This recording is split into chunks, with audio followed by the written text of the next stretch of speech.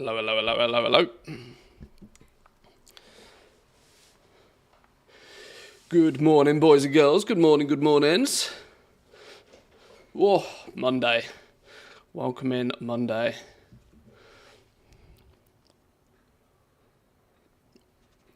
I can safely say that I don't ever want to see another World Quest ever again. No, thank you. I don't want to see another World Quest ever again. We were, oh, hello. Let's change that number a little bit. That's wrong.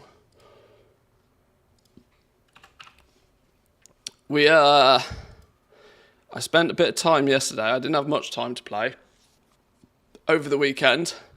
But what I did do is I might have accidentally completed all of my world quests on all of my alts in order to ding renown 20.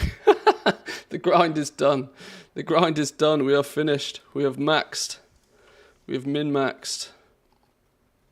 Where have they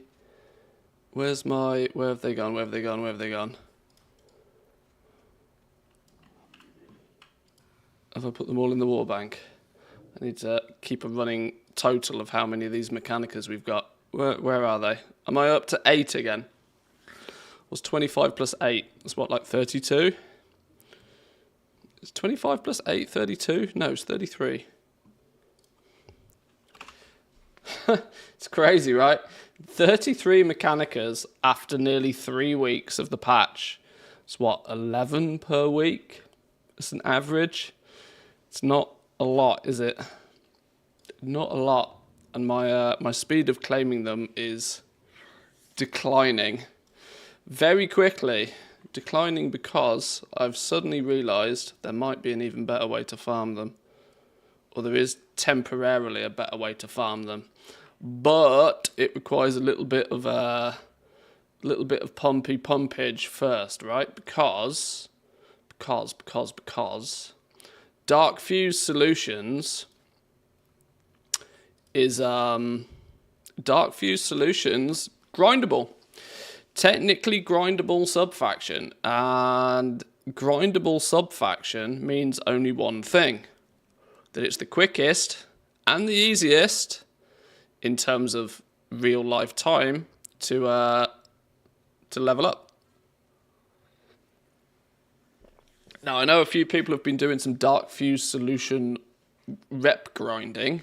Somebody was saying that they were doing like flipping 20 hours of like digs or something silly. But I have a suspicion, if you take a look in the group finder, and this is what we're going to test out a little bit today, is all these cloth farms, I believe, are in... All these 2x4 cloth farms, I'm pretty sure, are happening in the heaps. Now, if they're happening in the heaps, you kill a bunch of stuff.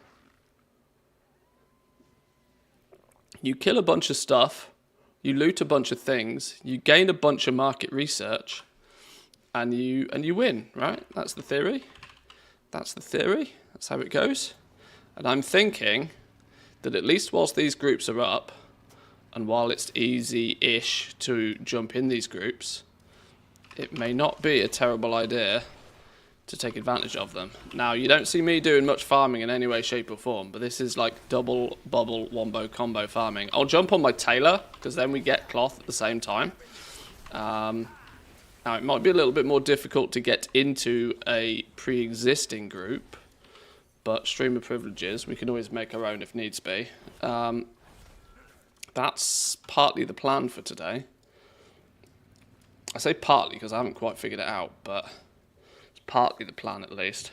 7,500 reps, so the equivalent of three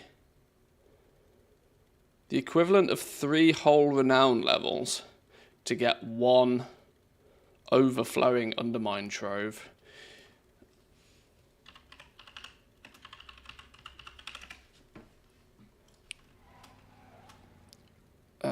If we take a sneaky look at ATT, can we find the...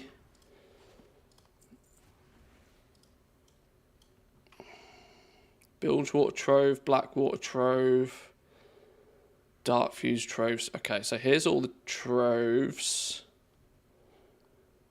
They're the sub-factions. Where's the main faction one?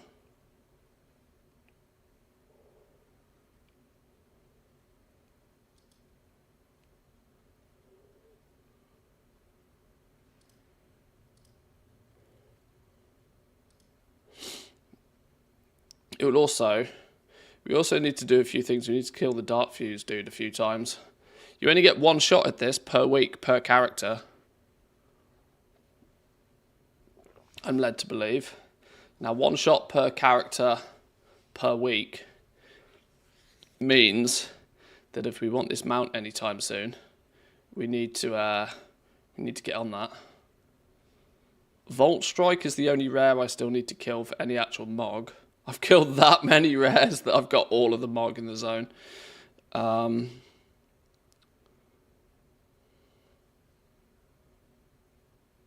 There's still a cosmetic I need from the scrap. Mechanics best motivator. Interesting. Both Cruncher and the Lab Rat. I should probably learn one of those myself, really, shouldn't I?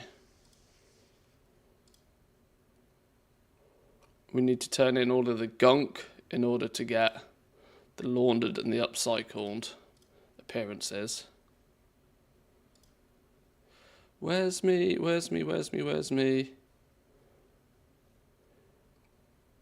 I mean, it could entirely be that there's nothing in them.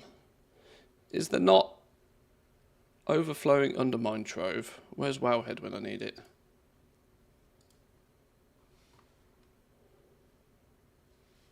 That's the Dark Fuse one.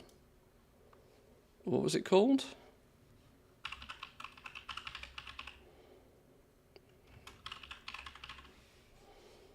Overflowing Undermine Trove.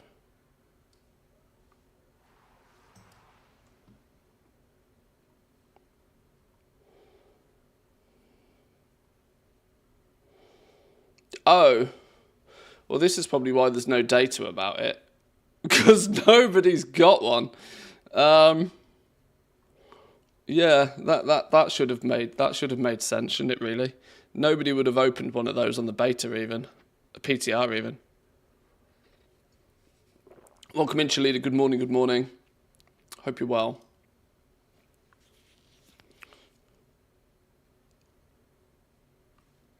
Slept for 5 hours. Cats woke me up. Couldn't go back to sleep. Brewing third coffee. I'm legitimately out of coffee. Once I have drank this, I've got no coffee in the house. I need to go to the store today. I wasn't planning on doing that, but that's going to be absolutely mandatory. Cats woke you up. How do cats wake you up? Do they just meow a lot, or do they literally like stand on your face? Because obviously dogs, at least my dogs, are a bit bigger. They just kind of like, you know, if they want to wake you up, they either woof in your ear or they like jump on you. But this one's snoozing. This one had a birthday the other day, by the way. She's 8 now. Nips was 8. We're bad humans. We almost forgot her birthday. It was technically on Friday. Papal, the brown one, she's hiding over there. She's in the corner. But yeah, we nearly missed little Nips' birthday. Stroke the dog.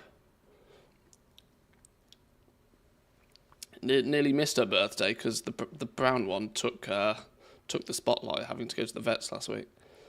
It was about 20k gold an hour disenchanting all those hats. 20k gold an hour? Yeah, no thanks. It's good effort though. Good effort. You were literally on that all day. Came to our bed, started purring, demanding love and cuddles. Super cute. I always wonder with cats. I always wonder what their actual intentions are. I'm never sure I trust them.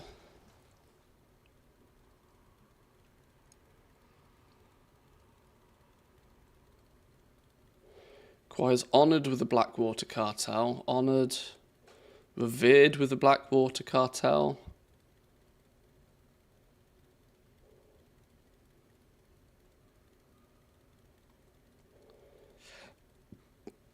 Yeah, if we genuinely want to collect all of the stuff from the Undermine, we still have plenty of stuff to do.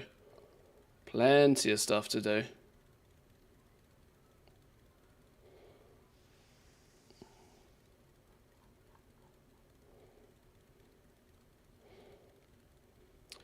Gold-plated glaive. I swear I've had this. You haven't collected this appearance. Rebel spike vest is one of the only ones I'm missing. And the shimmer thread wrist wraps. Okay. Still plenty to do. I can't find the answer to my question though.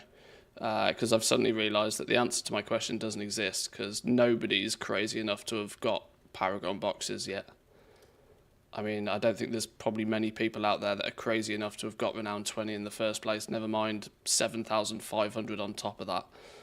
I hit Renown 19 last week, and I was like, yeah, 20 is going to be far too much like hard work. I literally went from 19 to 20, doing basically 15 flipping contract, basically. 15 rep per world quest. Literally, the entire last one. Completely stupid, completely pointless, but...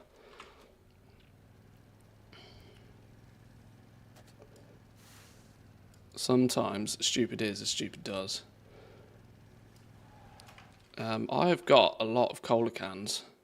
Should we turn in a shitload of cola cans and see what we can get?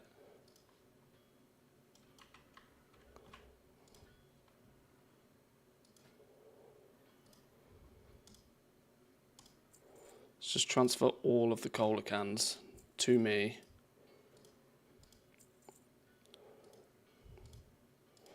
The mount hasn't sold yet, no. I'm never lucky with stuff like this. Genuinely never lucky. Your warband does not have sufficient enough to transfer, okay.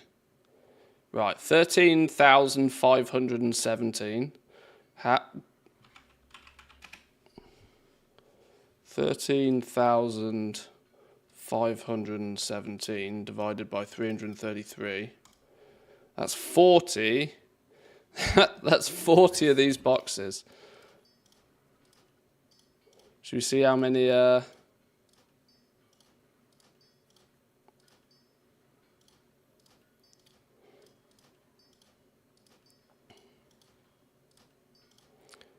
see how many dinosaurs we get out of 40 boxes.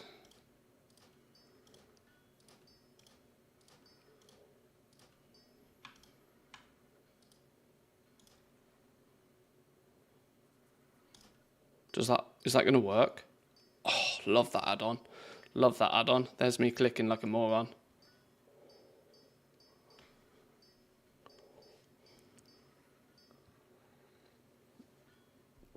Oh, Stanley's switched off today. Stanley's been a pain in the ass for the last few streams. I should turn the reward off. Apologies. Stanley's on hiatus. I've messaged the guy that makes the bit of software I use to see if he can figure out why it crashes at 4 hours every time and fix it. But for now, it means Stanley's off for today.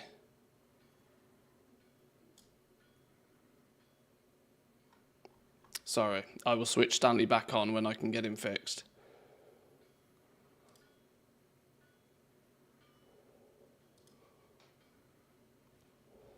Right, is this 40 boxes? 40... oh, I've got one in on another character somewhere, somehow. Okay. Right, let's open all of these. Vintage cola cans. Give me a cruncher, give me a lab rat. I want to put those in my... what are these listing for right now?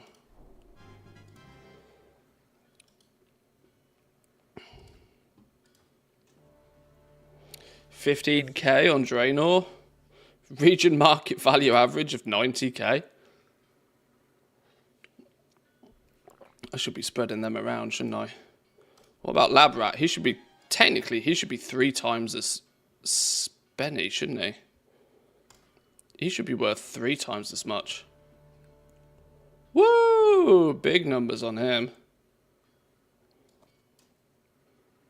Alright, well, we will keep one of them for the collection. We'll get plenty more.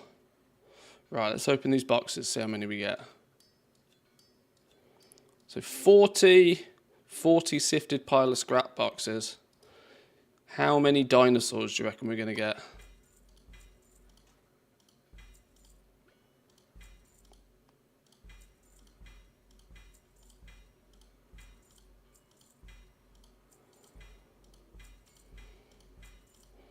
No, apparently none. 20 deep. Oh, I've been getting carved undermine crests out of some of them somehow. 2 dinosaurs.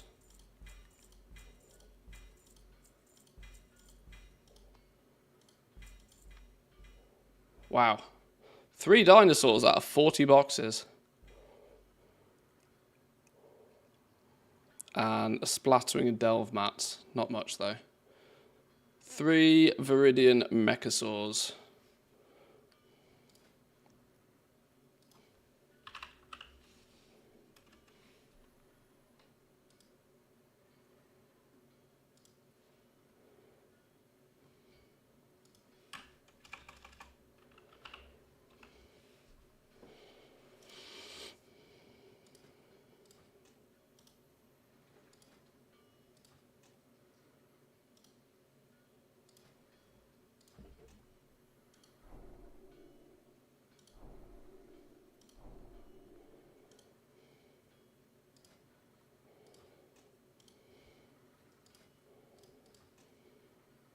Okay. What's this thing worth right now? 20k? I've sold a couple of them for about 8k. Well, an average of 8.8k each. I reckon these will go up. People are farming scrap like absolute crazy for a while. Oh, sorry. How long has that been there that nobody told me? Sorry, I did that whole box opening and you couldn't see any of it. Amateur hour.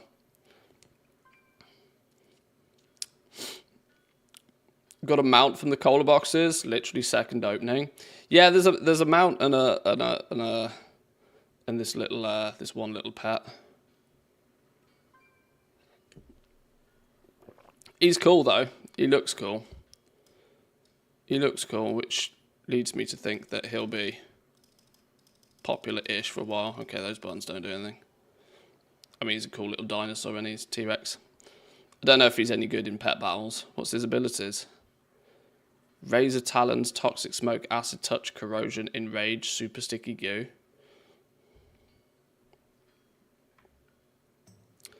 Totally fell into a pit of acid, but then it came out 10 times stronger. So cool.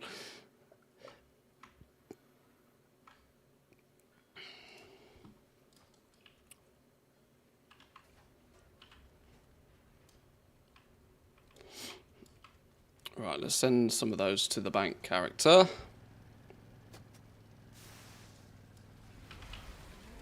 Have I killed this dude today? Oh, I have. Can't help to kill him again.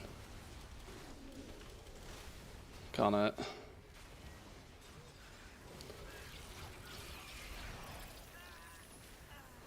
So yeah, we're going to do as much as we can do today. I'm going to do a little bit of investigation into just how easy it is to farm this market research.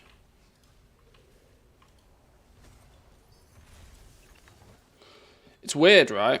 I don't technically now need to kill every rare every day on my main character. I mean, I still probably should, for the fact that every rare every day will give a...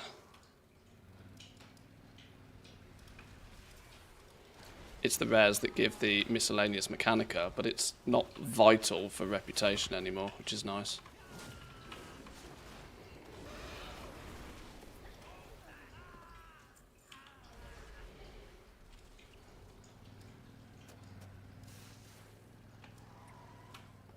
So, let me have a little looky.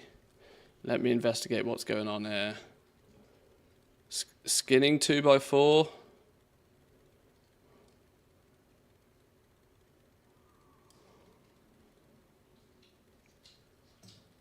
Skinning 2x4. Cloth 2x4 rep.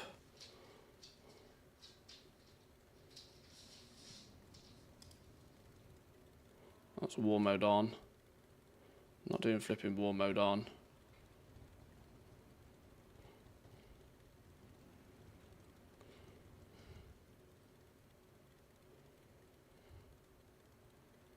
Because there's also the Dark Fuse rep farm specifically, not necessarily just the cloth one. But surely you can wombo combo them both.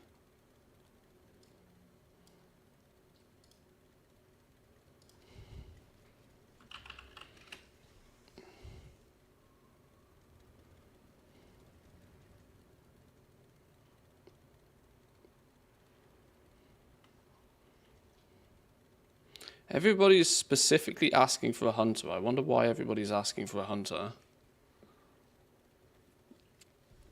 Hunter or druid.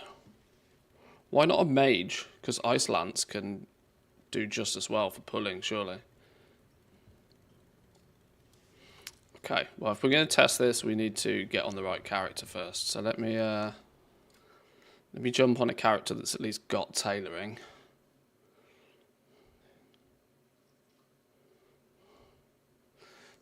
Now I could jump on the mage, as they have tailoring. Alternatively, which one of these fellas has got tailoring? Sydney Sausage. Sydney Sausage has got tailoring. Question is, do you have any gear? Having 0 gear is probably not going to help my case when getting into groups.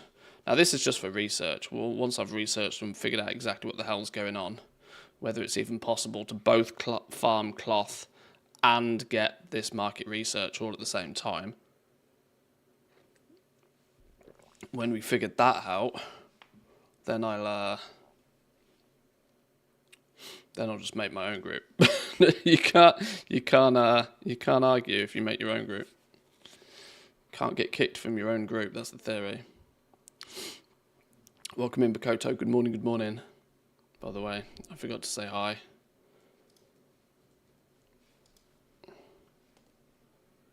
Does this dude have any gear? 606, not really.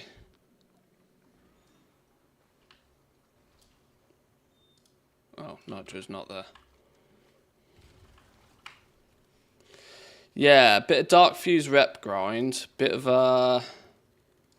Dark Fuse, bit of cloth farming. See if we can wombo combo the two.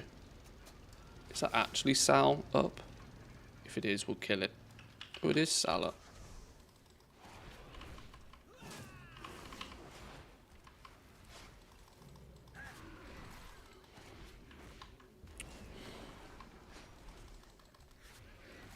Additionally, I probably need to go through my alts and ensure that they've all completed their checklist for the week. So that's 500 rep per character, which we want to keep on top of, as that will slowly but surely make sure we level our 4 sub-factions.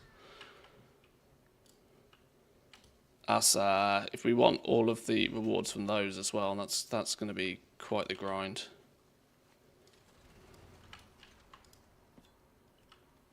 Tally. This is going to be the problem, isn't it? I'm going to be distracted by shinies the entire time. Literally the biggest problem I have to deal with on a day-to-day basis is getting distracted by squirrels. You're gonna let that stop you? Fix it. Opens up the stream. Here's the streamer say Sydney Sausage. This is the character name, Sydney Sausage.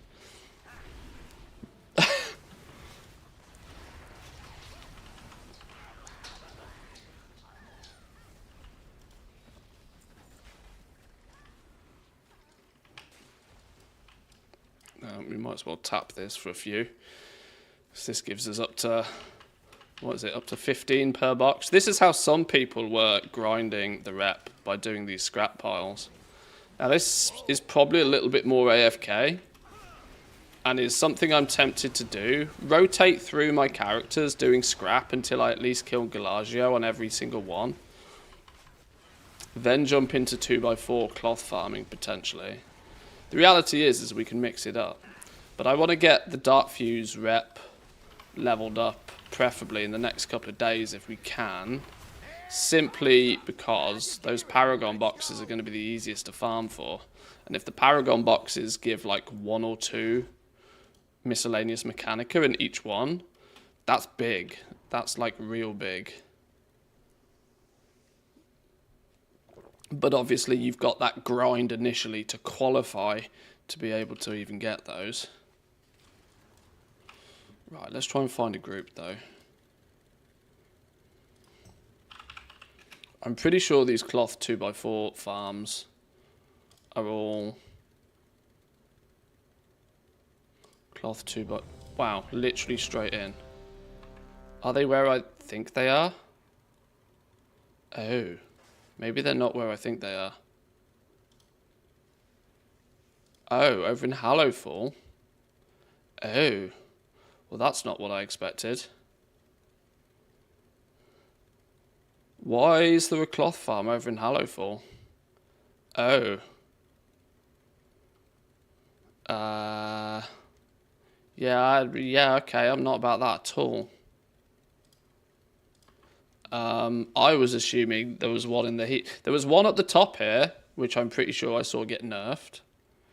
Does that mean the one in the heaps has also been nerfed? Is there no group? Is there no 2x4 farm? Come on, where's my gold farmers at? Is there no 2x4 farm? Please don't make me check Student's YouTube channel. Is there no 2x4 farm in maybe this up the There has to be a 2x4 farm in the Undermine somewhere. Did I accidentally join a skinning group or something? Oh, cloth Hallowfall. Shit. I should HF stands for Hallowfall, doesn't it? Oh, balls. Alright, I should have paid some attention. What about this one?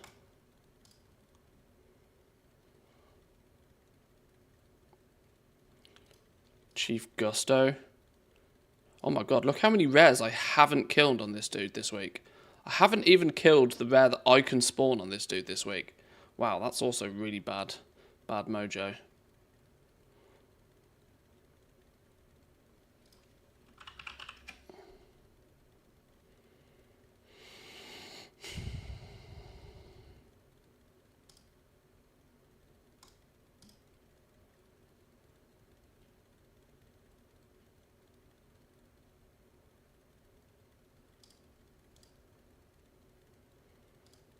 Oh, that's war modes.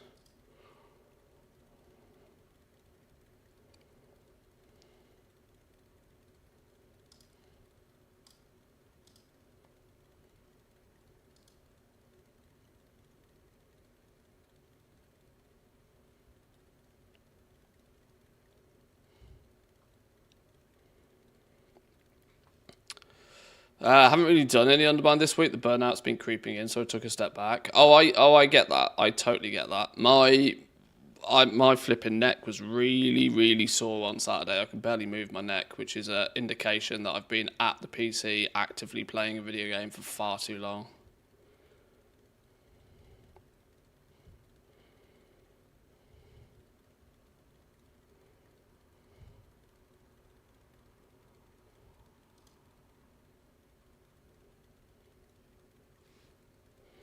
Paragon boxes would still be character specific and not warband wide. Well, the rep gain will be warband wide. You will obviously only be able to claim the box on one character though.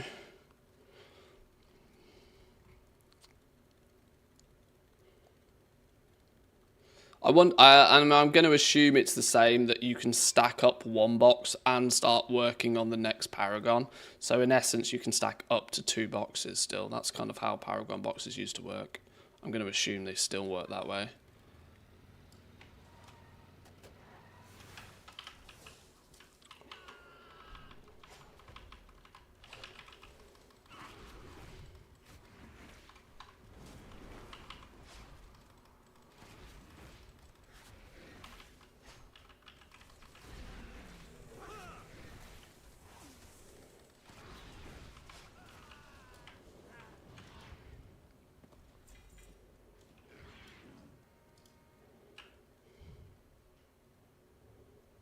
I think that's the group that's declined me like 1 billion times already. If you don't try, you don't know.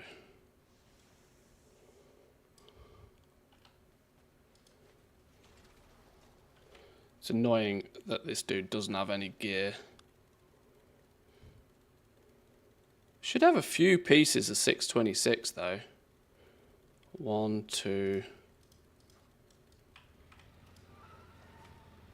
I don't know. Maybe I just do it with scrap farming, because there's no flipping hard labor with scrap farming. Scrap farming checklists. Do a bit of scrap farming, kill Galagio, complete the checklist. Once we've done all of that on a bunch of tunes, that'll add up, and that's at least 2 birds with 1 stone. I don't care too much about farming the cloth particularly. I was just going to hope that cloth farming would be a cheeky way to get an increased amount of rep. Maybe we'll try and figure out a dark moon. Flipping. Maybe we'll try and fix up a group ourselves for the dark fuse. Right, let's check a few things then. This dude has done all his weeklies. Has he done a checklist? I must have done a checklist. This is my main character. If I haven't done a checklist on this dude, I've been real hard slacking. Hard slacking. I'd like another checklist. Okay, I need 40 cards to do another list. He's also already killed Galagio. So my main's actually mostly done. Let me send these pets over to bank character.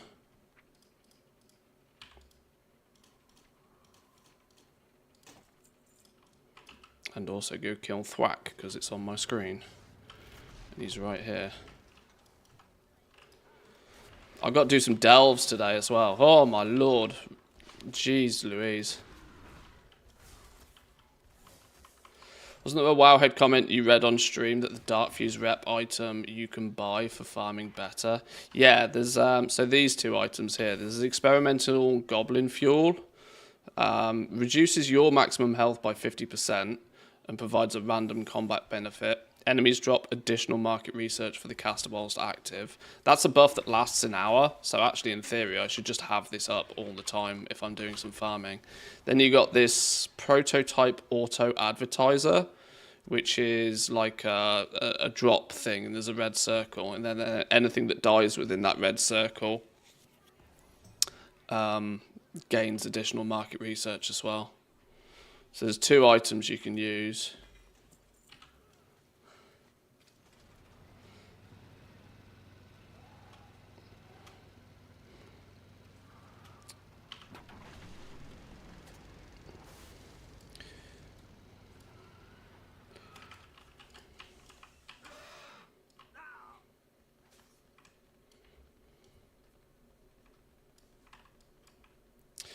I feel I'm so behind in this game. What do you do to deal with the FOMO in those expansions you didn't play actively?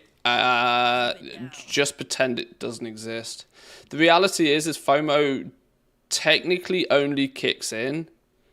The FOMO in this game is very fake, right? Let me put it that way. FOMO is a real of-the-moment problem. It's not really actually a thing, right? Unless your absolute #1 reason for playing the game is to collect everything, stuff comes and goes, right? If you miss something, you miss something. Big whoop. Legion, for example, is an expansion I played very little. When I say very little relative to the amount I've played the others.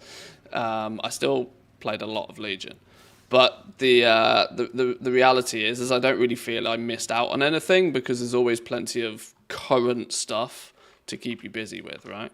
That's the way I look at it, at least anyway.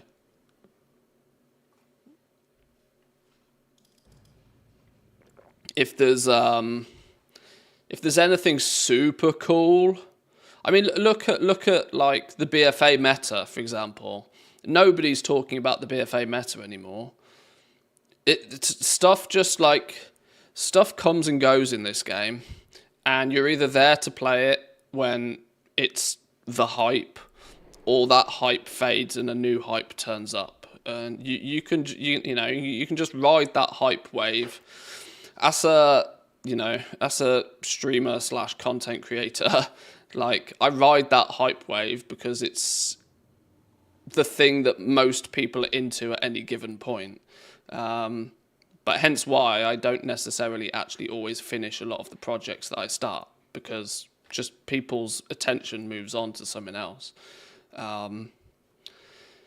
FOMO's very false in this game. And I think it's a relatively self-inflicted problem for the most. That people are like, oh, there's so much to do right now and I don't have time to do it all. Doesn't matter. It genuinely doesn't matter. Have fun enjoying the stuff you do have time to do. And then by the time, you know, next week there'll be something new to pay attention to anyway. Yes, squirrel, squirrel, squirrel. Literally all the squirrels. So many squirrels. Interestingly, it is going to mean that all of my characters can craft 2 pieces of 658 gear next week, because when we get our set, in fact, technically we already can. I think Blizzard have hotfixed. You know how some people like cheekied the game to get the second half of a spark. I think Blizzard have just gone shit and have given everybody that second spark. So technically we have already access to 2 sparks. Now if I go kill, because I've hit renown 20 now, if I go kill Gallywix and I only need to do it in story mode, those characters can craft 2 pieces of 658 gear now. Because I'll have 2 runed enchanted undermine crests and 2 sparks, which is interesting.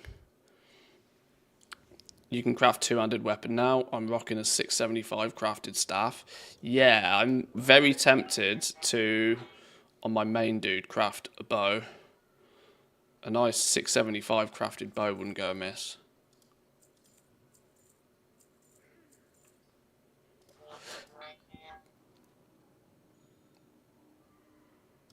Why can't I pick up a checklist? Why does it not say anything about checklists?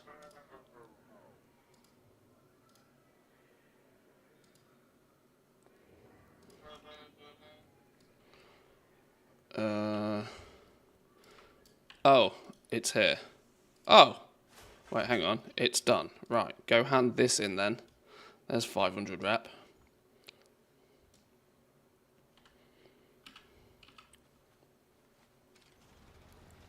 I need, what is it I need? I need a little weekly tracker thing that I can keep track of what I've done on all of my alts. I'm sure there's things like that already out there, or alternatively a weak aura that does exactly that.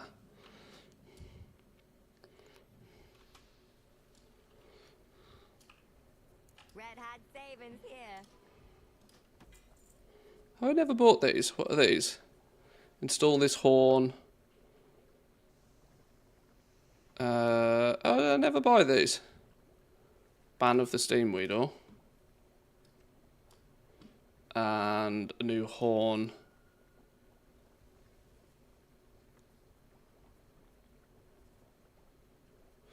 Wait. I'm convinced I've had that already. Maybe I haven't. Oh no, each faction has its own silly horn, doesn't it?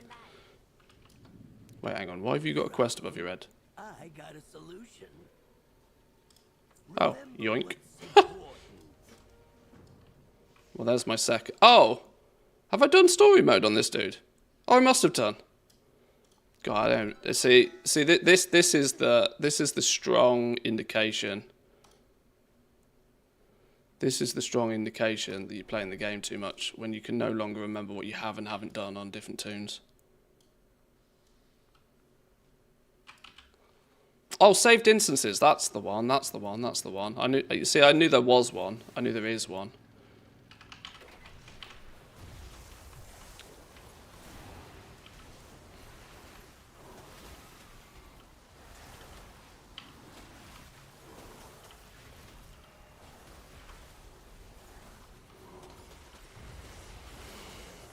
WoW Thing also has an add-on. Oh, I upload all my shit to WoW Thing already. Does WoW Thing have an add-on? Do I have the add-on? Probably already have it.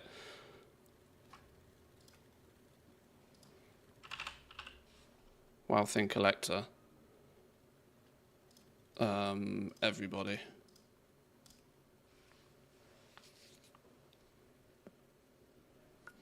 Oh no, that was the last of the coffee. Sad days.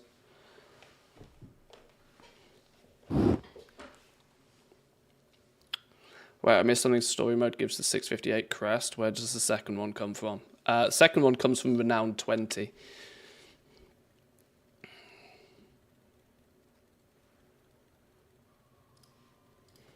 This is the advantage of sweat moding Renown. Not necessarily sensible mind, but...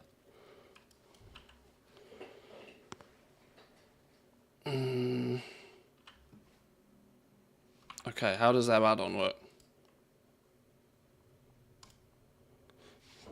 Well, okay, there's also this one. Weekly rewards. Oh, what the hell? We absolutely need to make this not so grim.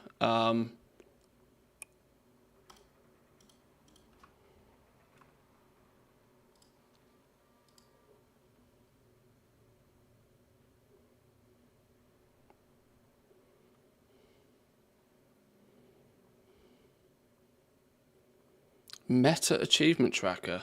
What even is this? Get out of here. I don't want you. Weekly knowledge.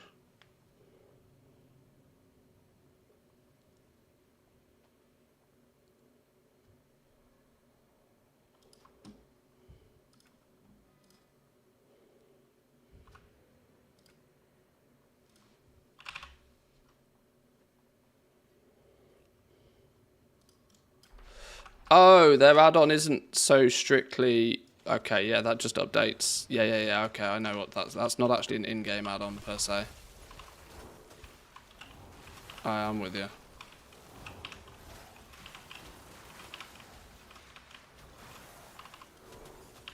That weekly tracker probably already does exactly what I need it to do. But I need to make sure it, like, tracks some specific things.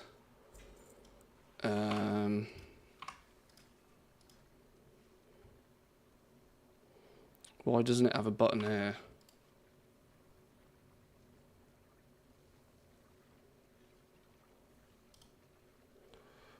Settings.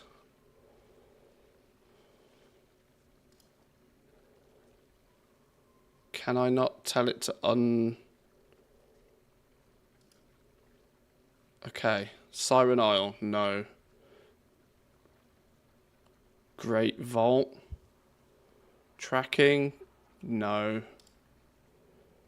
Time walking events, no.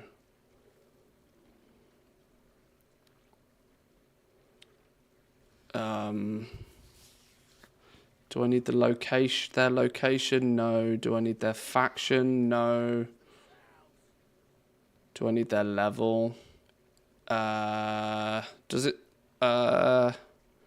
I only want it to track my level 80s anyway. It seems to only track level 80s for some reason. This weekly rewards was meant with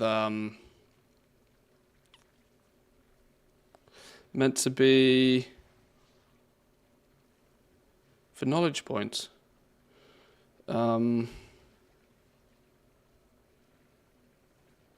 Scrap, shipping, Godfather, and side gig.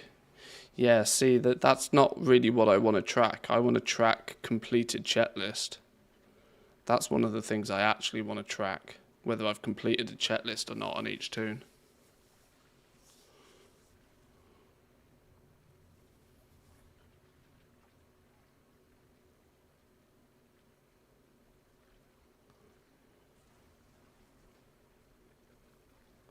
And this is also wrong, because I would want this to tell me if I've done 8 bountiful delves or not. This says I've completed delves on my hunter, and I know categorically I haven't done all 8 delves this week. So this isn't really going to do what I want it to do. maybe WoW thing is going to be the solution for me, isn't it?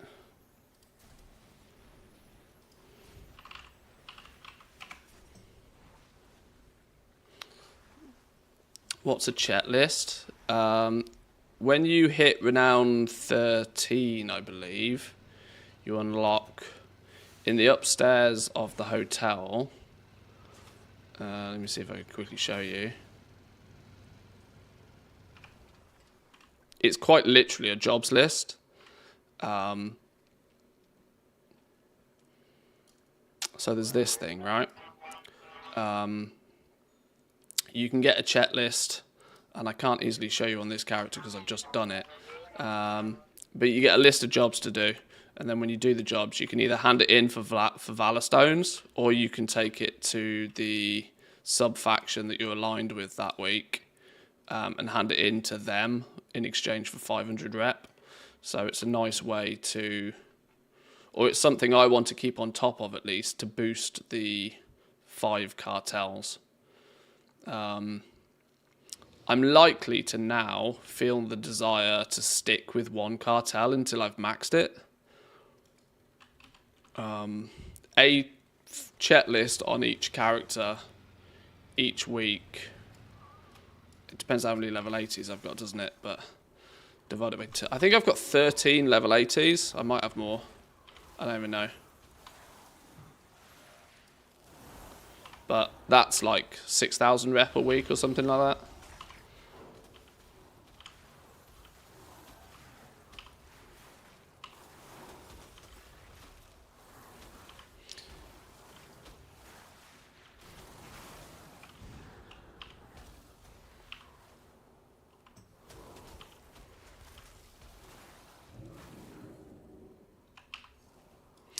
WoW Thing will tell you how many 80s. That's true. I need to jump on WoW Thing's website, log in. I have the little desktop application, so it should possibly already be relatively up to date. That is, I haven't had the add-on on for a while, so maybe it's probably not that up to date actually. Let me log in.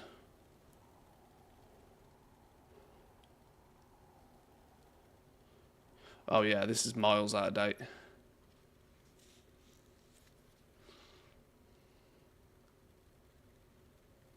Yeah, miles and miles and miles out of date. Okay.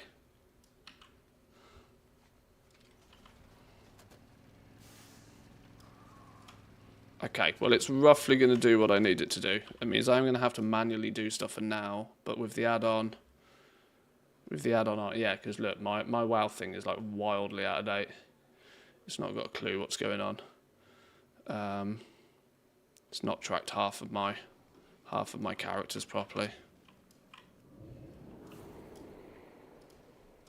Going to get massively distracted by killing rares though.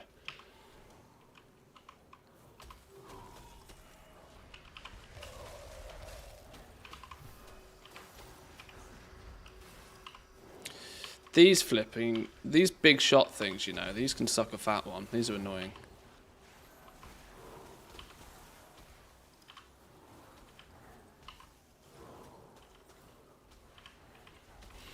I mean, in hell, I had 16k flasks of chaos, sold them in all under... You sold them all.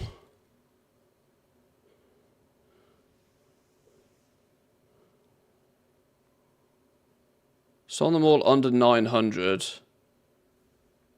The right time you can sell them for over 1.2 per flask.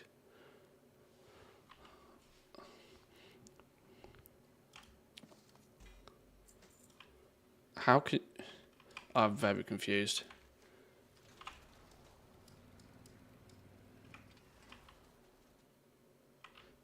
Where's the question mark here to turn something in?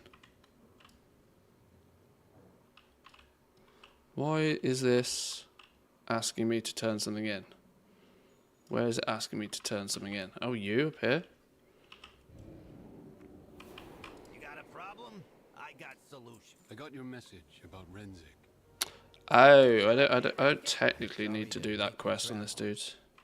I needed to give you this. Right, checklist done. Galagio killed. Do we have any market? 238 market research on this dude. Right, well, that's 1,000 rep right there. Let's go turn that in. Yeah, flasks and potions, or alchemy in general. One of the most aggressively controlled markets in the game. You have to be absolutely hot on it. Otherwise, let me put it this way. Out of 168 hours in a week, the markets are designed to look unprofitable for about 160 of those hours. They are deliberately kept at very, very, very, very, very low margins in order to make the market look highly unattractive to everybody. But, oh my god, that was clutch. But there are a few hours of the week where the market gets tactically reset and then everybody makes out like a bandit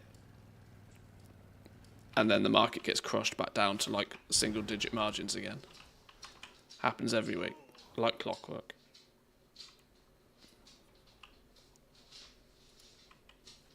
What you need? Right, a couple of these. Yoink, yoink. Watch your back. Another 1,000 rep. We take that.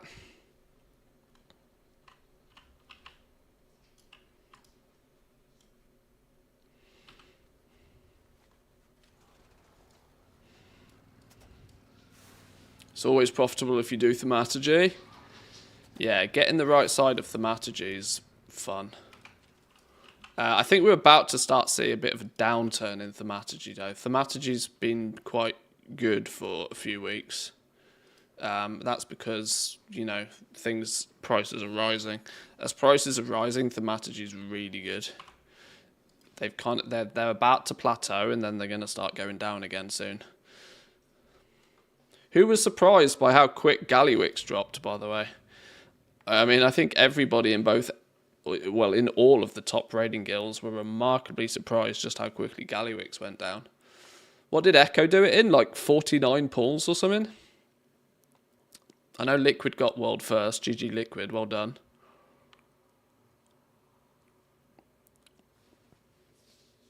But for final boss, that was incredibly quick. I didn't get to pay any attention on Saturday at all. I was busy on Saturday, and I was like, well, it doesn't matter. They're only just on the last boss. It'll take them a few days, surely. Sat down Saturday evening to check what was going on, and they'd fucking killed it. I was like, oh, okay. Sure.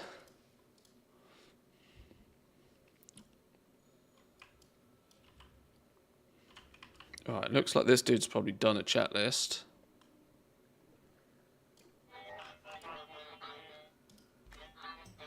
Oh. No. He's just given me one. Okay. Well, that's fun. Well, I got something for you. I'll be waiting.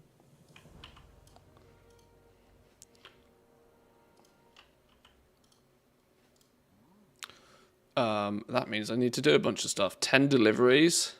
Scrap. Side gig. Have I not done half these weekly quests on here? Oh, well. Price surge starts in like 1 minute, right?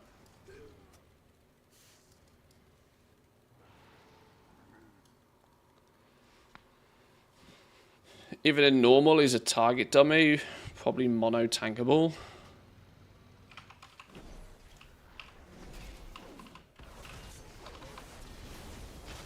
Yeah, it's surprising to see just how quick it went down for a final boss. Maybe that's why Blizzard decided to keep it quiet. Because they knew that it was like just going to be a tank and spank. Are chat lists weekly or daily? They're weekly. I need the price surge event to start.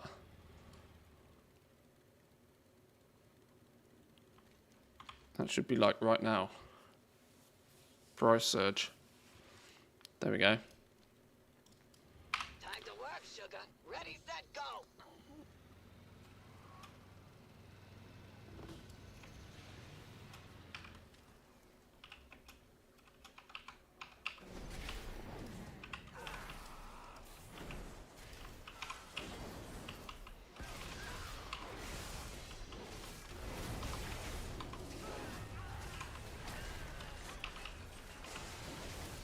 You did the job, and you didn't total your car. I call that a success. Candy's spawned. Can we get a quick candy kill in? Not if I drive through sludge, we can't.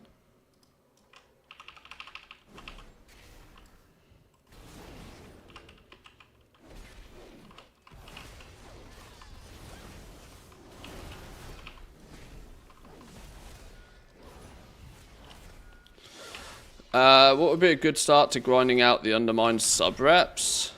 There isn't really any way to particularly grind them other than having lots of alts and doing lots of checklists every week.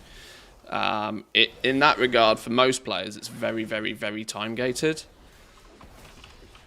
You have a small amount of world quests that are warbound, so once you've done them on one character, you only get Valor Stones for your alts, so there's no reason to farm the world quests particularly. Yeah, if you're only playing on one single character, you're going to be there for flipping years trying to level all those bad boys up. It's really designed for players with lots of alts. And then the checklists is the way to do it. Make sure you do your checklist every week on every toon. That's 500 rep per character, which will add up quickly. You're then looking at... Yeah, the side gigs. The side gigs will give you rep, but I think they're once per... I think they're warbound rep gain as well. So... Yeah, the reality is there isn't really a way to like farm them, but staying on top of it is important. Time's a wasting. It depends how much you care about the rewards, though, right? Like there's quite many cool mounts and pets and stuff, which is the main reason why people are going to be doing them.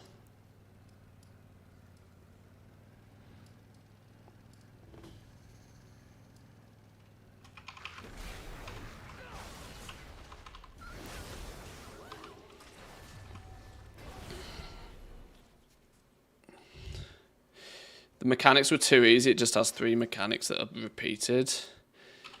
Even when they got the kill, Max's face was confused why it died so quickly. I mean, that's crazy, right?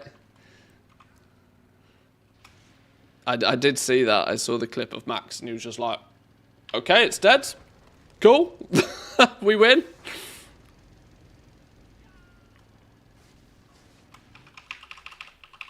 Oh, I absolutely fat-fingered that. I dismounted like 1 second too early. Oh, well.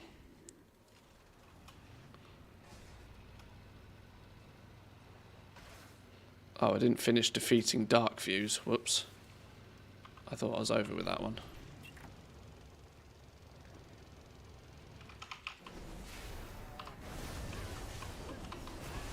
Great work, Toots. I hope your cut's enough to pay all your traffic tickets. They expected some mechanics they hadn't seen before, and then there was just nothing. It's almost like... It's weird, right? It's almost like they'd planned a secret phase, but then it just didn't trigger and the boss died, and then they've just kept quiet about it, as if to say, oh, shit, oh, alright then. It's like... It seems so odd.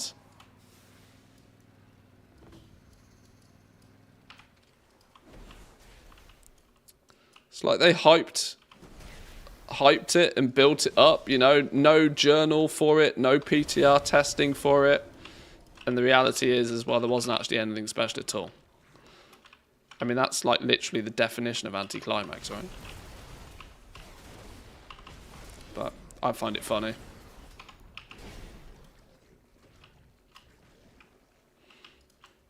I mean, at the end of the day, at least they'll make their gold back easy this time. Look how quickly they're going to be able to start boosting people through Mythic. Those Mythic boosts are like, right, next week, let's go. Mythic boosts, right? They're gonna have people farming that thing for the mount like within minutes. Oh, I forget I'm not a hunter, am I? I can't just feign death and get out of combat. I've got to do it the old-fashioned way, e.g. kill things. Ugh.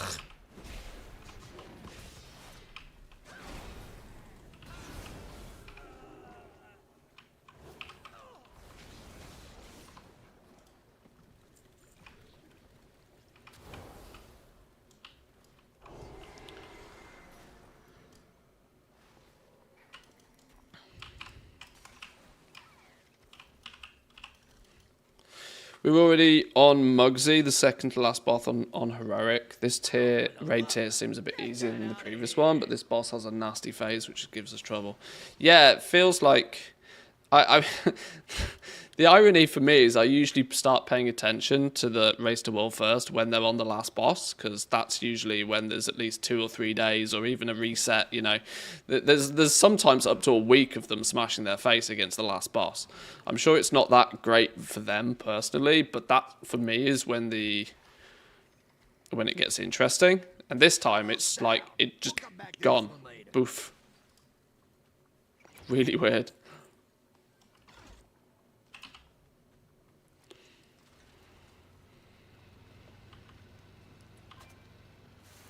But yeah, it feels like a couple of the second to last boss, Muggsy, is actually like, will be the one that is tricky for people.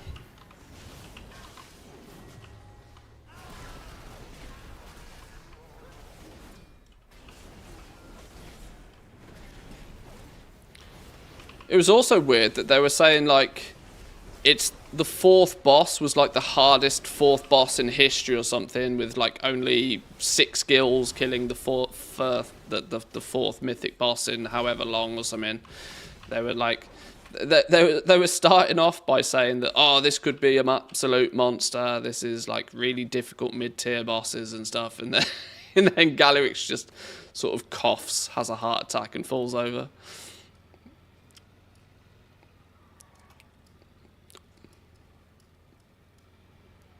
I don't know. Well, I mean, I guess the lore fits though, right? You know, he's a bit of a goblin. He's a bit of a fraud.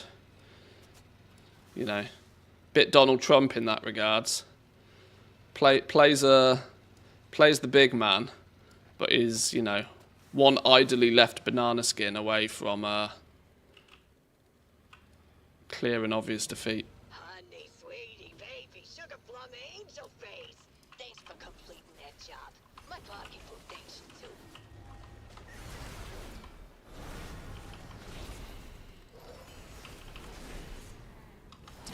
Gally died to his diabetes. Blizzard forgot to give him his insulin pen.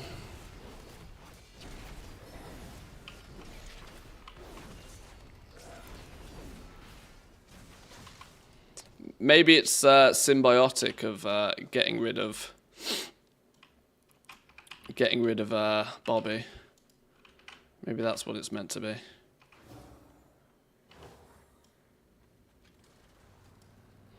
Gazlo is Zelensky. Galliwix is Trump. The feet lady is Putin.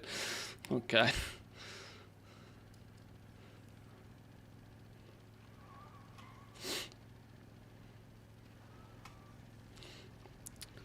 How's your Undermined Adventures coming along? Welcome in, Telomere. Yeah, not bad. Not bad, not bad. We're getting some final weekly tasks done out the way today. And working on some Dark Fuse rep. I'm going to be doing a bit of farming later, which I'm mentally preparing for.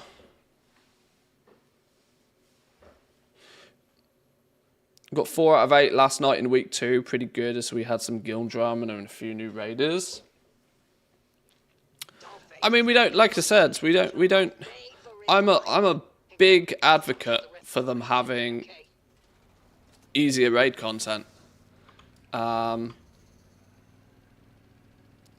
I strongly believe that Mythic is fine, but they need to bring it down a peg or two on the basis of the fact that getting exactly 20 people in the first place is literally half the problem for most guilds.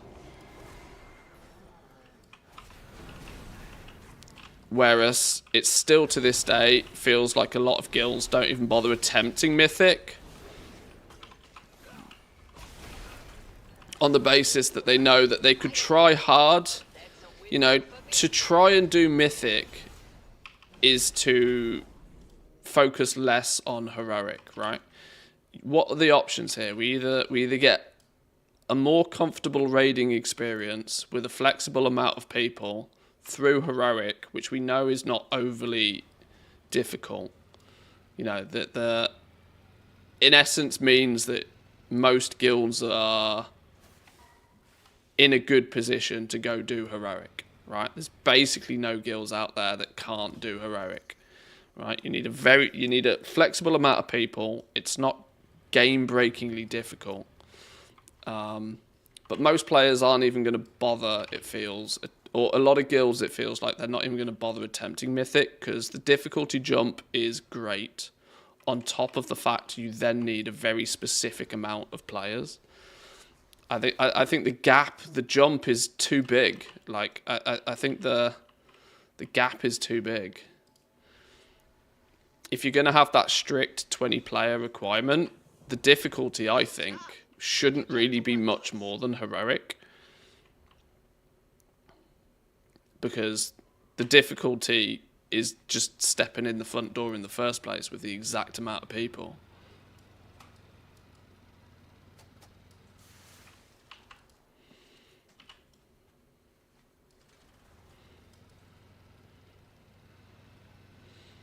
I mean, the reality is if you want to make the content more difficult for yourself, do it faster. You know? Like, I know there's a lot of people out there that say that they love the challenge of Mythic. And I get that. But you can still have just as much challenge. Bring lesser geared characters. Bring your alts. Do it faster. If you want more of a challenge.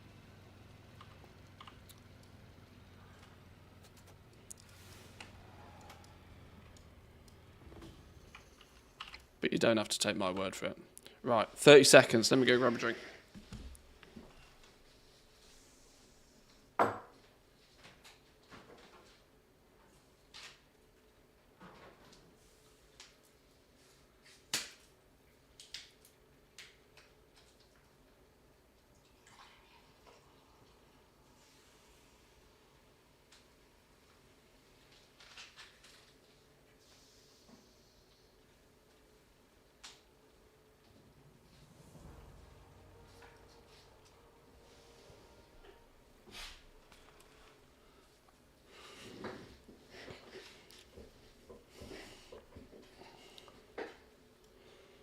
Okay, we cooked. We cooked.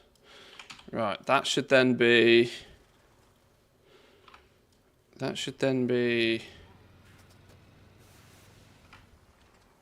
these two quests for the week done. Oh, Thwack's up. Let's go kill him real fast. Is he actually up or am I being baited?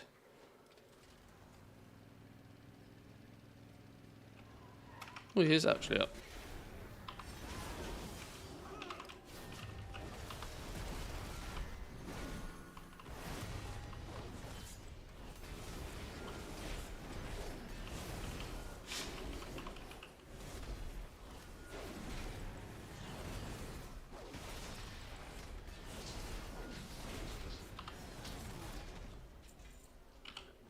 Okay.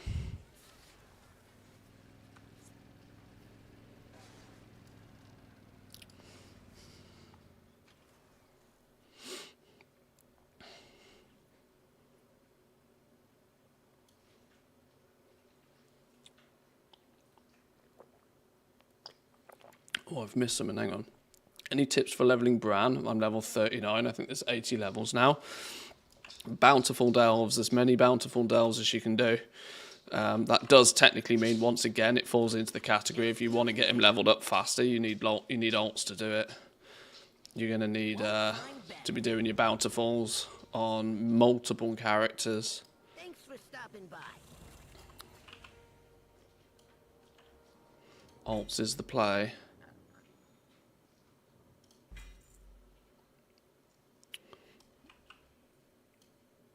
How's our checklist looking? Scrap. Need to go do some scrap farming. So, member of top 200 guild, I disagree with your take on mythic raiding. Gallywix and one-armed was a bit undertuned. The rest was fine. I like the challenge, though. Yeah, I just think that they're making mythic into far too elite of a game mode. Let's not muck about, though. I've always been of the opinion that we've now got so many different ways to kill the raid. It's just convoluted. I'd get rid of LFR. I'd also massively nerf mythic. I don't think top end Blizzard are only hurting themselves long term, and it's clearly showing that they're only hurting themselves making these the mythic raid as challenging as it is. They should be working towards getting more people into that top end raiding rather than what is clearly happening right now, which is that most people look at mythic and are like, yeah, this is just not even plausible.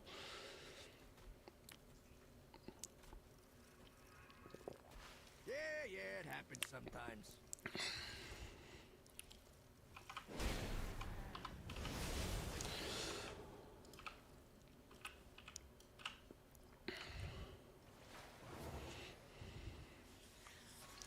Make heroic the highest item level and clearable with decent pugs. Yeah, I don't think top end raiding should be that difficult to achieve for players, honestly. I very dislike the requirements of weak auras and all of the outside resources. This is the thing. It's a vicious circle in a way, because these weak auras and things exist because Blizzard deliberately makes the content more difficult. They make the content more difficult, so people design bigger and better weak auras. And because people design bigger and better weak auras, Blizzard are then forced to make the content more difficult. And I think that Blizzard trying to fight against the players in that regards is just the wrong direction to go in. They're creating an entertainment product. Let's look at this from a little bit of an outside perspective, right? They're creating an entertainment product, and seemingly their policy internally with their content is to make it more challenging for people to enjoy and experience. Which, to me, doesn't make a lot of sense. The purpose of an RPG is to level up and progress through it. You should have stepping stone difficulty towards the top end, but I think they've gone way off the deep end, honestly. People don't progress through a raid anymore, right? It's not like people start with LFR and then they go into normal and then they go into heroic and then they go into... No, people don't do that, right? It's like most guild... If you're already in a guild, normal you'll just absolutely crunch through just to get some cheap and easy gear from. You'll progress through heroics and then you'll decide as a guild whether it's worth the effort to go into mythic. It seems really disjointed. You know, they try and sell it as if it's a progression system, but it's just not. It's just not a progression system. It's 4 totally separate difficulties that seem very unnecessary. Where I tend to believe the better thing to do would be to get rid of the basic silly LFR difficulty that doesn't really provide any actual tangible value to anybody. Make normal and heroic. I don't really see any reason why there needs to be any more than the 2 difficulties. Sure, if you really want that challenge with those extra restrictions, you can have Mythic, but I don't think there should be a huge difficulty jump going into Mythic. I tend to think that there's, you know, there's a logistical difficulty of Mythic, which is bringing exactly 20 people and the right 20 people. That's what Blizzard have always said, that, you know, the reason they've kept it to 20 is very deliberately so that they can tailor the fights to say that, right, okay, you need an even spread of players, technically. Class stacking is something they don't want to be a thing. And they want to, you know, they want to be able to build the fights knowing that there's exactly 20 players, and so they can make it a little bit more challenging. But that little bit more challenging on top of the difficulty for many guilds of getting those exact 20 players in the first place, I think is just unnecessary. I don't really think that Mythic should be particularly any harder than Heroic.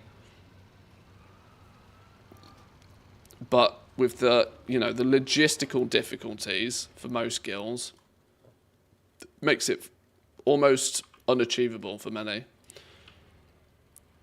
Anyway, yeah, it's like I said, you can disagree or agree.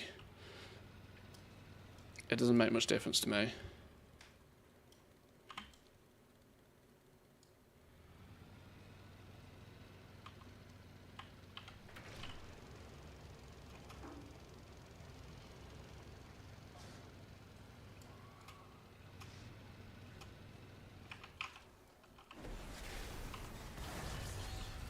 Oh, have I missed this one as well? What a donut. Where's the next one? Still need to do a bit more scrapping, apparently. Reclaim scrap. Dig 100 empty cart. Yeah, I should be able to do that in one go. I just need to go get a scrap farm on the go early.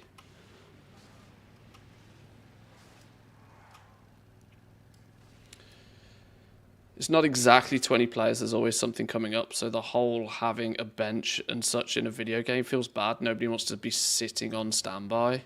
Yeah, that's almost far too esportsy. It's, I get why having the exact numbers is a thing, because I do believe that from a design perspective, it makes it easier to do. When Blizzard can design a fight and they're like, okay, well, there's going to be exactly this amount of players. You're going to bring a very standardized composition of tanks and healers and DPS, for the most part at least. But then, and maybe Blizzard would have more time on this if they didn't have to rebalance every fight 4 times. For 4 different difficulties. Just a thought. Yeah, it happens sometimes.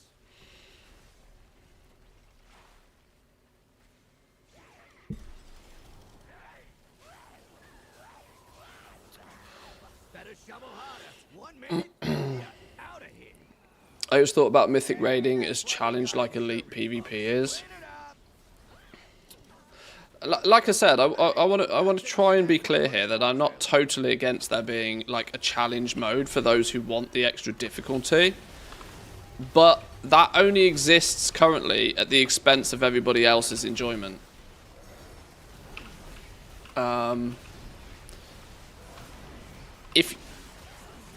Because the reality is, it's an RPG. People chase gear, and people want the best gear.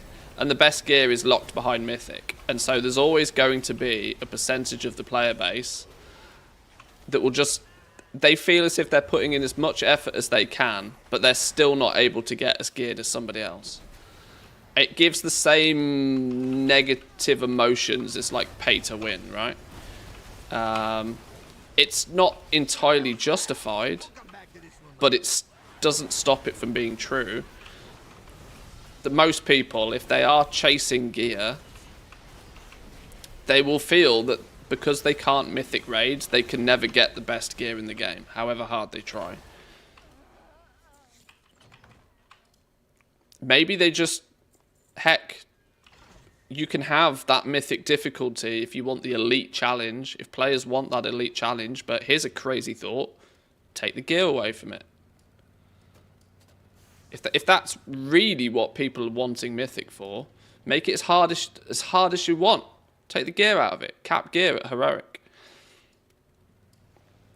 Give the best gear in the game at heroic. Crazy idea. Give everybody the equal opportunity to get that best gear in the game.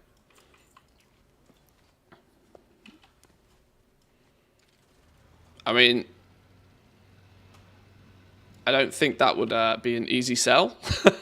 I'm pretty convinced that would not be an easy sell. But I think generally across the board, it would be quite quickly widely adopted. And it would absolutely categorically push more people into raiding. If more people felt that with enough effort, they could get the best gear in the game, the same as other people. Side gig. War mode. Well, that's not happening. Fish 50 times. We could do some fishing. Collect pets. Complete the excavation site 9 delve. I wasn't planning on doing delves on this character particularly. Maybe we do a side gig.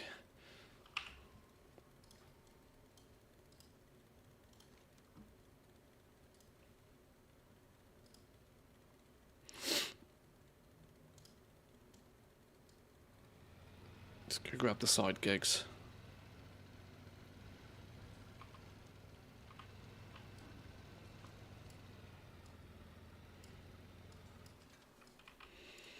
Can you explain the cheat sheet and what it's for? I don't have a cheat sheet What brings ya? for the War Within. You looking for trouble?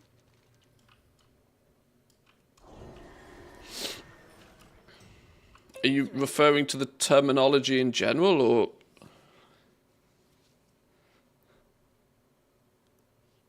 You trying something, pal?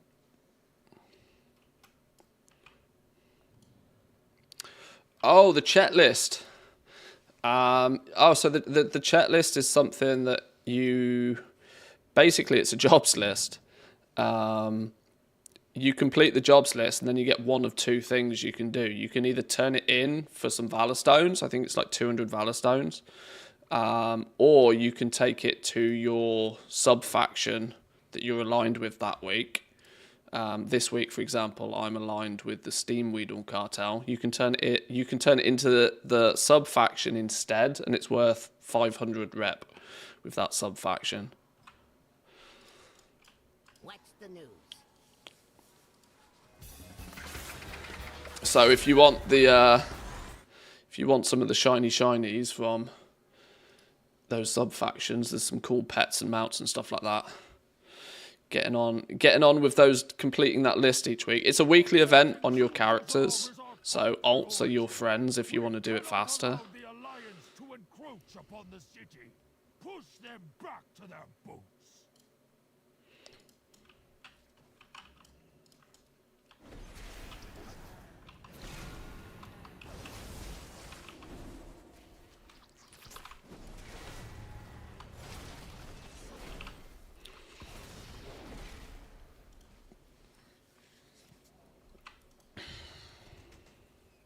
In a few weeks, people will be mythic gear just from running delves, so gear is no longer an indication of skill. I mean, it never was, right? I mean, with flipping how prominent boosting is these days, it never particularly was. You can take your credit card out and you can buy yourself a few boosts, and you can be pretty ridiculously geared very fast if you actually want to, if you have the financial ability to do so.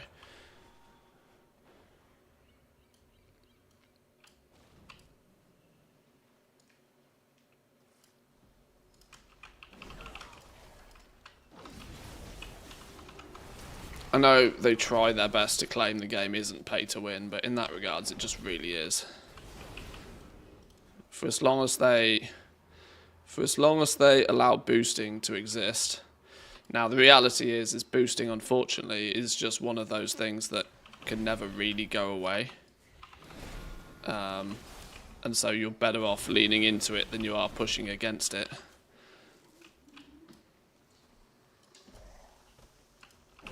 Elon Musk being good at Diablo comes to mind.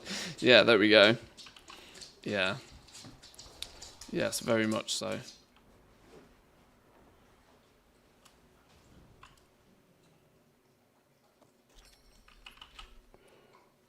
$33 Mechanicas. What mount did I get? I bought the asset one. I started off with the one I didn't particularly want. The one I actually want is the rocket one. But I'm, of course, whilst they're worth a sizable amount of gold, more than willing to sell the ones that I get my hands on so far. Because at the end of the day, I'm a filthy goblin.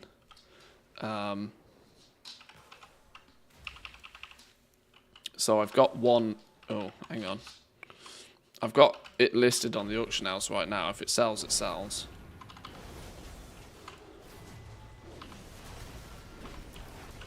But yeah, we've got 33 Mechanicas. Technically, if I want to collect all of the pets and the mounts, I need 113. So we've got quite a way to go still.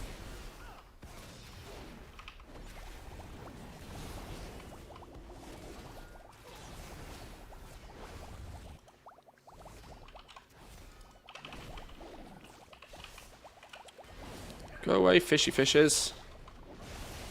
Done with you.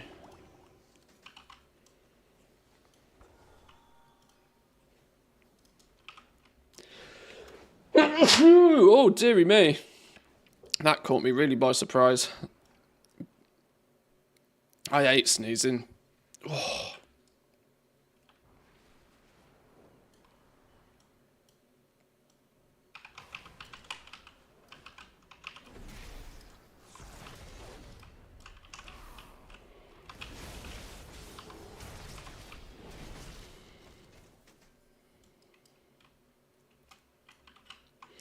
I don't technically need to complete all of these.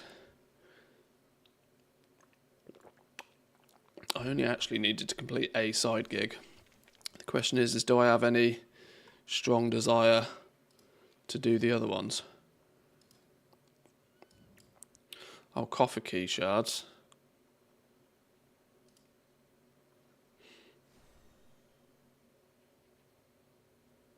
Wait, what?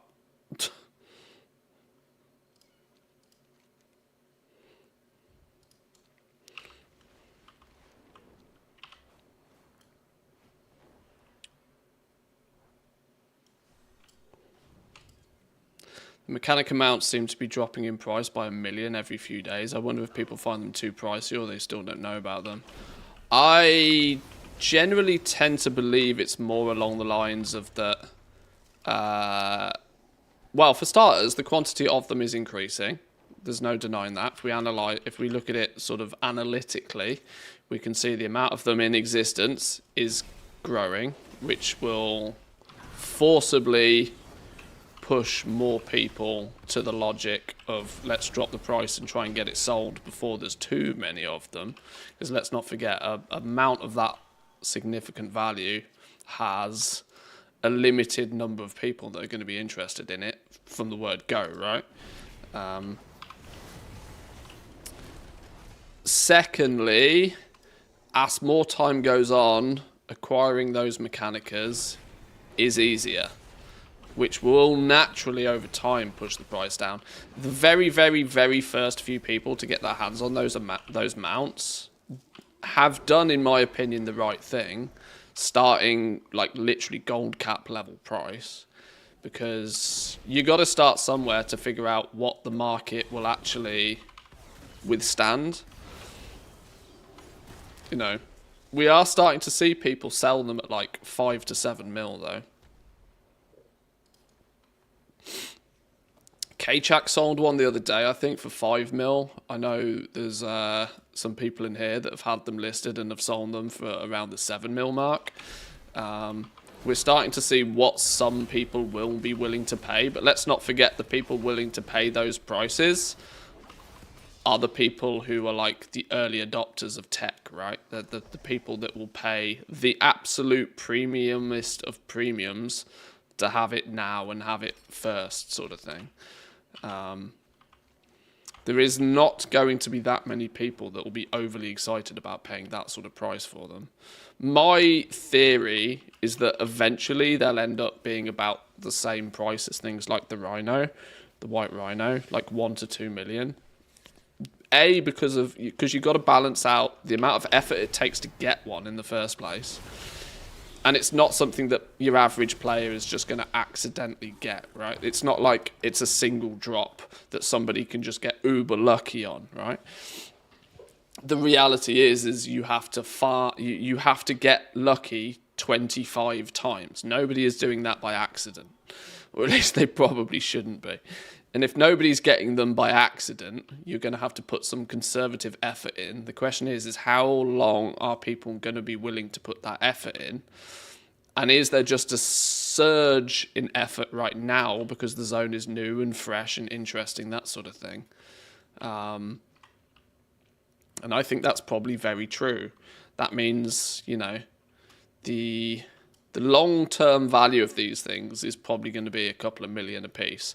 They might dip really low as there's people like myself hard farming the zones, doing everything in the zone. The zone is new, the zone is fresh. In the next couple of months, we might see them dip below even $1 million gold, maybe, as people dramatically undervalue time spent in the past as they do time spent in the future, for example. So like if you spend, we see this with farming in general, players who will farm up a bunch of stuff, they won't do a farm unless they think they're going to get 50,000 gold an hour. But when they get 20,000 gold of materials, they'll then go and sell them for 15,000 gold to get that quick sale, right? So people value time that they've already spent significantly less. So this will mean that some people will get these mounts by semi-proactively farming them. It will take a few days for them to try, you know, they'll post it for a few days, it won't sell. Worst case scenario for these players is that there's going to be somebody else on their same server selling the same one as them, creating competition. And you might start seeing some pretty sizable undercuts on these as well. And all of this will push the price on them down short term, which is what we're really seeing. But I think the long term is that they'll probably rest at like a couple of million gold apiece, just simply because they're an absolute nuisance to farm for. TLDR, people are impatient. It didn't sell. Fuck it. Slash the price. Yeah, basically. Yeah. But I don't totally disagree with that mindset because, you know, as I started the conversation, there is only so many people that will be willing to spend out like 7 figures on a mount. There's not that many people who'll be willing to spend that much on a single mount in the first place. So trying to capture yourself one of those early adopters is you know, maybe worth pushing for a slightly quicker sale.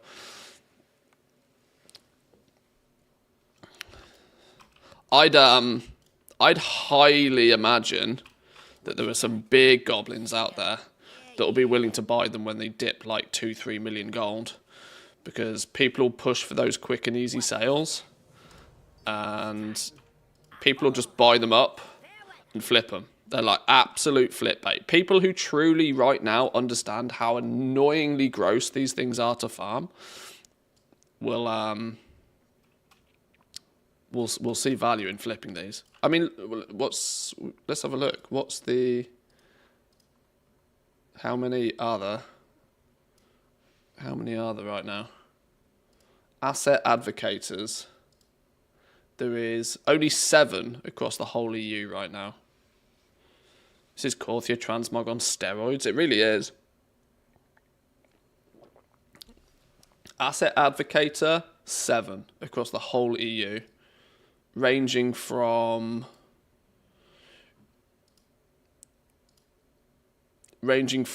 gold cap all the way down to 4.2 million. But there's literally 7 of them in existence, right? So far. And that's one of the mounts. The Innovation Investigator. Let's do a quick refresh on the numbers. There's 12 of these. This is the rocket one, so I always expected this one to be a little bit more available. But it also goes to show there's a lot more competition on this one. Anywhere from gold cap again down to cheapest price for one of these is 4.2 mil again. It's difficult because these might be players moving it around. These might even be, you know, this might even be a resale price. You don't even know. It's a little bit difficult to track, but you can see by the graph, like, the people are sort of hovering around that 5 mil. 5 mil is that kind of price where it's, you know, you might interest somebody in actually buying it from you to then potentially double their money selling it at gold cap. Who knows? The margin manipulator, the third one. There's only 6 of these across the EU. So the fact that the fact that there are so many realms out there that aren't even going to have one of these. I'm in absolutely no rush to particularly sell mine, honestly. No rush whatsoever to sell it.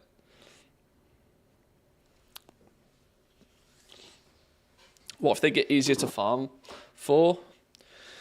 Well, they do, and they are. They're progressively getting easier to acquire.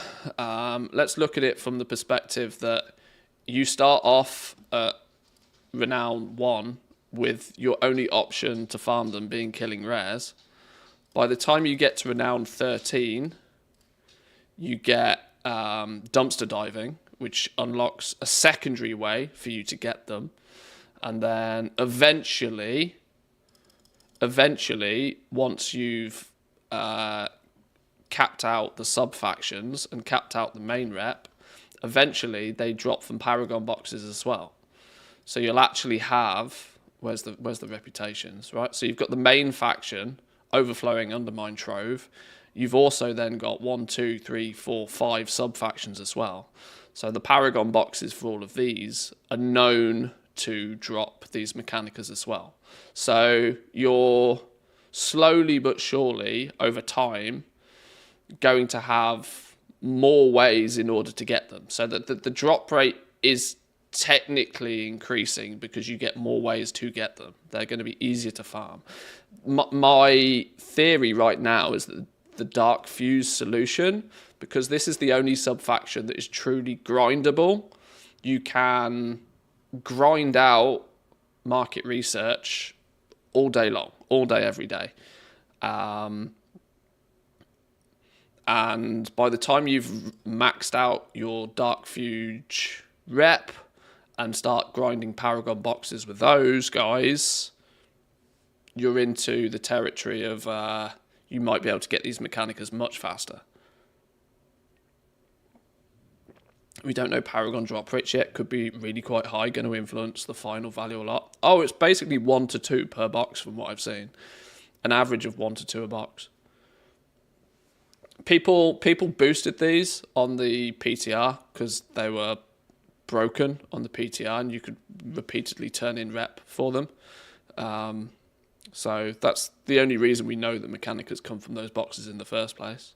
Now, sure, we don't have really good data on it, but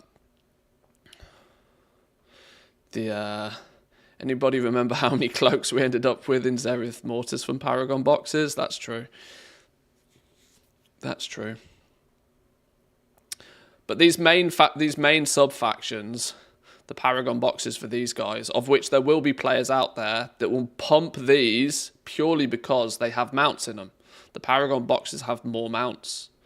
So the fact that there's mounts in those Paragon boxes means people will pump them and people will focus towards them. At least the mount collectors will anyway. Those are the players that will passively, accidentally, over a period of time, get a bunch of these Mechanicas. But right now, right here, right now, unless you're farming rares on multiple characters and opening every single dumpster you come across on those characters at the same time, you are not getting 25 of these anytime soon. It's a really conservative effort you have to be putting in to get a mount full stop, which is why there's, what did I say, 7 of one, 12 of another. There's not even one mount per realm after 3 weeks of the patch being out. And unless you're proactively hunting them down, you might be lucky to have 1 or 2 on your characters right now. Oh, hang on. No, we don't turn it in here, do we?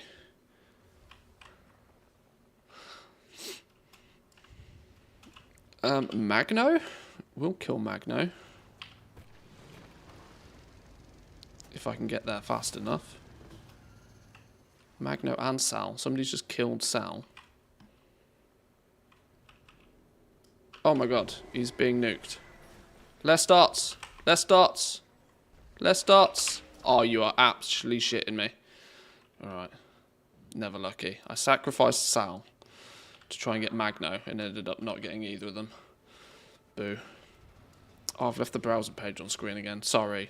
You're gonna have to remind me about that. I'm using application capture mode for the screen now rather than like straight desktop capture for various reasons, but it means while I'd normally just drag a window into the bit that you can see and then drag it away again, it's a change of habit that I'm not remembering to do, so please shout at me.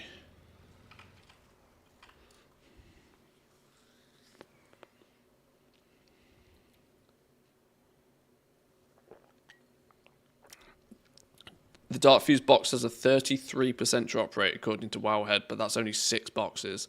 Yeah.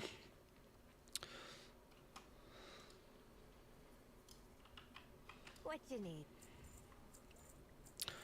So to build on this checklist thing, for those that are paying attention, you come back to your sub-faction quartermaster, and you can have this finder's fee.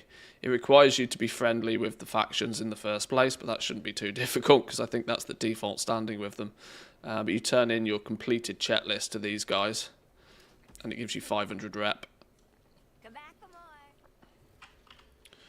Which is what I'm slowly trying to remember to do on each of my tunes.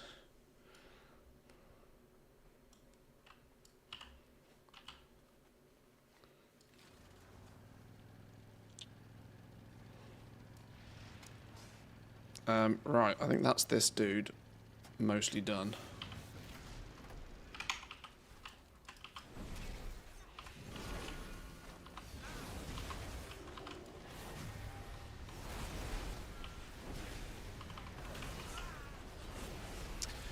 Can you only complete the checklist once per week per character? Sort of. Technically, yes. Although, if you are hard farming in the zone, you might come across, I don't have any on me, there's an item called, flipping hell, I can't remember what it's called now. I've got some on my other character. You can get, there's a world drop item in the zone. You need 40 of them, but you can come back here and get another checklist once you've got 40 of them. The wife is calling, please hold.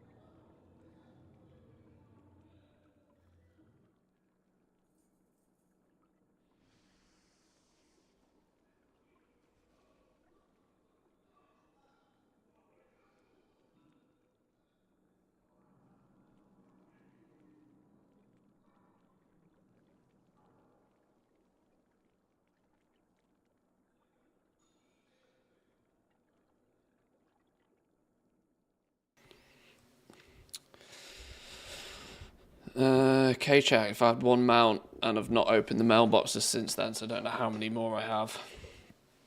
That would be fun to see if you can, like, how effective your little multi-tune thing is. I know my single account approach is not super effective, but you have to use the tools you've got, right?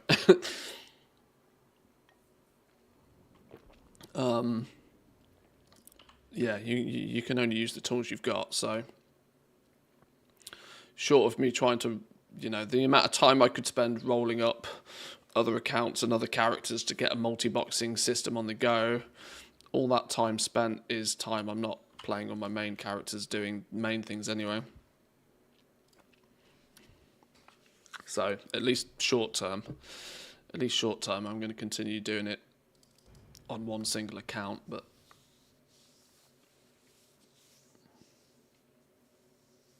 also, do you want to do that is the question. Well, I would absolutely 100% want this to take less time. It's something that's very, very, very time intensive. And you lot probably know as well as most how I feel about farming in general, that it's super duper mega time intensive. I will tend to verge towards things that help me save time. Much to the reason to why I've been I've mostly done crafting as my goal making method over the years, because I have more control over the time I spend doing a certain thing. Does this dude have a checklist? He does. What's his progress on it? 3 out of 4. Deliveries, side gig, or the delve. Deliveries, side gig, or a delve. Should we just do 10 deliveries? The side gig's probably going to be quicker, isn't it? Because we only need to do one of the side gigs. No, we'll do some deliveries, because then that will wombo combo our ability to kill some rares at the same time. And apparently I'm already halfway through one. Where's the... down in the heaps?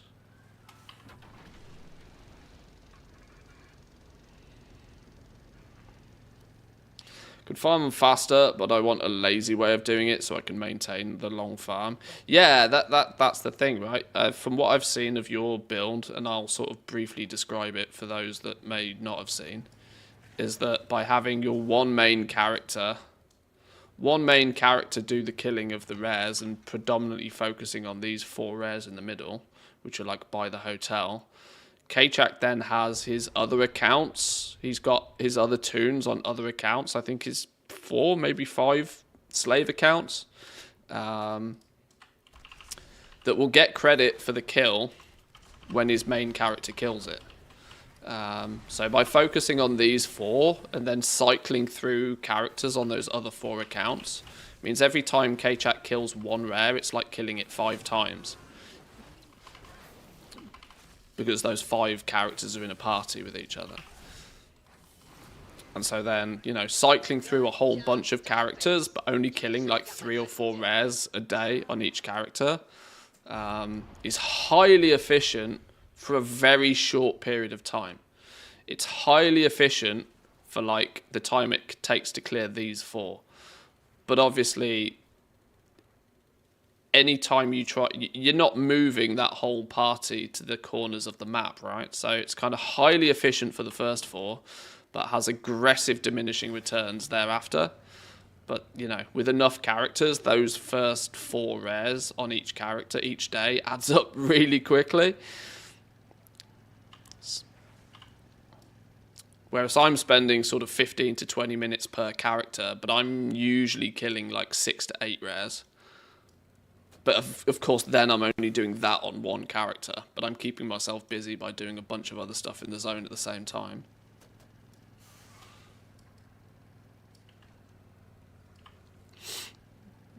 So I'm, entertaining myself plus, gaining something at the same time.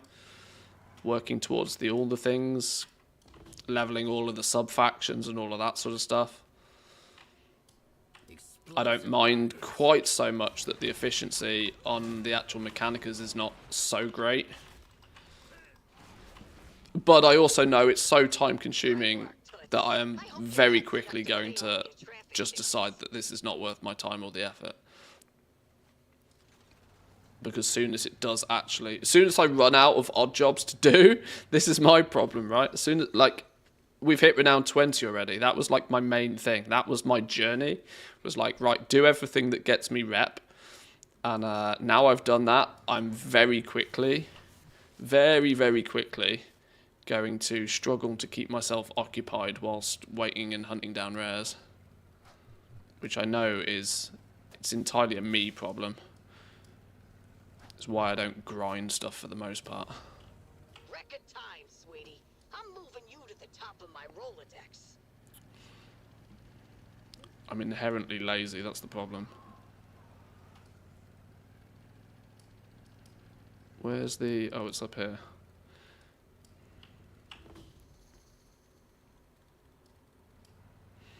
Are the rares at least soloable?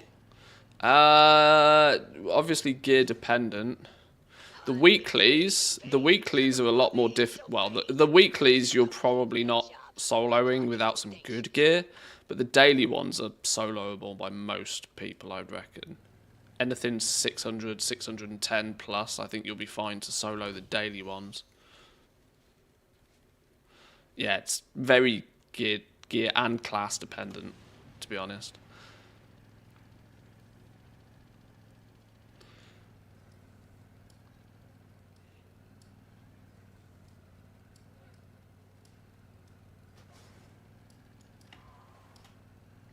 Nitro? It was a dark magic one. That means Nitro's dead. Damn. Where are we going with this?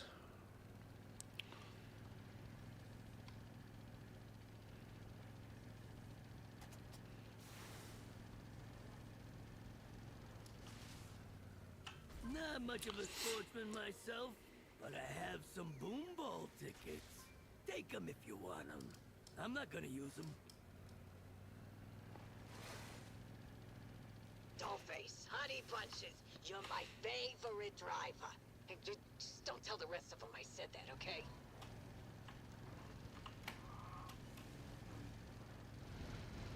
Tally double speak. Get a rare kill whilst we're doing. So yeah, like, my characters, for example, have not really got great gear.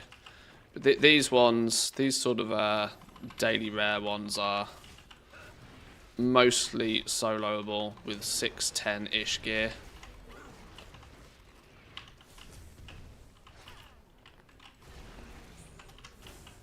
Like I said, it's kind of very gear and class dependent though, to be honest.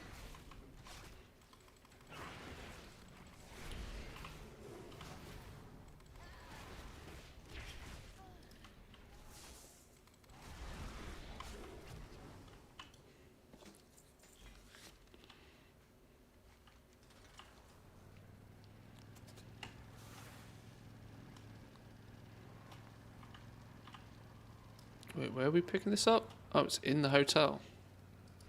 Not allowed to drive a car in the hotel. Oh, this is the towel one. Shaking, pal. How you doing, pal?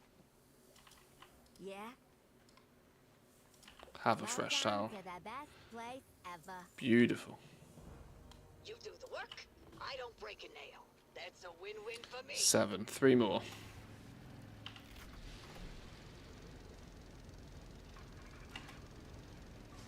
Let's start.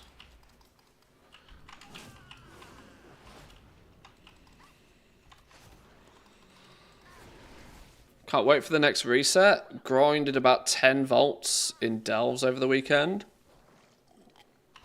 It's going to be a good dopamine hit, yeah. I've still got a couple of delves I need to do on my main character this week. To make sure I get at least 8s across the board for my vault. I need to do one more 11 as well.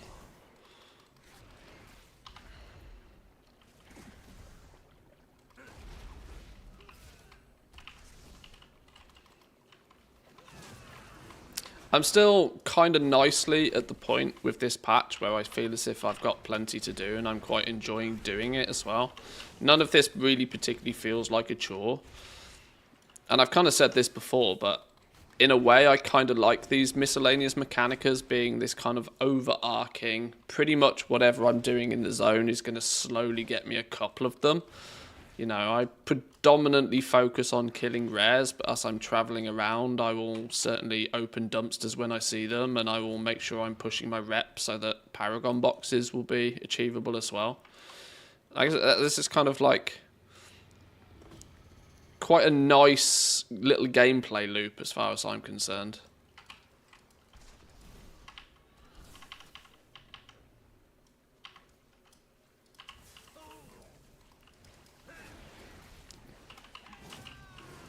There's, you know, there's the option of grinding something out if you want to grind it out, but it's not strictly necessary to.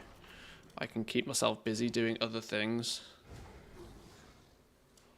And every time I do get one of these mechanicas, at least at the moment, it's like finding a couple 100,000 gold, you know?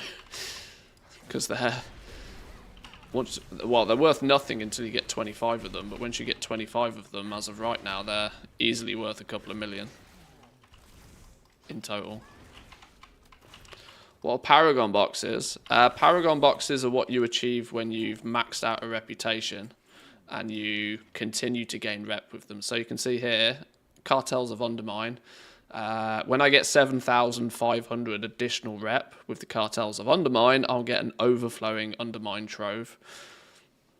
So yeah, once you keep going past the cap, not only does the main faction have one, all 5 of the sub-factions also have Paragon boxes. And if you are a collector, there are mounts in those boxes, by the way.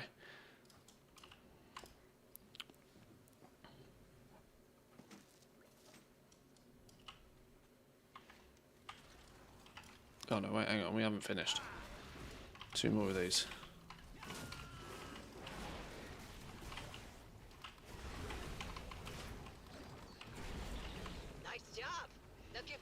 It's kind of a bit, you know, most factions will have a Paragon box, and it's often considered quite controversial when Blizzard put mounts in them, because they've done that before, and there's a bit of a love-hate relationship with that. Because people who love to collect mounts love more mounts, and they love rarer mounts that most people aren't going to get. But often, farming Paragon boxes to get them is not necessarily exactly what players want to be doing. So it's kind of, Blizzard seems to not put mounts in Paragon boxes too often, but they seem to at least once an expansion do it. And this seems to be the patch where they've decided, right, this is the zone we want you to be farming.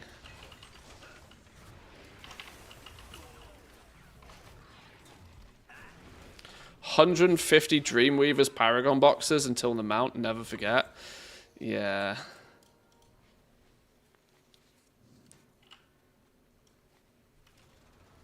Great if you hit the RNG lottery nice and fast. Annoying as all hell if you get the wrong side of RNG.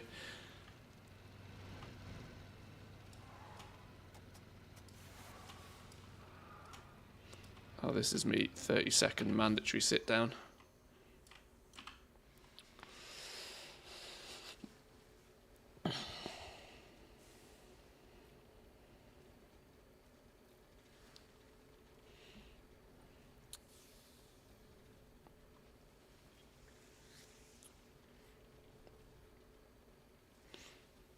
After I've completed all my goals in the zone, it will be difficult to justify coming back only for Mechanica, even if the price of the mount is, say, millions.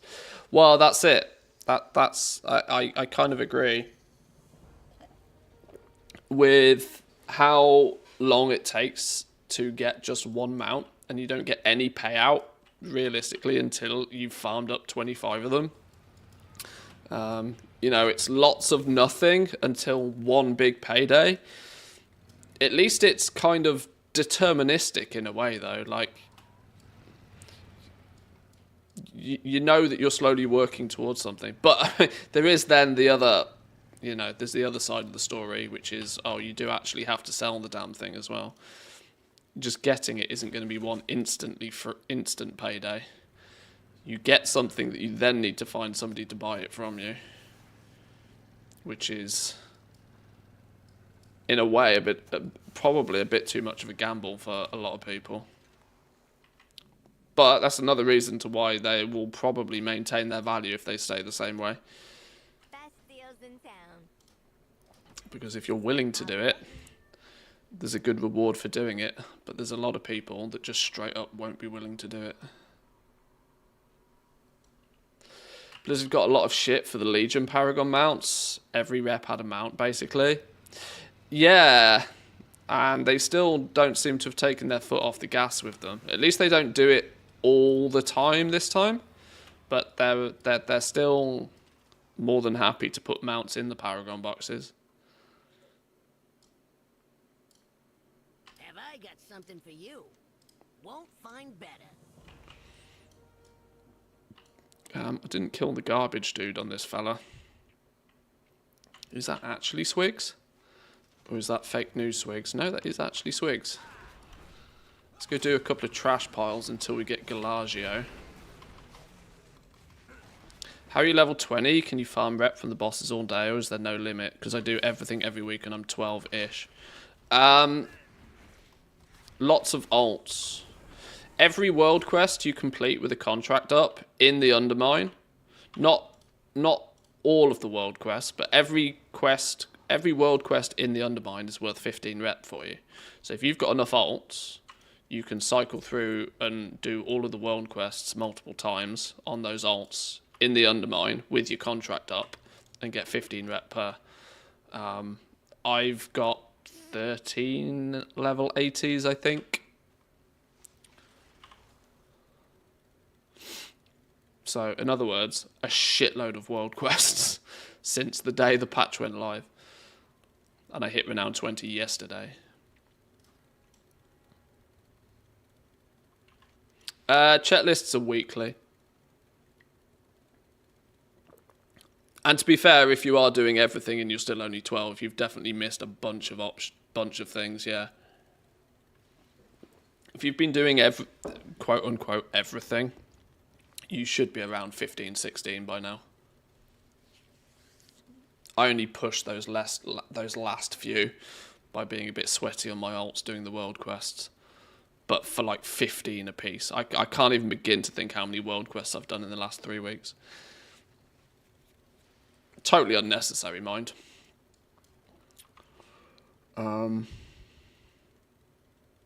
Yeah, I was going to do some trash piles, wasn't I? Where's the trash? Where's the trash happening right now?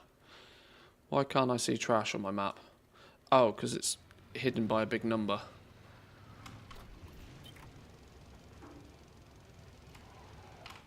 Okay, that one's not even started.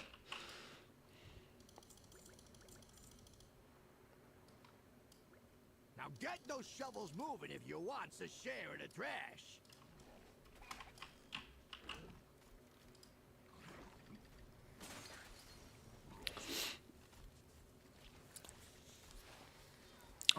Probably should just join the scrap group for this, actually, thinking about it, because me and one dude is not going to hit 500. Clean it up.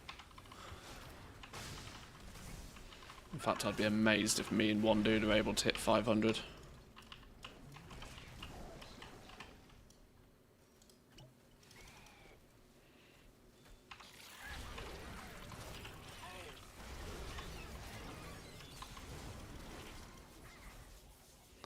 Actually, we don't seem to be doing too badly. You're gonna let that stop you? Fix it!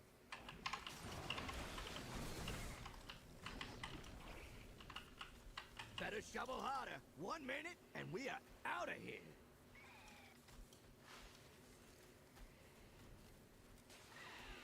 Okay. Apparently it doesn't take too... Well, there's actually 4 of us here now. Again.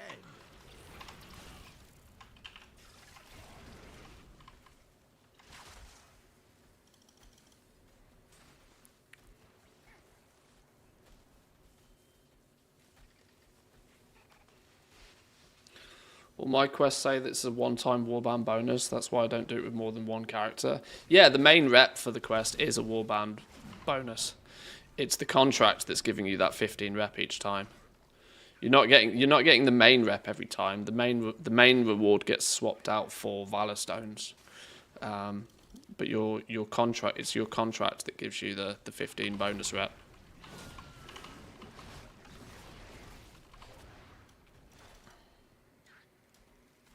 All right, nothing good left in this pile. On to the next one.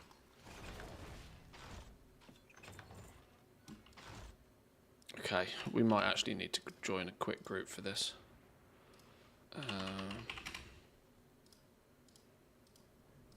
One that's more likely to actually hit 500 easily every time.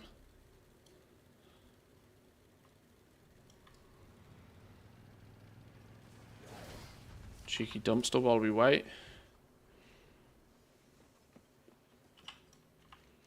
Where are we going? Up north.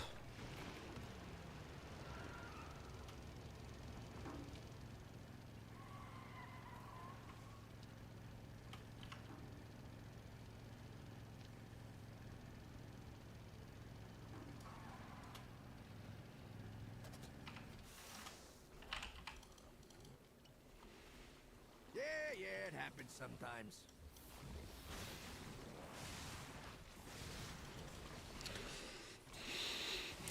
I would need 1,330 world quests to get to 20 renown this week. No thanks.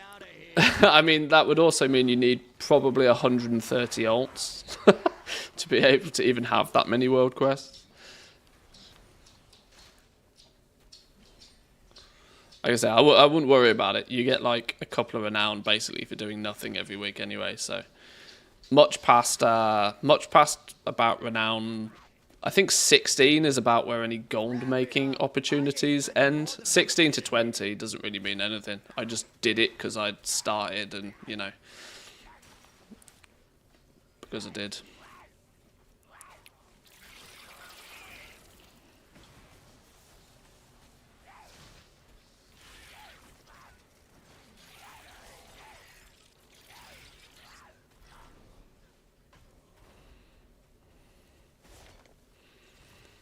I'm always amazed how good you are able to drive. Luckily this isn't GTA or there'd be dead goblins all over the streets.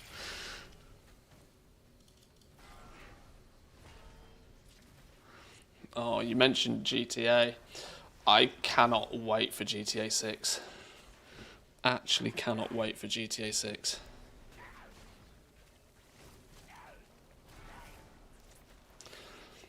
The fact that GTA 6 is going to make me buy a PlayStation as well is actually mental. We'll come back to this one later.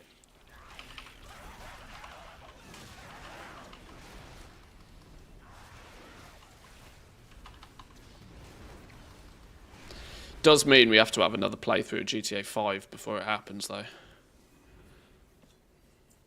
I've never, ever since I've got back into content creation, I've not had a full playthrough of Grand Theft Auto 5. So I'm kind of itching to play the game again anyway. Haven't they just released a new, like, enhanced version or something? Another reason for me to, I'll come back to you actually. Is Nitro actually up? Less dots. Oh shit, the bed. If I hadn't stopped for that flipping dumpster, I'd have killed Nitro. Well, we'll get the dumpster now.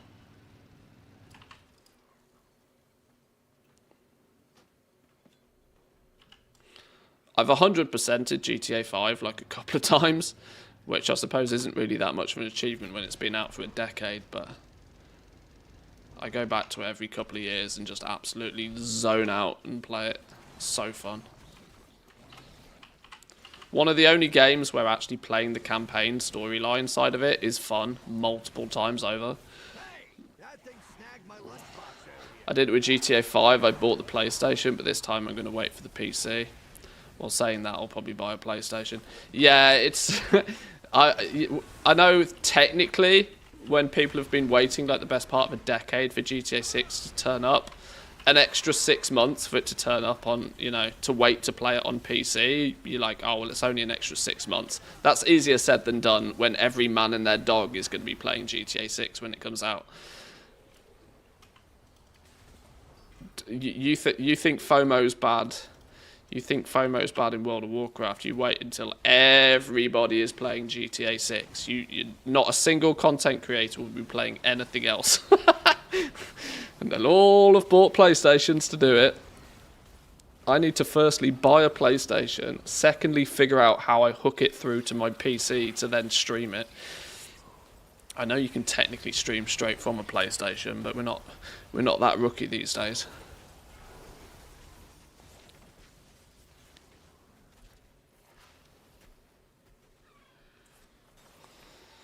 PlayStation sounds like a solid business expense. Oh, absolutely. Absolutely. Yeah, it means I'll need to get a capture card as well. If I'm going to buy the PlayStation, you're a bit of a dum-dum to buy anything other than the Pro, because why wouldn't you buy the best one? So that's like... Plus the Pro doesn't even come with the optical drive. It's 850 euros for the console by itself. 150 euros for the optical drive. Which I actually think is the biggest fucking scam going. So that's 1,000 euros plus capture card. Yeah. Thank God it is a business expense. Plus whatever the game costs. Knowing Rockstar, it'll be 150 euros. Yeah, it's not going to be a cheap hobby, that one. It's not going to be a cheap hobby.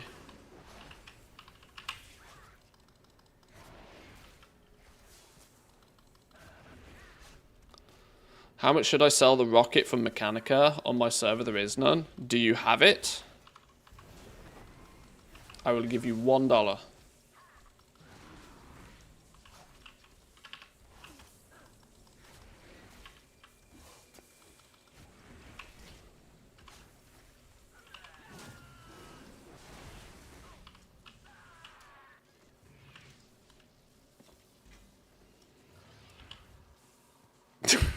RMT. I will give you 1 gold.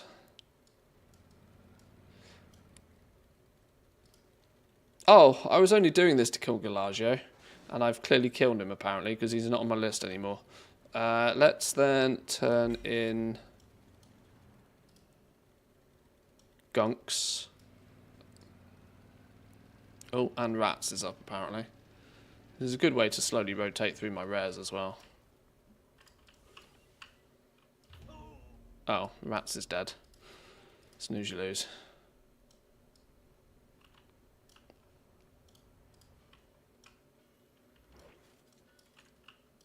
Well, well, well.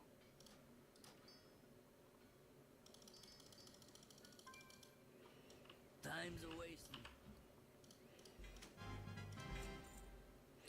610 piece of gear. Okay. Right, that's this dude, I think, done for now. Checklist complete. Killed a bunch of rares, not all of them, but some is better than none. Got plenty more characters I need to go through and check, so... The reality is I can't easily tell you what you should sell it for. It's your item. You sell it for as much as you think it was worth. You know how much time and effort it's taken to get the 25 Mechanicas to list it. I can only go as far as to tell you that when you look on the old interwebs for how much they are listed for right now, there's only 12 of them in existence in EU, and the prices vary from 10 million to 5 million gold on them right now. So that's what the current prices are for the rocket. You kind of choose what you want to sell it for.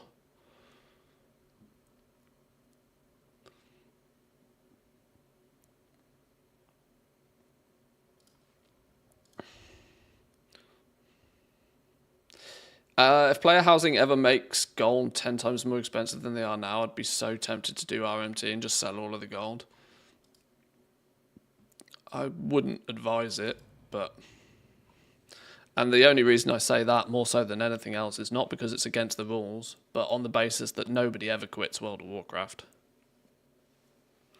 Like, people take vacations, but most players, when they quit, they're coming back at some point.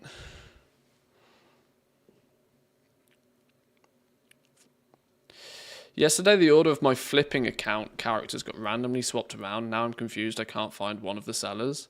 This is why everybody puts the realm name in the character name these days. Although, if you know what realm it is, you can search. The search bar now actually supports realms, which it didn't at the beginning of the expansion, which is nice.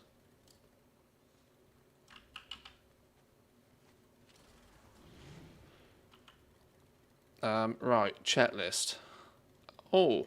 I either have not even started my checklist on this character, or I've completed it. One or the other. Oh, I must have done it. Oh, no, he gave me another one.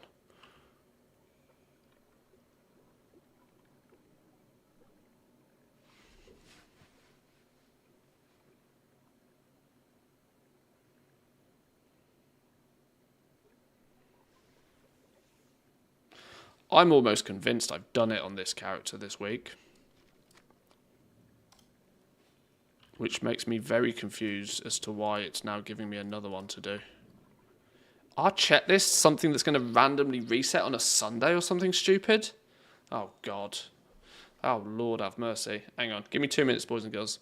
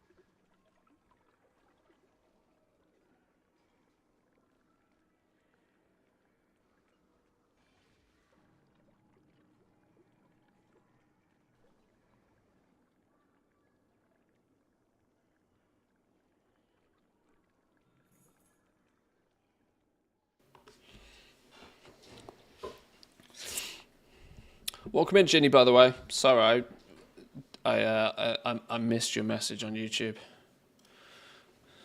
Welcome in, welcome in.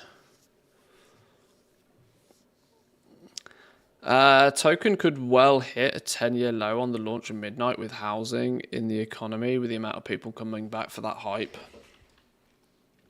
It's going to be interesting. It's going to be fun times, that's for sure. Fun times. Right, what do we need to do? Apparently everything. This is the thing that makes me question. I'm almost convinced I've done a checklist on this character, because I've also done all of the weekly quests on this character. Now, there's no way I was stupid enough to do all of the weekly quests on this dude and not have a checklist running while I did it. Surely not. I do some dumb stuff, but that seems too dumb even for me.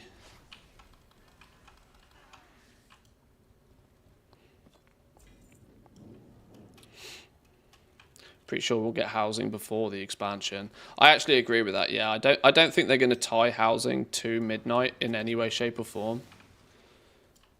It does make me wonder what's going to be the box feature of Midnight, though. Yeah, it happens sometimes. Because obviously delves were the box feature of this expansion. And it's weird. It's weird. I tend to both... I can't decide if delves are just going to be an expansion thing or not. That's why we got insurance. Because they've integrated delves pretty heavily into the gameplay loop, which makes me feel it might be a little bit more evergreen. But at the same time, Torghast was better than delves. So I'm like, I don't really know.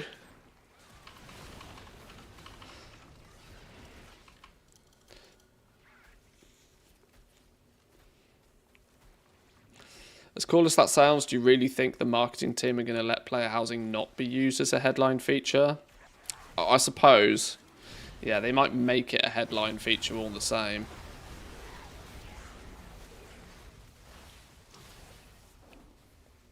All right, nothing good left in this pile. On to the next one. I hope delves die as fast as possible. I see. Season 1 was clearly honeymoon phase for delves. You know, it was new. People are so easily swayed by new stuff. It's new, I'm enjoying it, therefore it's the best thing since sliced bread. It doesn't take that long for players to start looking at these game modes for what they really are. And I've said since the word go, I don't really get the appeal of delves all that much. Plus the decision that they've made in Season 2 to stretch out the life, you know, stretch out the shelf life of delves by sprinkling some gilded crests in there. I think is a massive engagement play, and I don't think it's going to be all that long, to be honest, before the player base just gets bored of delves, because, like I said, Season 1, honeymoon phase, right? Everything's Gucci in the honeymoon phase. Delves, on the other hand, though, once you've seen each story once, and once you start grinding it, we're already now, we've got the Seasonal Journey 2.0. That's exactly the same as the Seasonal 1 journey. We've even got the same companion that we're now just leveling them up even further. They haven't given us that different companion that they claimed they were going to, and they've done that with Ian's PR speak on this is that, oh well, we've spent all of this time with Bran. It would feel bad if players then had to go back to zero and start with something new. It's like, well, no, you could still let us have Bran, but you could have given us another companion. Reno, flipping Murgleton or whatever his name is. Like, there's plenty of others they could have done, but they just copy-pasted delves again. And so people will get more bored with it this season than they will last season. Because last season it was new and shiny and exciting. It was an expansion launch. This time round, when everybody's just doing it again, it's people are going to start looking at the actual content of delves and realising that it's just a single-player dungeon, which is cool to a degree. But Torghast offered more actual fun, right? Delves, they've like in Torghast, you as a player modified your powers and you had the chance to become like God mode. Every couple of Torghast runs, you just get that right combination of powers and you just go silly OP and blast for 10 minutes and it was good fun. Delves, they've given all of that customization to an NPC that runs along with you. Your abilities don't particularly change. You're the passenger almost. You can customize Bran, which is great, but that's not very fun long term. So I think this is where delves are going to have the problem. But Blizzard are like integrating it in the gearing system enough that it makes me think they might try and keep it around. But I think by the time we get Season 3 of delves, and then we go into Midnight and we get delves again, people are going to be mighty bored of them by then. Mighty bored of them.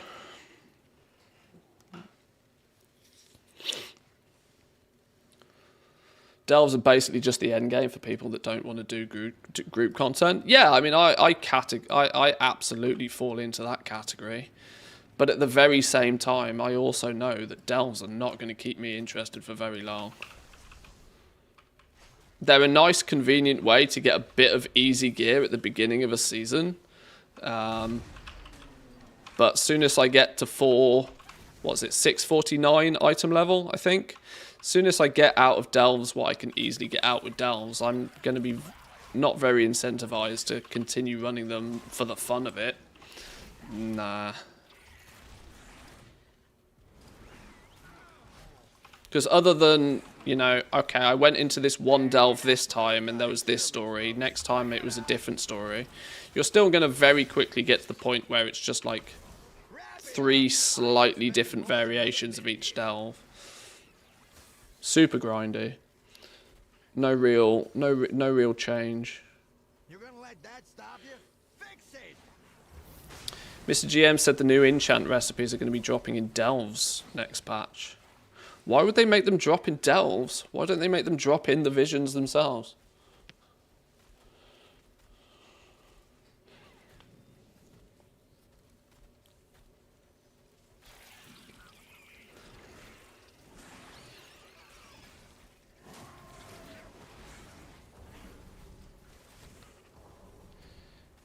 If there was no gear or same rewards as Torghast, would they really be entertained? Yeah, this is what I always try and tell people. When you're trying to, like, objectively look at how good a piece of content is, take the reward system away and then look at it. Right? If you take the rewards away from an activity and people are like, oh yeah, there's no fucking way I'm doing that, then it's not fun, right? It's quite simple. As we mentioned all the time, as we talk about all the time on the stream, it's like, this is an entertainment product. If it's not entertaining, people ain't gonna do it. Now you can add rewards to something to increase the entertainment value, but if you take the rewards away, and then ask people whether they do it just because it's fun or not, when the answer's no, that's shit content.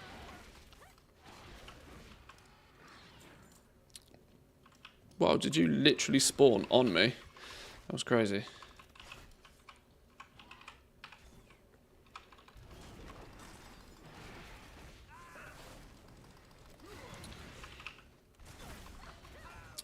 What if they're not only a method of gearing and become a proper endgame content, have objectives, challenges, time content, rewards, gating, and so on?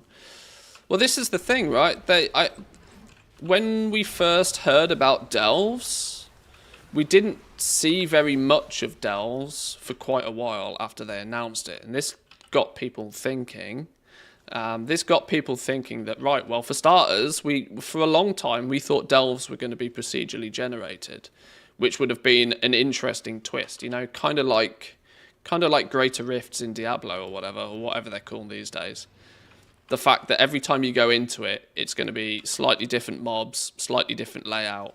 At least in that regards, it is different every time you do it. Now, obviously, Diablo's problem with Greater Rifts is then people just, you know, they fish for the optimal one and then they do the optimal one. That's a problem of its own. But, like, we thought for a while they were going to be procedurally generated. It turns out they're not procedurally generated. It's just a fixed layout with, you know, a slightly different scenario in it, like 3 different scenario variations. And don't get me wrong, I really enjoyed exploring and doing each of the different scenarios in each of the different delves. But there's no replayability there particularly.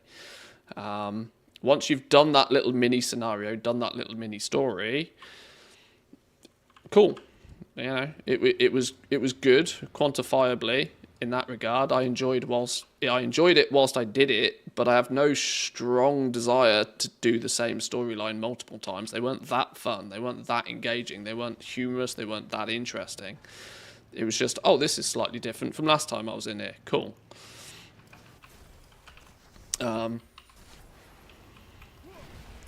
They also told us we were going to have different companions between different seasons, and that's already not happened. They've increased the gearing potential, and I use the word potential because drip feeding the gilded crests in there will incentivize some people to do them for longer. But it really is on the scale of things, a very stingy way of doing it. You're going to have to do 311s every week for the entire 6 months of the patch to maybe get half your gear at like mythic quality. If it becomes your only source of gilded crests. If you're not doing high-end mythic plus or doing like high-end raiding, if it's your only source of gilded crests, it's not something that's going to be really great for you for very long. I think that's just an engagement play to keep people in there.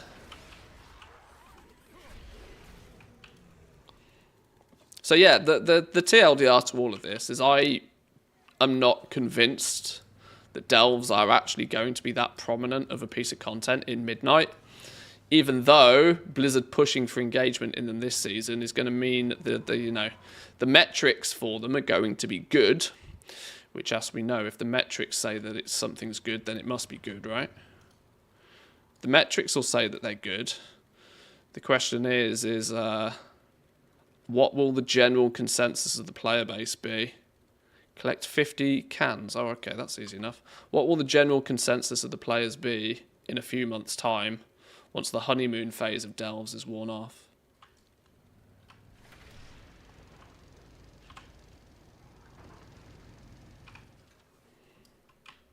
Because at the end of the day, it doesn't matter what Blizzard's metrics say. If enough people turn around and say this is dog shit, they'll can it.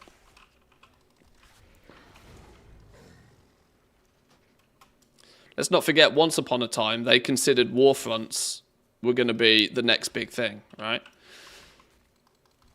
Until they became an absolute tank and spank with dumb level AI that nobody really actually liked doing. And so they didn't last any more than just BFA.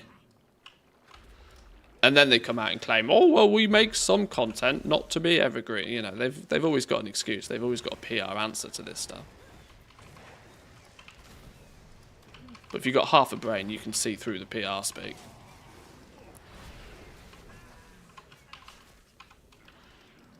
I'm going to die here. Where's my pet?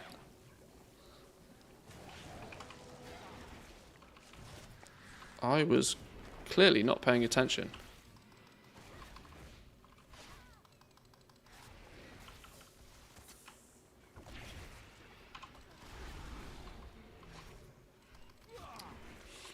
That's me trying to both talk and kill 2 rares at the same time.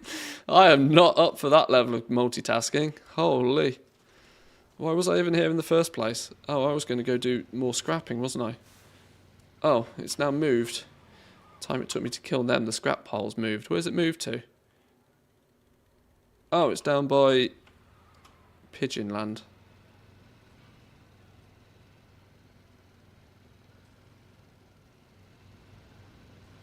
Let's not pull aggro or hop off any high building for a minute. Not much of a sportsman myself, but I have some boom ball tickets. Take them if you want them. I'm not gonna use them. Whatever you finds, you keeps. Get shoveling.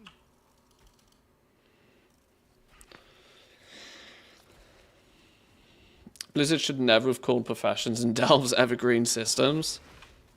Every game company out there would love everything they touch to become an evergreen system, because why wouldn't they? But the reality is you kind of have to listen to your players in that regards. And like I said, this is where if you make a fun, entertaining piece of content, people will like it. But if you then over-incentivize people to... This was Torghast's problem. Torghast, I think, genuinely is one of the best little mini-games things that they've ever made. The problem with Torghast is they forced everybody to run it at least twice a week at the highest difficulty they could feasibly achieve. And then attached the biggest single piece of player power we have ever seen in the game to this date to doing that. Right? And so people hated it within minutes. Because people weren't seemingly given the choice to go and do this fun bit of content. They were told they absolutely have to. And that they'd be letting down their entire guild if they didn't, right? So this was the single biggest mistake they made. They massively over-incentivized people to go do Torghast, when what they really should have done is lent into the fact it was a really fun little roguelite where people were more than willing to Oh, hang on, this is going to hurt real bad. People were more than willing to run it multiple times, and, you know, in the beta of Shadowlands, people were doing flipping speed runs and all sorts of silly things in Torghast. Because it was genuinely quite fun. And that goes to show, when you take the reward system away and you look at it objectively, Torghast was fun. But they done goofed. They done goofed.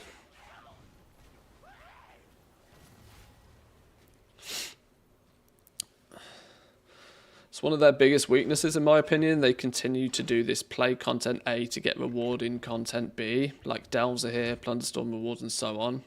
And people treat and play these as what Blizzard presents them as a means to an end instead of believing in what they actually develop. Hearthstone could have been a shitty minigame in WoW. They believed in the project and it became a decently big game.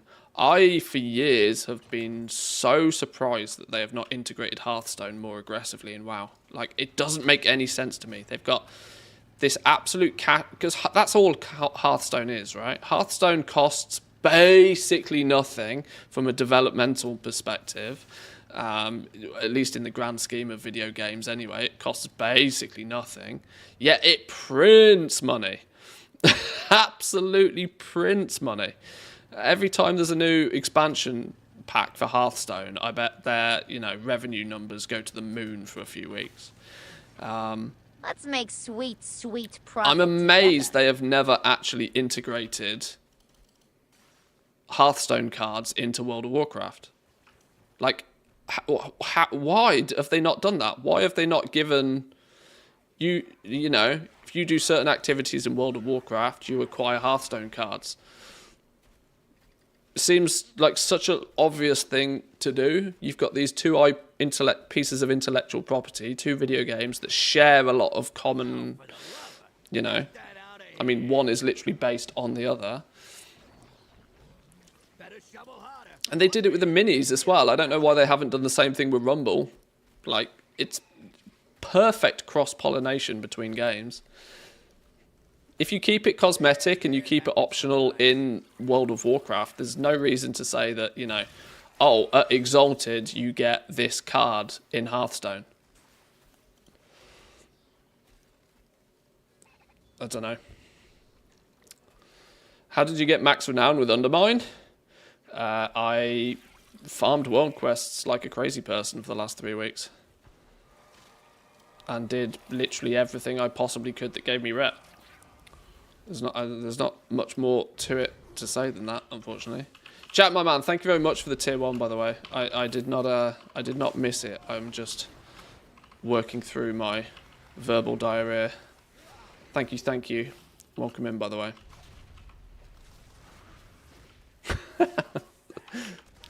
I was getting to it. Thank you.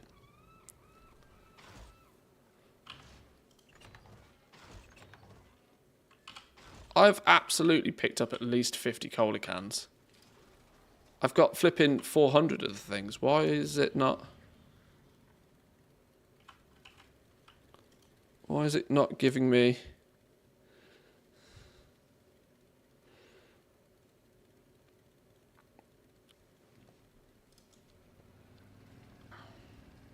I'm not even in a raid group.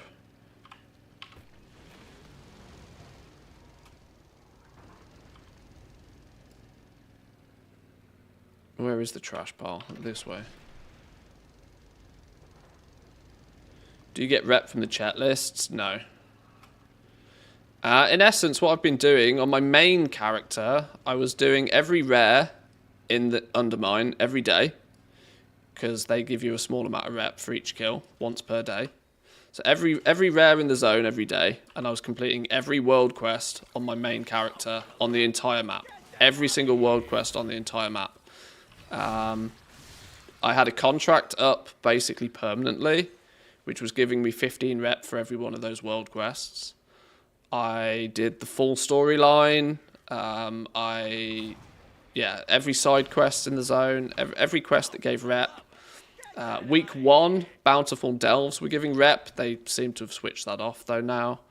And then the only extracurricular activities you can do on alts is that with the contract running, you will get 15 rep for every world quest you complete in the Undermine Zone. So if you've got plenty enough alts, I was probably getting a bonus renown each week just by doing world quests in the new zone.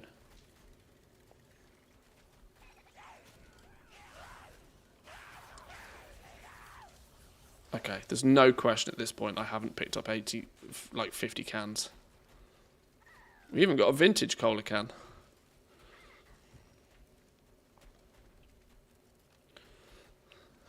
Race to world first was a bit of a buzzkill. Yeah, it was a bit of a, like, the final boss going down in like sub 100 pulls is not what we're used to, is it? Bit of an anticlimax. It's Kaja cans, the ones on the road in the car. Oh, it's not these, so I need to drive around and... Oh, some of the ones that give you the turbo. Oh. Kaja cruising. Oh yeah, that would make more sense, wouldn't it? Oh, okay. Oh well, we were getting market research from doing that anyway. Well, in that case then...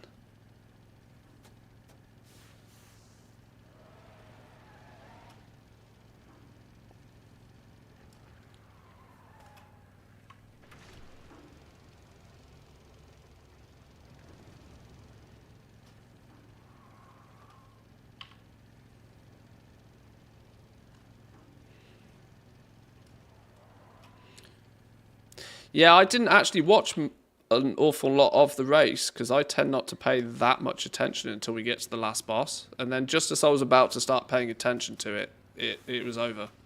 So, it was, yeah, that was a bit of a shocker.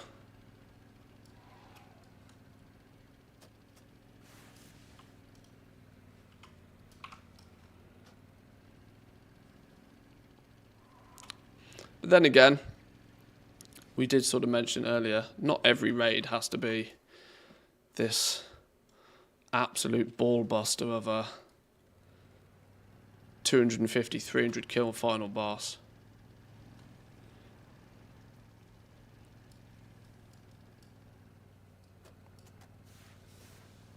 At least we know why Blizzard hid it from the dungeon journal. You could say they had nothing to hide. But it is what it is. There we go.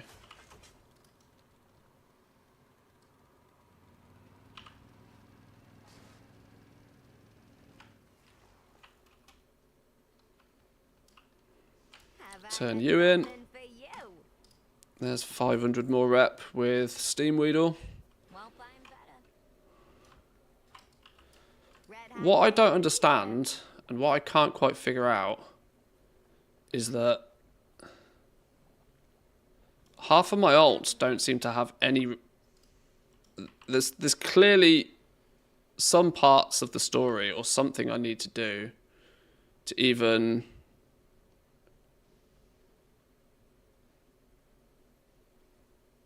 Like, half my alts don't even... I can see it obviously here. But they're not here. And I worry that I've skipped the campaign on a lot of these alts. That now it's just balked.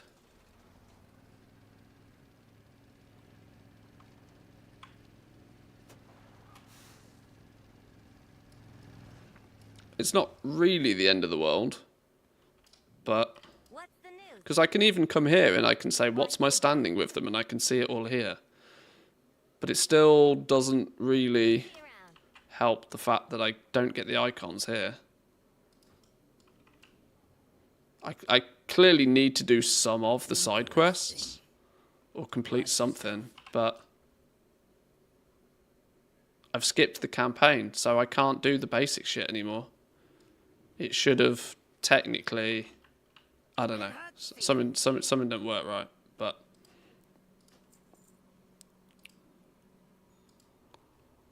These things are outrageously expensive, by the way. I didn't realise that these transmog sets were going to be like $1 billion.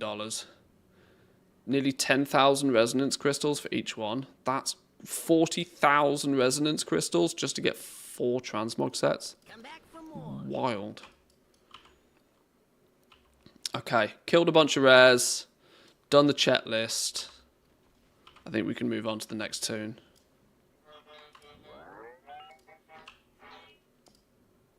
Right, yeah, you're not going to give me another checklist.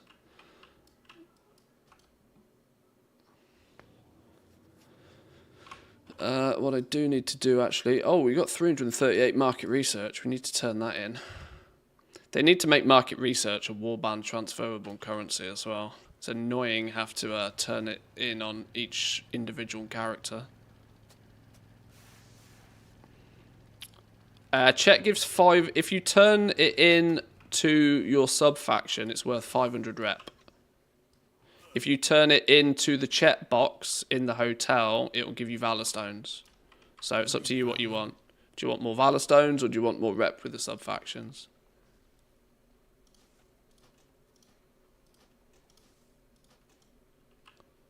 Right, 3 of those. That's another 1,500 rep with Dark Fuse. Thank you, thank you. Oh, I've got 7 gunk-covered thingies. As we're over this neck of the woods, let's maybe turn those in, see if we get any anything out of these boxes. What's the damage? I'll miss you.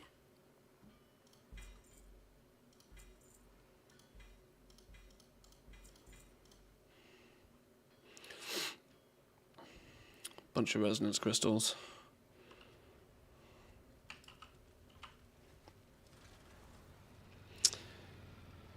Is it that easy? Are all the methods that people are using now to prepare just so much more advanced? All the split raids, all the extra gearing. Well, it does kind of all I think is that from the perspective of these world first guilds, it must be almost an anti-climax. Now, obviously, there was a couple of bosses in the middle that were like wall bosses. But for the last boss to topple so quickly, so easily, without any sort of surprise or bonus going on, or hidden boss, or secret phase, or anything like this, it must be quite anticlimactic. I mean, you could see on Max's face, if you've seen the clip when they get the kill, Max was like, is that it? Have we won? It was kind of a bit weird.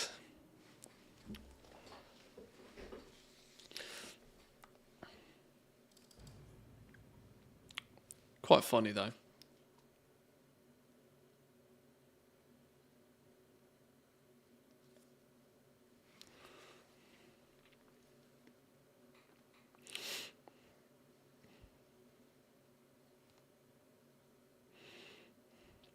I've killed a reasonable amount of rares already again today and opened a bunch of dumpsters, and I've not had a single flip in miscellaneous Mechanica all day.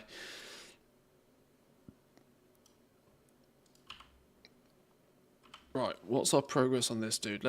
Do we have a checklist? First things first, always check if I've got a checklist. If not, see about getting one. I'd like another one. Oh, okay, well that means on this dude at least, I have already done my checklist. That means our efforts on this dude are going to be relatively quick. Kill a few rares. Are we near half past the hour? We are. Well, we'll get Urge to Surge done as well. That will give us a box. I don't know if I've done 2 boxes on this dude or not this week. Let's then just jump in a scrap farm. Who's in this? Who's Little Pants?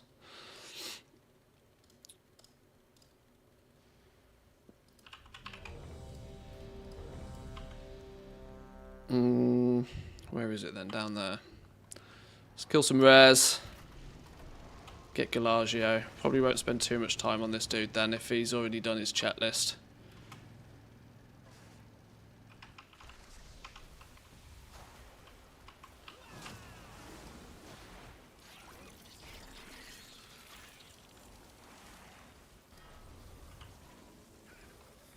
Oh wait, where's that bar gone? Edit mode. No. Action bars, that one.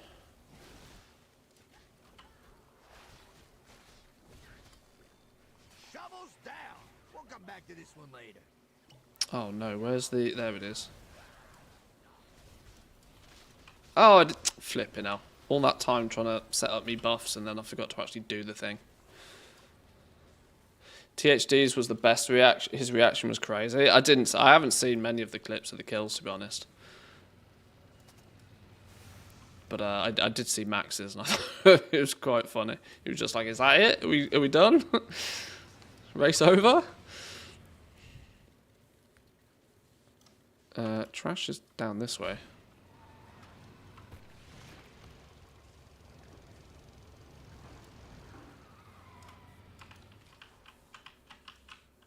Now get those shovels moving if you want a share of the trash.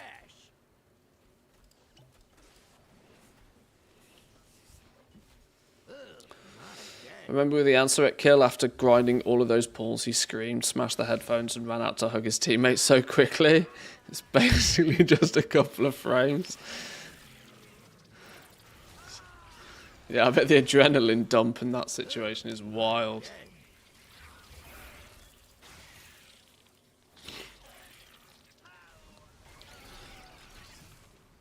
You forget though, these guys, like, literally, they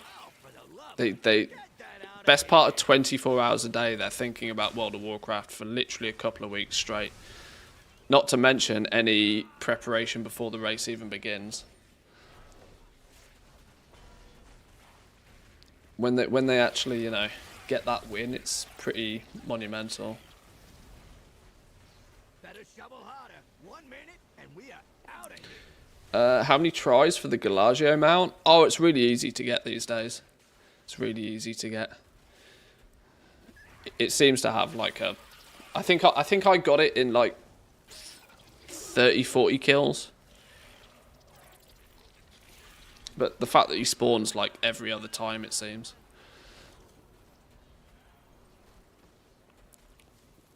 And if you're in one of these raid groups, you'll probably find that somebody will just get, you know... People get it and they just roll it off to anybody else in the thing that wants it these days. Some people try and charge for it because, you know, goblins do goblin things, but I've given away about 4 or 5 of them at this point. Most people aren't doing this scrap to get that mount anymore. Most people are doing it to get the market research.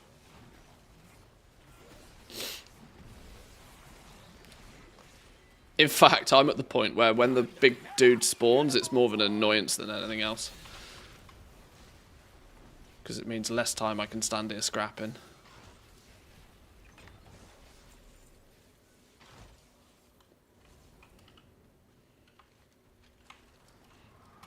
We'll go this way and quickly check Scrap Beak. Oh, he's dead. He was there. But I have some boom ball tickets. Take them if you want them. I'm not gonna use them. You can continue digging while the rest of the raid kills it. Oh, I usually do, but on these dudes that have got like basically negative gear, I often find myself accidentally dying because his like explosion thing that he does is actually pretty potent if you've got no gear.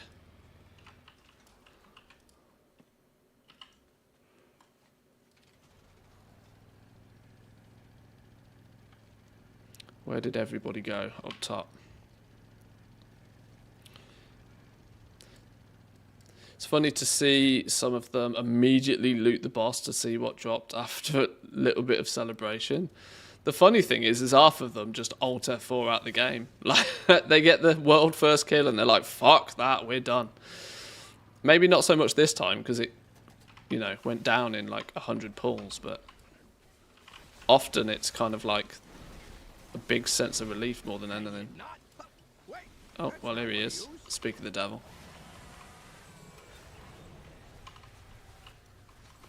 Why not just buy a bunch of 600 plus BOEs? Oh, for the most part, I did. When I say negative gear, I still consider like 600, 610 negative gear. I ain't spending more than another minute here. This like pulsing boom he does is hey, a Mechanica. All good things come to those who wait. That's probably trademarked.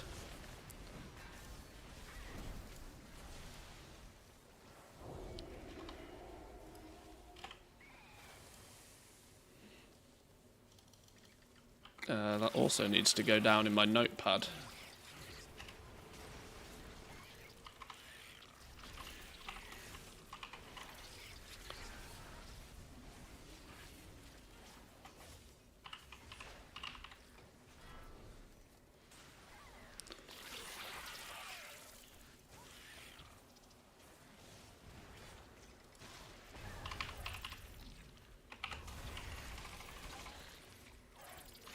Time to head out. Get a move on.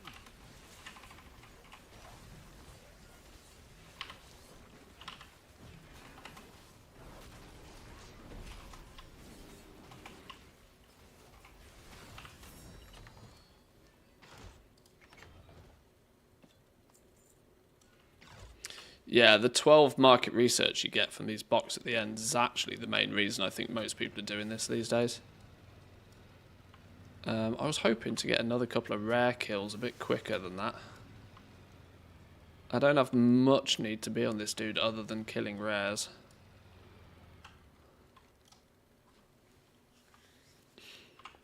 If the checklist is already completed.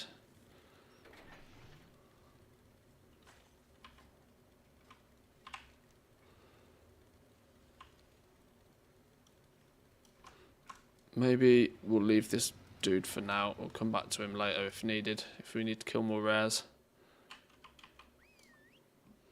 Let's put that Mechanica in the warbank. I'm listening. 9.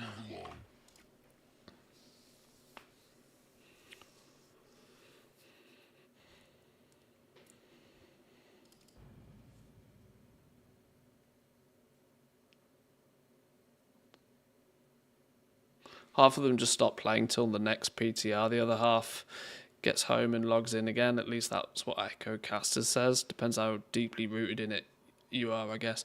Well, they have bills to pay. Like killing the boss is just the for a lot of these guilds now is just the start of it. They have bills to pay. They got boosts and all sorts of stuff to be doing from that point on. Pretty sizable bills to pay by the end of most of it. That's also why it being quite an anticlimactic end is kind of, you know, maybe problematic for them in terms of the fact that they're like, oh, we now have to continuously farm this boss for the next 3 months to pay back these bills. The question is whether they do or not.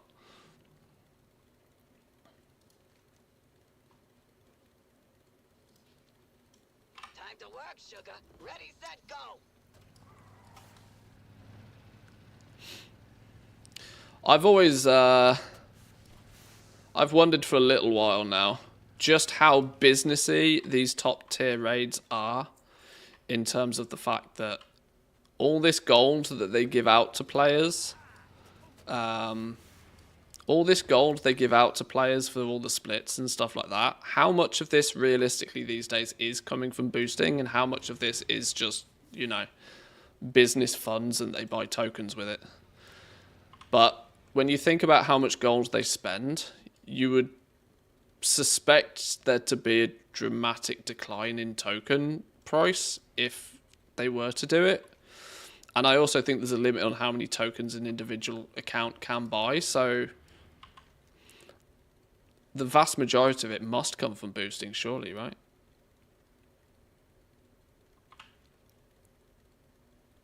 Oh, model for the painting. Whoops, I wasn't paying any attention.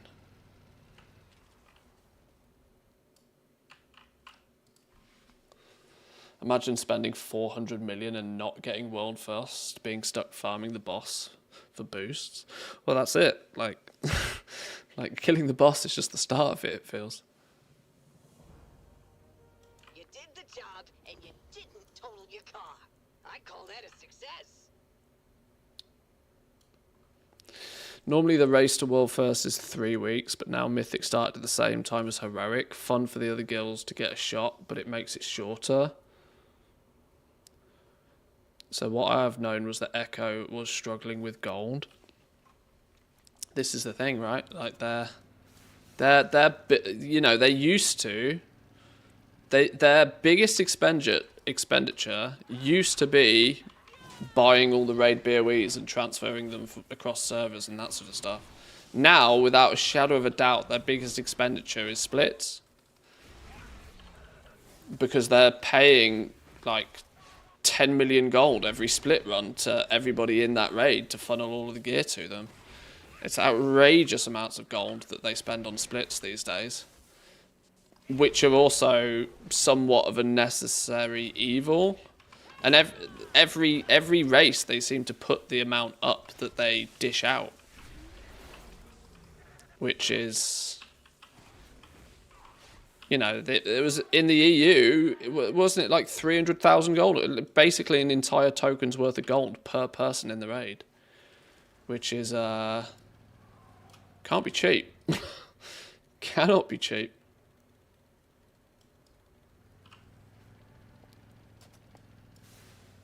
That gold's got to come from somewhere.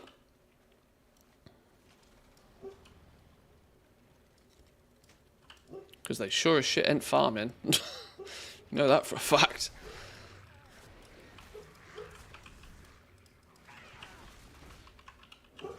Echo need an in-game GoFundMe. That's literally, to a degree, that's almost what splits are. Please, please, please give us your gear. This is the thing that I kind of... It's a part of the race to world first that I sort of see it as a necessary evil, but I really wish it wasn't. Good job, Dolphin. It's like, how many people can they buy gear off in the beginning? It's kind of like, in that regards, the splits is very pay to win. It's like, how many people can we possibly find to buy their gear from them in order to like min-max a bunch of our toons? It's kind of a bit of an odd. And if we can buy enough gear off the player base in our region, then we stand a better chance of killing the bot. Like I said, I know it's a necessary evil, but it feels so gross.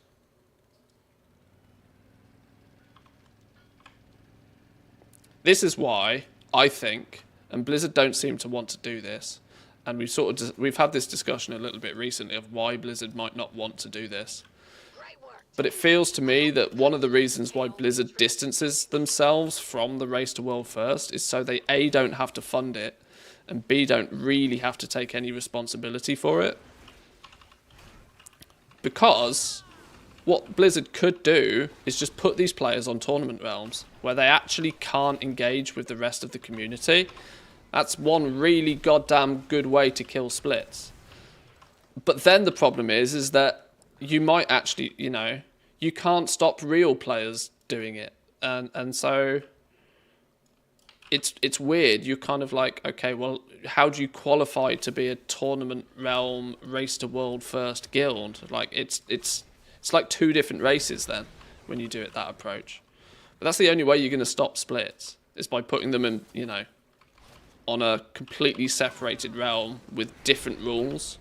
But then is it as interesting, and would, I don't know. I don't know if it would really feel the same.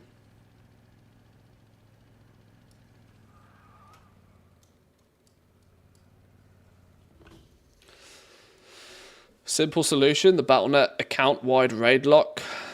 Only for the new raid.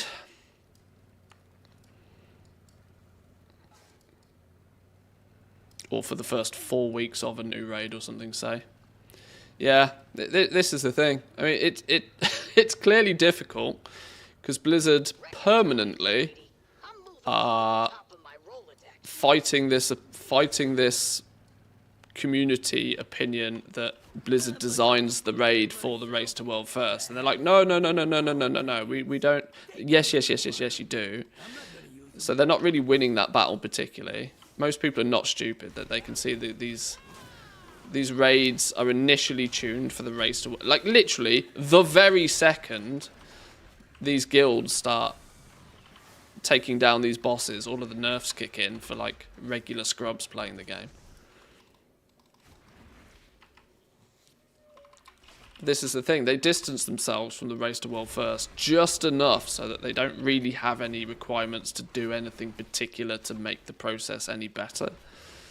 leaving it as a purely distant community-driven thing, it also means they don't have to like put any money into it. I don't know if that last boss was tuned for Race to World First guilds. It is interesting though. I do wonder what went down with that, because the fact that they hid it from the dungeon journal, it wasn't tested on any PTR or anything. It almost feels to me like they had a secret phase lined up and it just didn't trigger. There was a secret phase, they had everything planned and it just didn't trigger.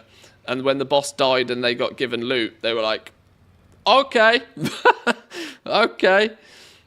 Well, that didn't work. Because it did seem silly.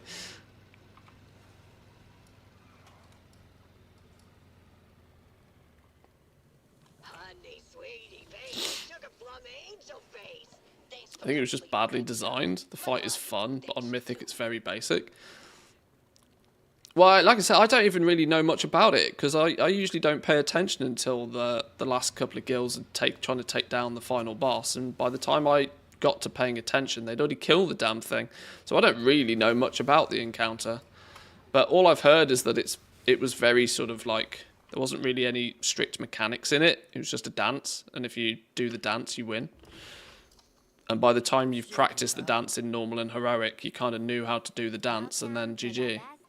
Was at least the way it was described to me. Yeah?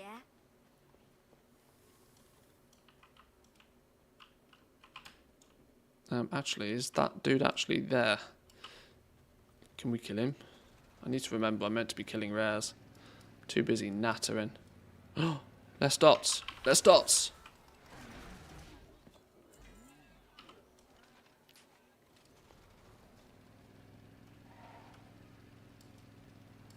Go back to dishing out some towels. Well, well, well. There we go. Dollface, honey punches.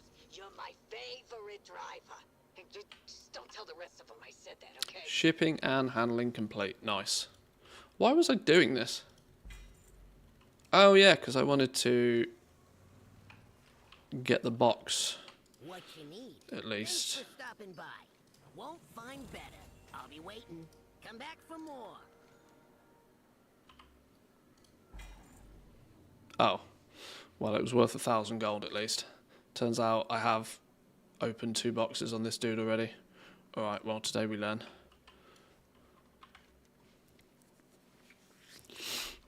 In that case, other than killing a few more bonus rares, there's not too much more I need to do on this fella. Let's get a trash kill.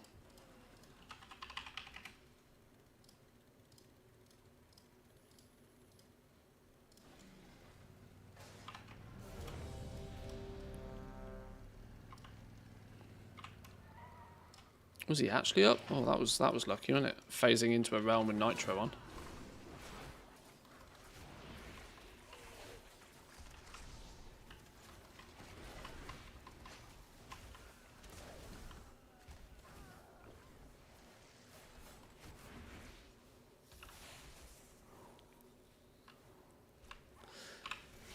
The more I look at what Blizzard does, the more it reminds me of the developers of small games like Lord of the Rings Online or EverQuest. There are clearly signs that Blizzard do not have the time, manpower, or whatever to do everything that's planned, and so they delay, drop, simplify content due to time schedules. I mean, that's kind of always the way, though, isn't it? Like, you know, there's always... Stuff always has to be cut. There's never enough time in the day to do absolutely everything that these people want to do. And so, you know, stuff gets prioritized. But I wonder just how much the...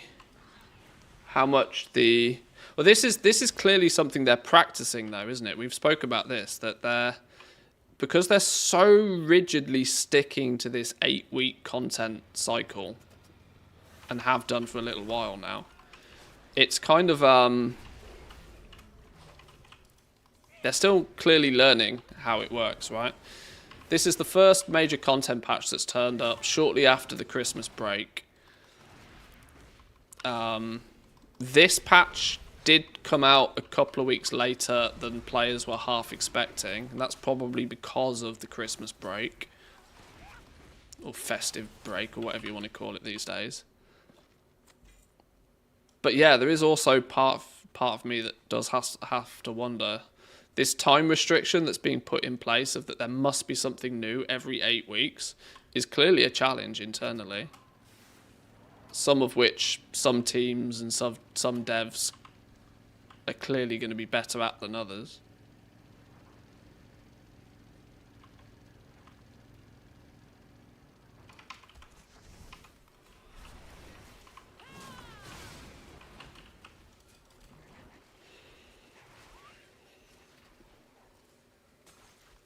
Stupid question, but how do I find out which cartel I sided with this week? You can go speak to the, I don't know her name, but the NPC in the hotel, if you forget.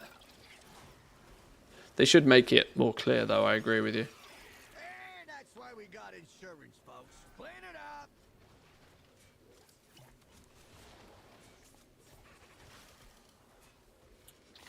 There might be an easier way, but That thing snagged my lunchbox earlier. I haven't found it.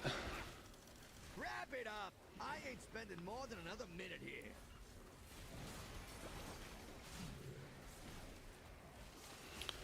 From what I understand, it's always a battle between the devs and the investors. Devs wants to add things, refine things. Investors want to pump out stuff. Oh, no, you're not wrong. That's literally how the world works. It's fundamental to why indie devs often get seen as producing better games. Because they often don't have those strong, board-pleasing, publisher-pleasing issues behind them.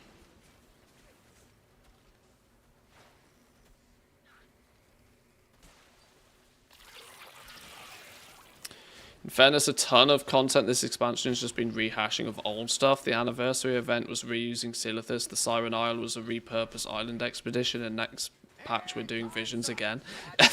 This entire expansion's like BFA 2.0. It really does feel like BFA 2.0. It's actually pretty wild. I'm all for them reusing assets and reusing bits of content, as long as they change it up a little bit, though. This is probably what might cause some frustration for me with Visions, is that everything I've seen about it so far is that they're basically just re-adding Visions to the game for a while again. It doesn't feel like they're particularly changing much. When was it? 10.1.5, when they redid Nax and implemented like the ancient patterns and the little storyline to unlock it all, and the secret, people running around trying to figure out how to unlock it all was kind of cool. So that to me is good use of like rehashing something. If they're just going to turn Visions on again and slap a few enchants on it, I'm not, at this point at least, I've not investigated it much, so this isn't a strong opinion. But if they are just going to switch Visions on again, it's probably the wrong side of just rehashing content for me. Oh, for the lover. Get that out of here. But I don't know.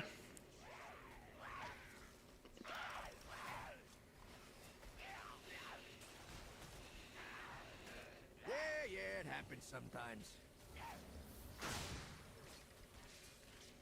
Seems to be the same thing, but with 3 new masks. I hope there is more than that. Yeah, we'll see.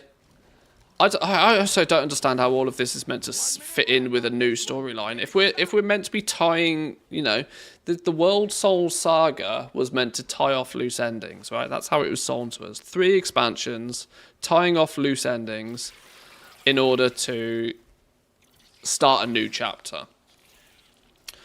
Well, how does adding a BFA Island expedition and reintroducing Visions aid with that? I don't know. like I said, it's clearly the fact that they're desperately trying to make sure that there's something coming out every 8 weeks, which it must feel like to some of the devs that they're in just like permanent crunch mode. I can't imagine it's a overly fun place to work at right now. All right, nothing good left in this pile. On to the next one.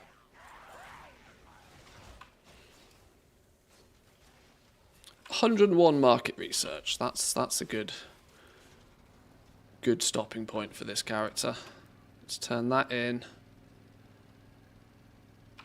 It's another 500 rep with the with these dudes. We've killed a good amount of rares on this character. We're at the point where we'd probably just have to farm the like camp the rares. Do any better than this now? There's not many gunks.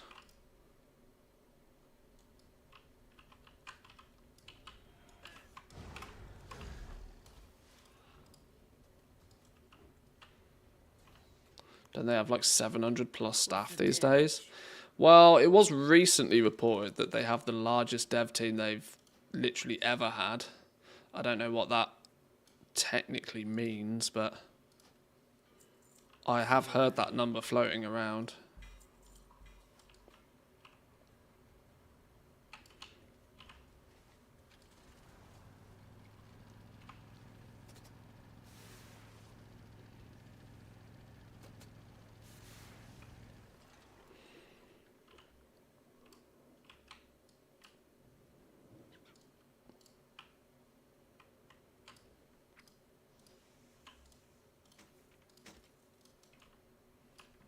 Does getting rep with the other cartels help somehow with getting rep on the main cartel? No.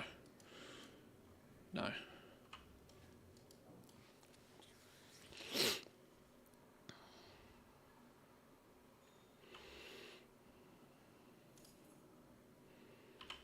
Okay, next dude.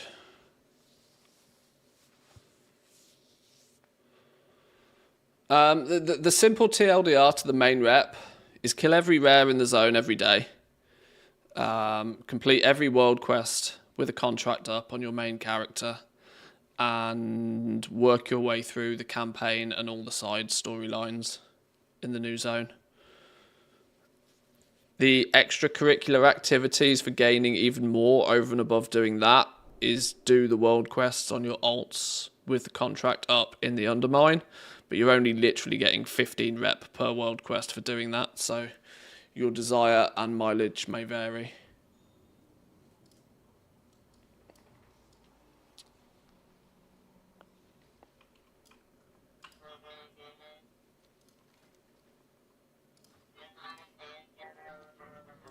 Okay, does that mean I have a list? I do. What have I done and what haven't I done? Sided with a cartel, done some drive bits. Shiny trash cans, gather from shiny trash cans and overflowing dumpsters. And do some scrapping. Okay. Scrapping, kill some rares, dumpster diving.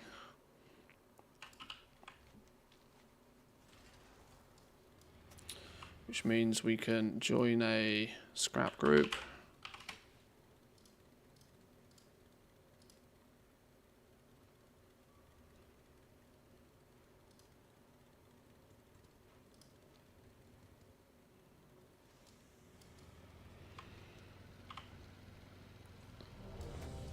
There we go.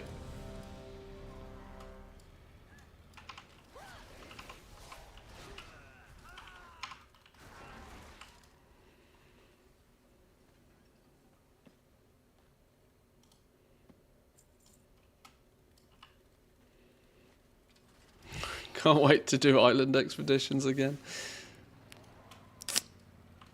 We'll see.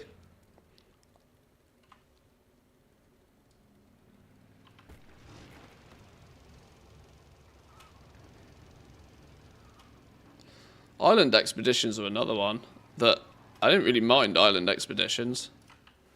In a way, like, pulling everything in, nuking it down, was in a way also kind of fun.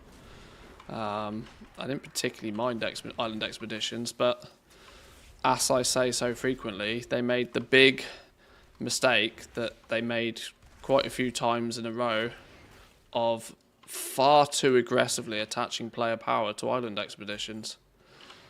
When it became known that the absolute best way to farm out your Azerite necklace was to continuously spam island expeditions, they should have nuked that shit so fast. But they didn't. They just let it be the case. They let people farm island expeditions 12 hours a day to grind 1 or 2 levels on their neck because it was just seemingly the most optimal thing to do.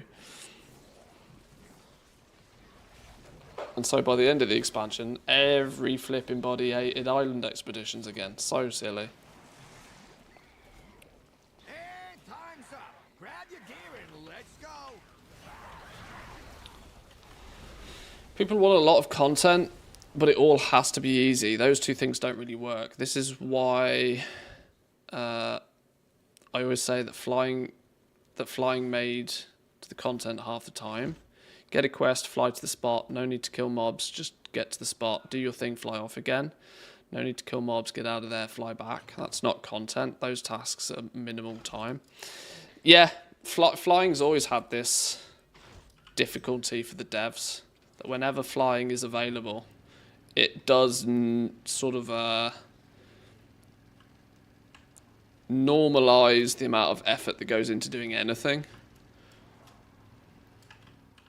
That very, very quickly, when players can just go up, across, down, loot, move on, it can be problematic really quickly. Dragon riding has definitely helped. That it actually makes traveling from A to B, whilst not necessarily the most interesting gameplay, it's definitely better than a flight path, and it's definitely better than just basically fly hacking, which is what the old flying was.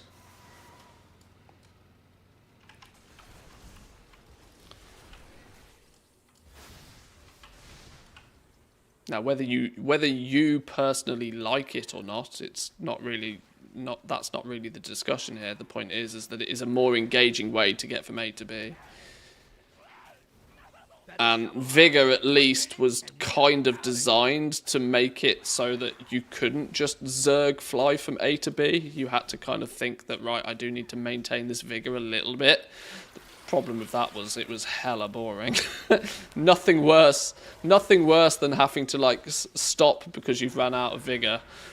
And then, like, you know, it was... conceptually, you could see why Vigor existed, but the reality is once again, not really a swing and a miss. But definitely it's a better way of getting from A to B. And if you want to go AFK for 2 minutes, then you just jump on a flight path, you know?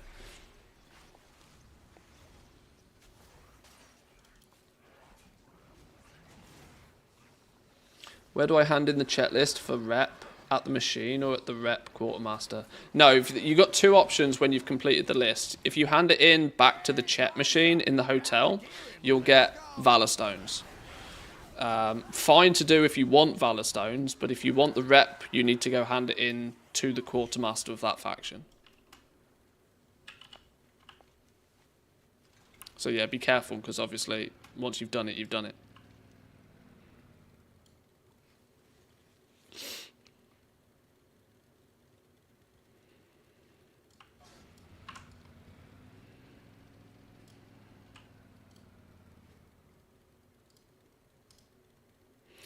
Right, we've got cola cans. What do we now need? War mode, not going to happen.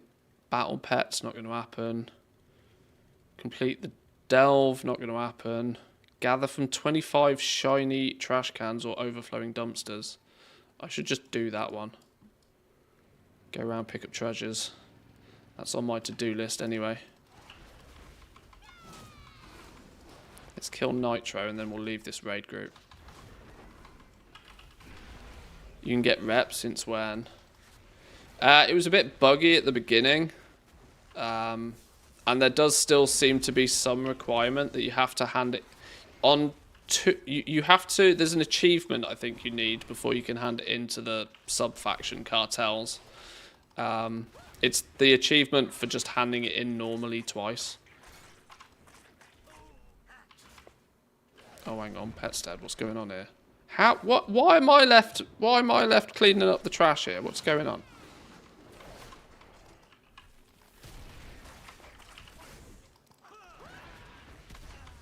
How very rude. There we go.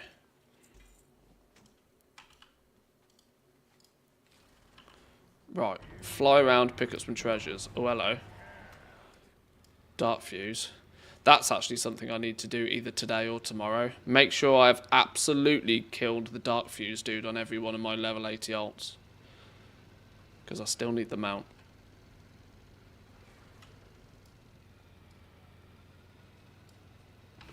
And you can only kill this dude like once per character per week.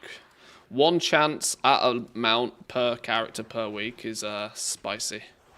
We need to make sure we do it every opportunity we get until we get the mount.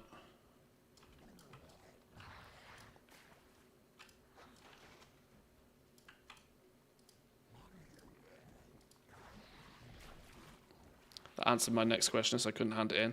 I can't remember exactly what it's called. But there's chetting it twice, turn in 2 completed chet lists. Once you have this achievement, this seems to be a prerequisite to being able to turn it into your sub-faction leaders for rep. It could really do with saying that, but there was a wowhead comment that sort of figured out that until you have this, for some reason you can't hand it into the cartels.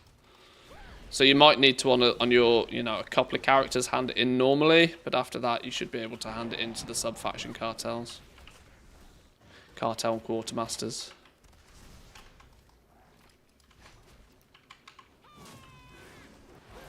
I wonder if the Dark Fuse rep farm is any good for farming the check cards. It probably is. It probably is. I haven't looked into farming those check cards particularly all that much yet. That's my 17th attempt, and we haven't got the mount yet. Never lucky.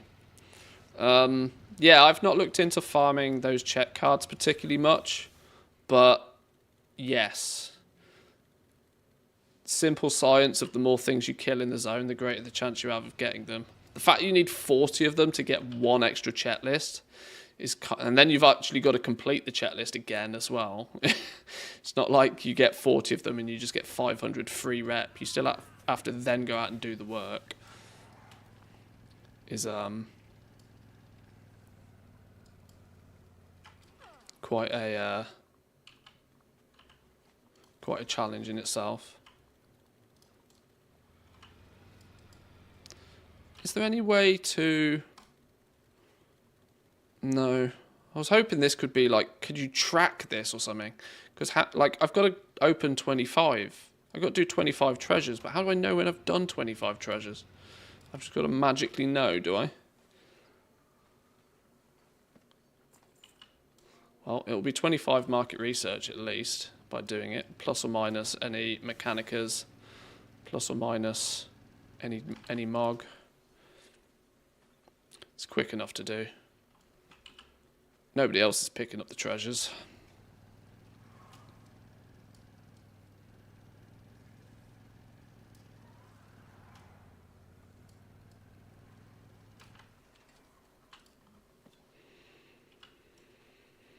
Chet lists are once per character per week, by my calculation. Once per character per week.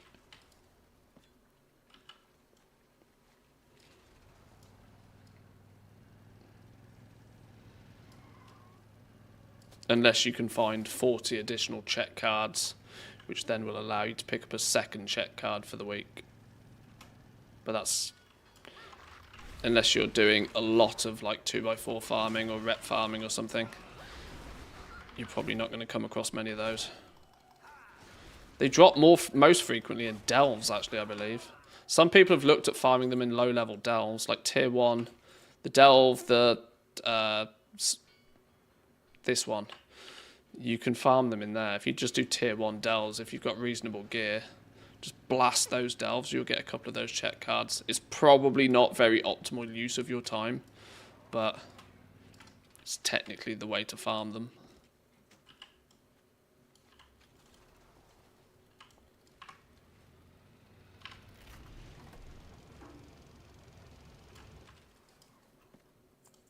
That one wasn't even on my map.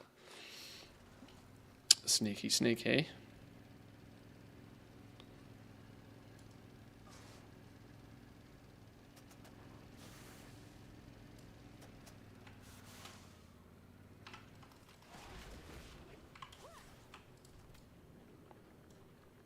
Oh, well this, for example, is what the Dark Fuse rep farm looks like.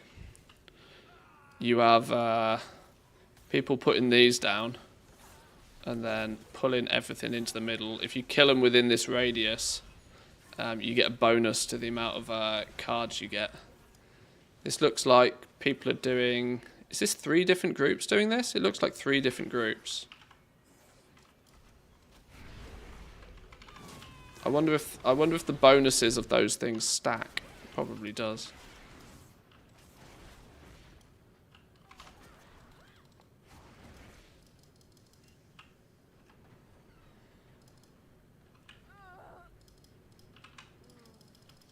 Oh, I'm stuck in combat with something. Is it you?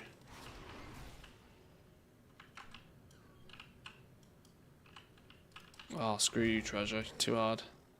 Too hard.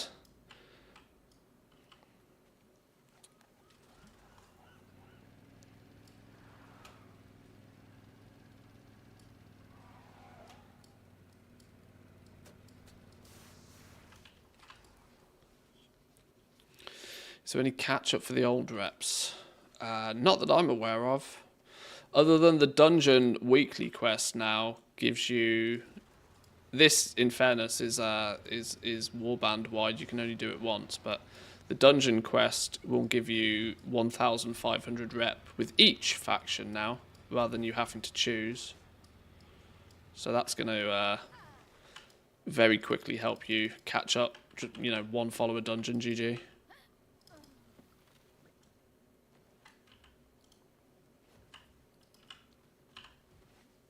What am I taking damage from? Oh, the world boss was being pulled. I see.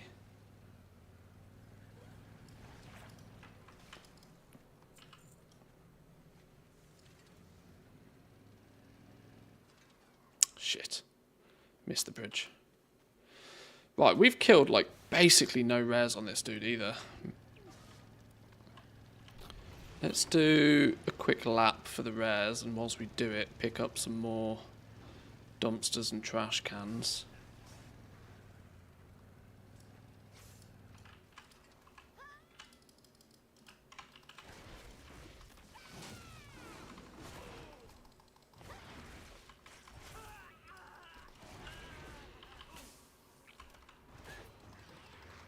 Oh, for the love of God.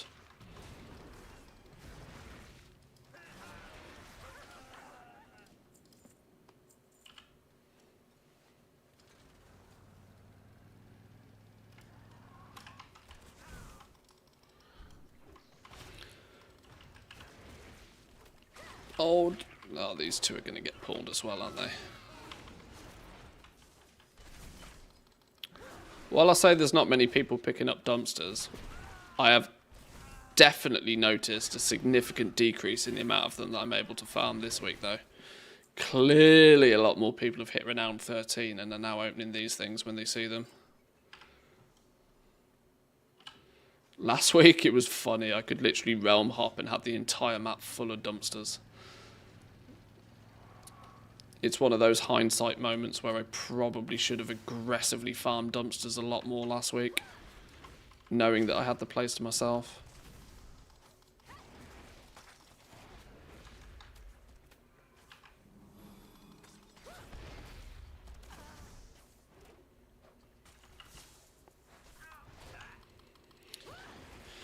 Do you think tinderboxes will go up in price?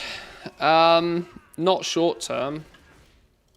There's absolutely no reason for them to go up, particularly in price short term. because this is peak delve season. The supply of tinderboxes has never been higher, to be honest, than right now. We can look at historical data and we can say that in Season 1, when most people, quote-unquote, finished doing their delves, the supply of the delve mats and tinderboxes did start to rise. And we went a couple of months, in fact, where the price of them was steadily increasing because so few people were doing delves. It's also delve week next week, yeah, which is going to push yet more people into delves. So I certainly can't see them going up in value particularly anytime soon. Now, to be fair, we are also at the peak of people needing them. So both the supply and the demand is at a very high point right now.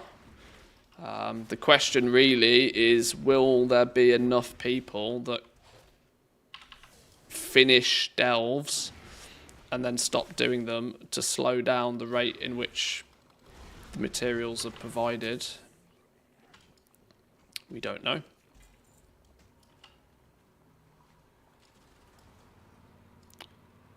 For complete transparency though, I did spend 4 million gold a few days ago on delve mats, because I too do kind of think that if history repeats itself like it did in Season 1, we might see them rise. I kind of think that they are at historically cheap a price right now. Much of a sportsman myself, but I have some boom ball tickets. Take them if you want them. I'm not Now, obviously, do with that information what you will.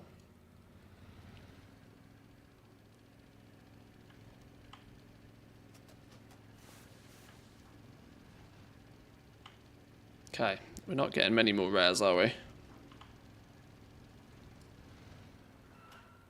Annoyingly, Swigs is up again, and I don't need it again. What about rats? Didn't try rats. Oh, rats might be up. Oh, rats is up. I'll have a pop at rats.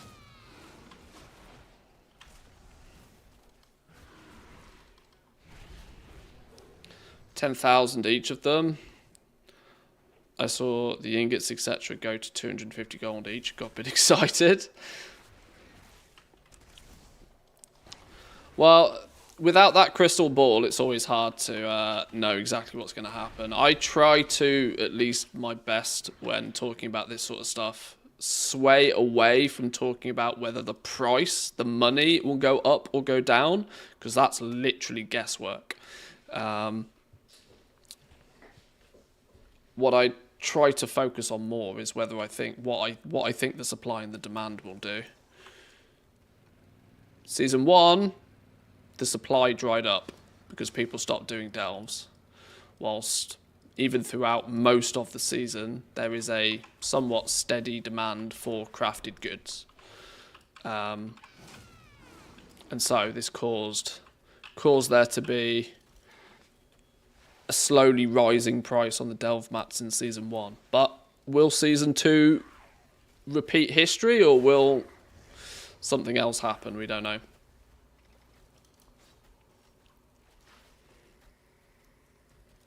Time to head out. Get a move on. Hey, I've hit enough treasures now. Beautiful. Let's go turn this one in then.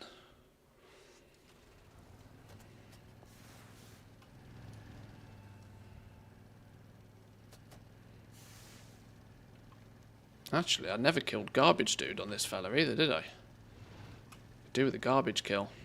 He's usually an easy rare kill. Wombo combo, because he's good for other reasons. Have I got something for you? There we go, 500 more rep.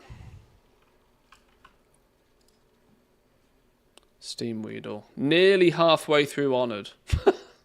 All that said and done, leveling these sub-factions up is going to be a hell of a job. Hell of a job. It's going to be hard enough graft doing one, never mind doing all 5 of the damn things. At least one of them's farmable. Where's the trash pile then? Over in Scrap Beak Land. Can we get there quick enough to at least get a tap on it?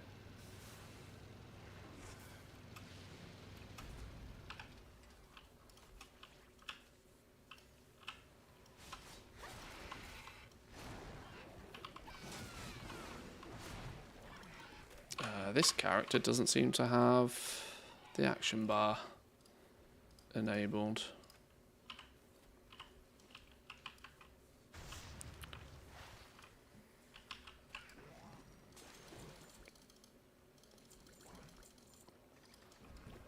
One minute left on this one. Finish it up.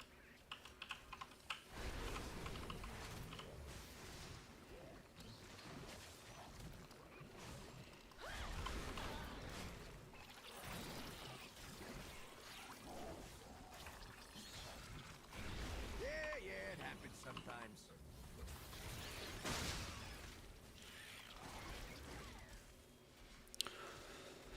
Go on, Galagio, spawn. Never lucky. Never spawns when you want him.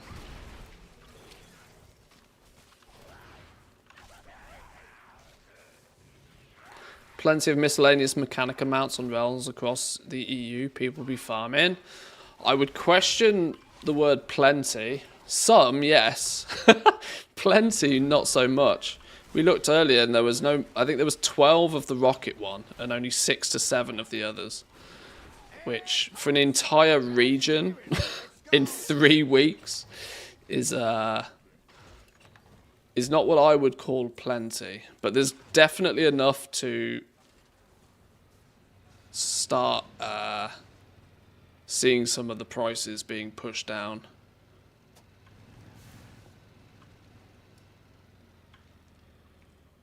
Where's the next trash pile going to be? Where is he going to be? Top left.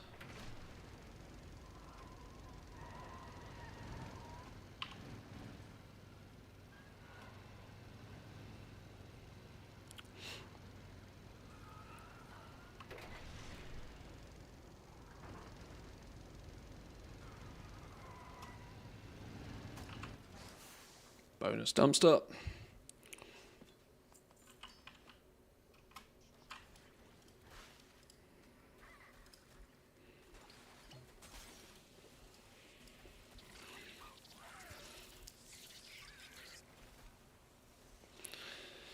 Trouble is, you get them out of the loot caches you open for brands experiencing the delves or farming nodes in delves, and then there's all the undercoins you build up, plus you can get them outside delves as well. Well, there's no difference there to what there was in Season 1. All of that was still true in Season 1, other than they were less prominently available outside the delves in Season 1. But what a lot of people are forgetting is that dirt piles gave you delve materials, right? And look how many people were farming dirt piles at the beginning for their professions. Now, a lot of people got real bored of that real quick, but the point still stands is that it's exactly the same with delve mats Season 2. So that landscape hasn't changed.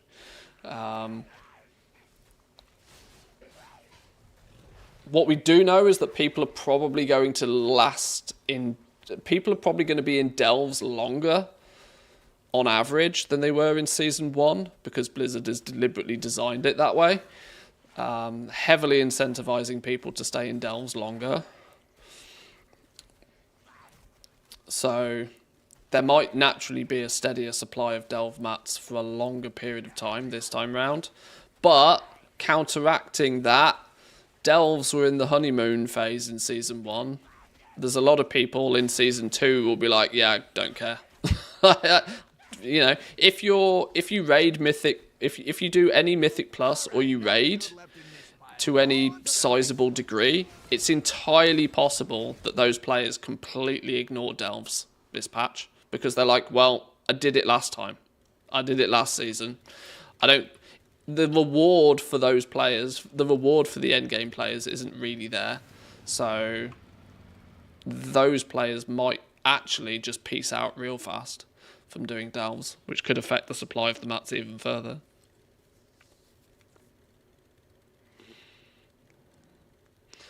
Like I said, no, we don't know for definite. We don't know for sure what will happen.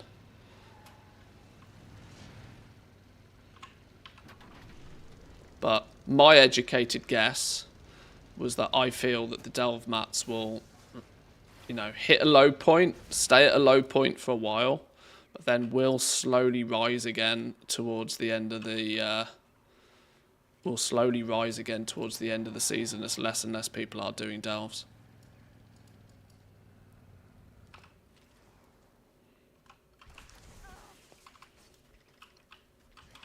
I entirely might be wrong, but we'll see. And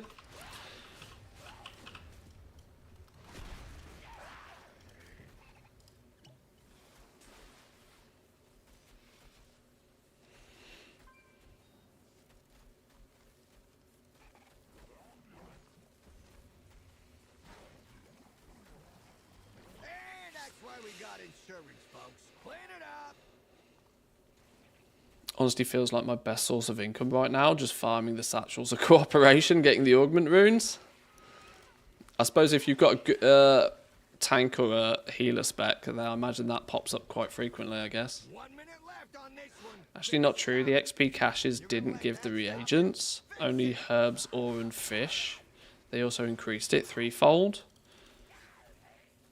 Well, it was the end. It was the end of Dungeon Run cache that gave you the mats in season 1. How's that different season 2? I mean, I guess you've got the Nemesis chest as well this time round. But that doesn't change the fact that there'll come a point where people just won't be running delves. It'll mean that whilst there is supply now, that supply will be greater for as long as that supply lasts. Like, my main point with this, more than anything, is there'll come a point where people just stop doing delves. And then it doesn't matter if they give you 1, 10, or 1 million. Like, if people don't do the delves, those mats won't exist. Realise the Dark Fuse Solutions rep also has a trove after hitting Exalted, and the boxes drop Mechanica, which means getting Exalted can really help with Mechanica farming. Yep.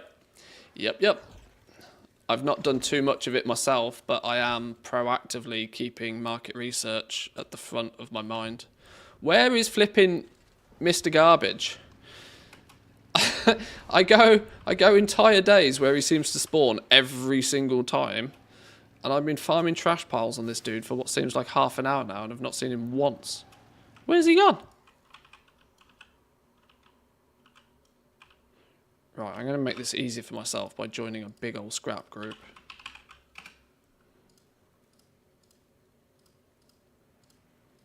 Not that I think that it makes any real significant difference, but at least it means everyone is going to be guaranteed 500 with very little effort.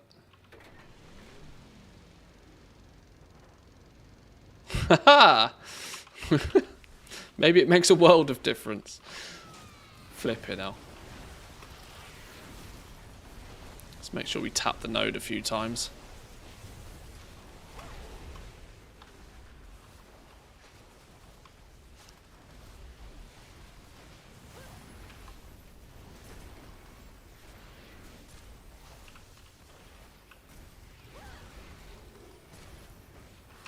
You get mats from the mislaid curiosities. You can get up to 3 of any delve reagent, tinderboxes included.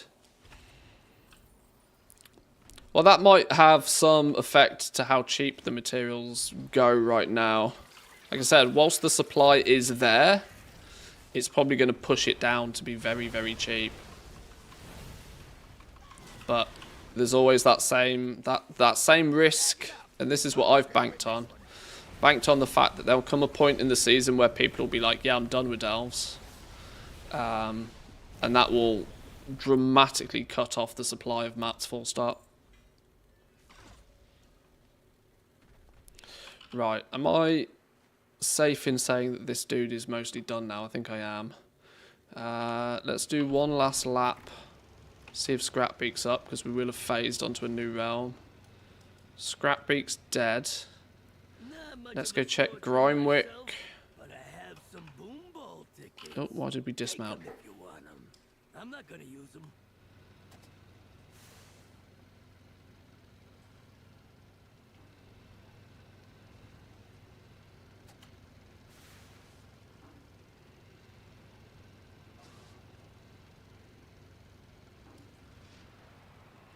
Grimewick's also just dead. Wow, this is one of those never lucky days.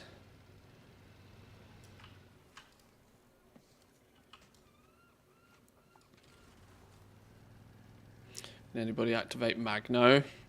I can't, unfortunately. I have had some luck, like just making a group though, for these rares. Not a lot of luck, mind, but I have had some. Right, let's go turn in the trash quest for the week.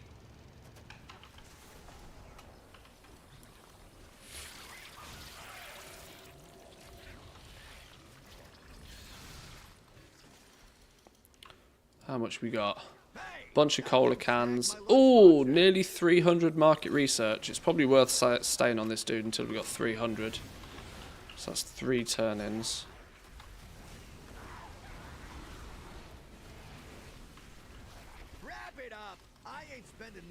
No, I do Galagio, or no, Giovanni or whatever his name is. I do the one down in the VAT Works this week. Steam Weedle.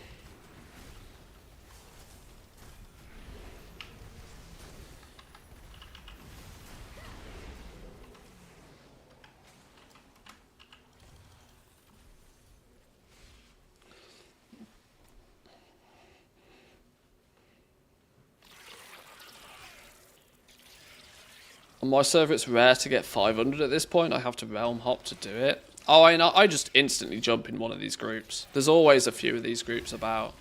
And these hit 500 easy peasy every time.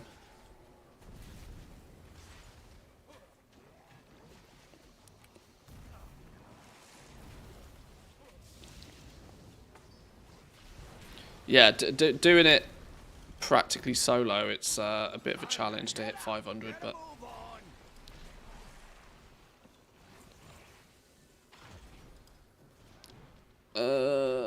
288. We need to do one more pile of trash, don't we? Then we'll hit 300. Then that's worth turning in. One more trash pile. Where are we off to?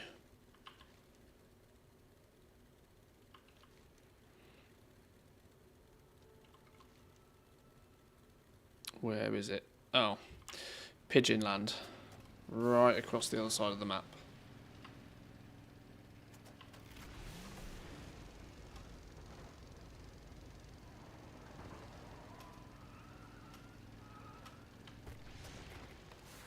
Oh, flipping hell. There are still some things you can collide with.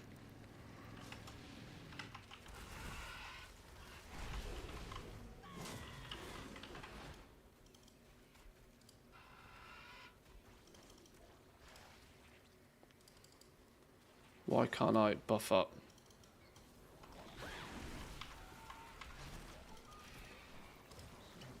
There we go.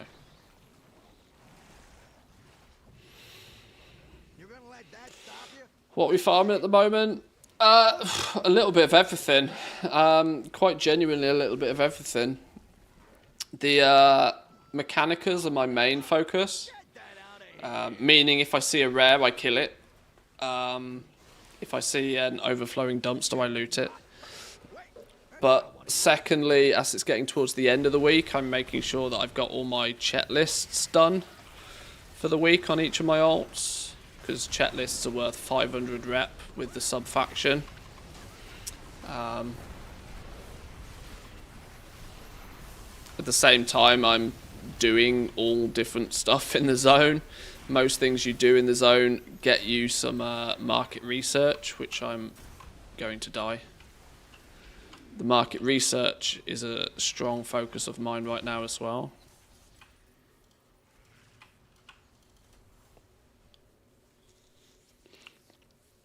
So yeah, TLDR, a little bit of everything.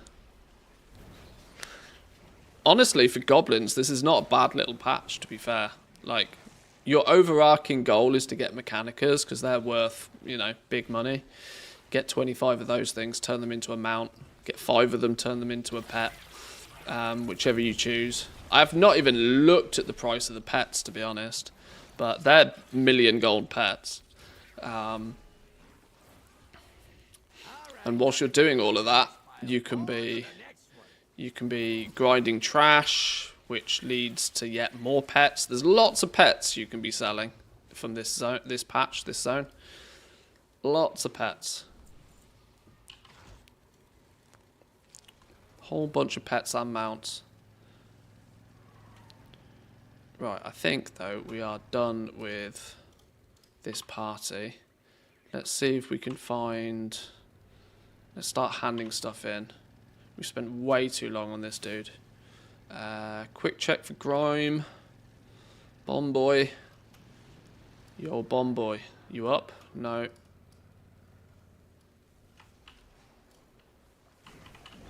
Tap this a few times.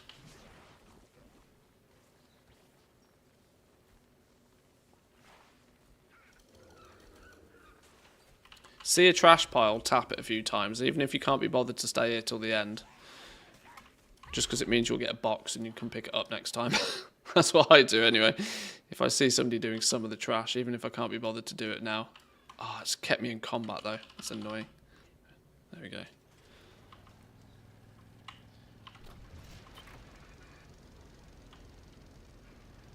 Let's go hand in our Dark Fuse rep.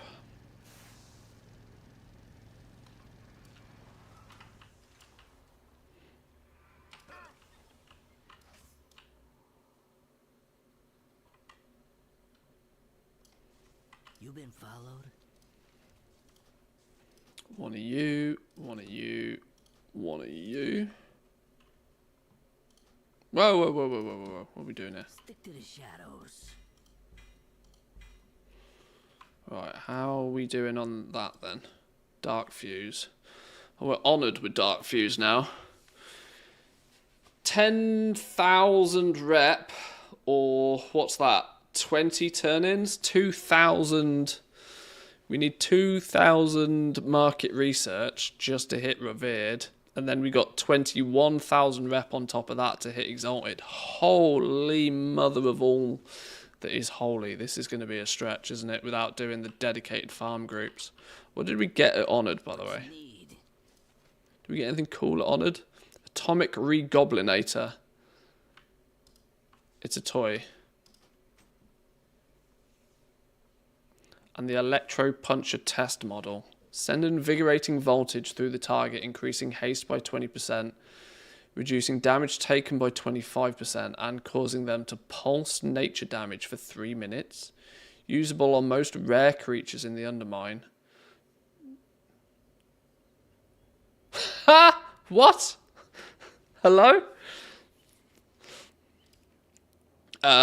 Really? What's going on here?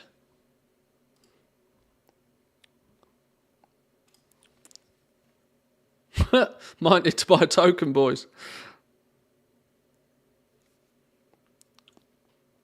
Saving my market research turn-ins for when the Dark Moon Fair hits. I hope to have it done yes, that's not a bad move. I hope to have it done way before that, though. Just let me log back in again. What's going on?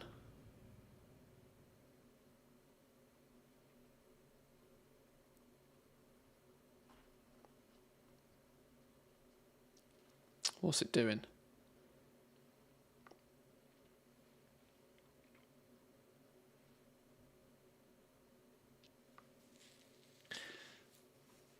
Maybe it was telling me it's time for some food. Okay. Don't know why it disconnected me there, telling me I was out of game time when I'm clearly not. Odd.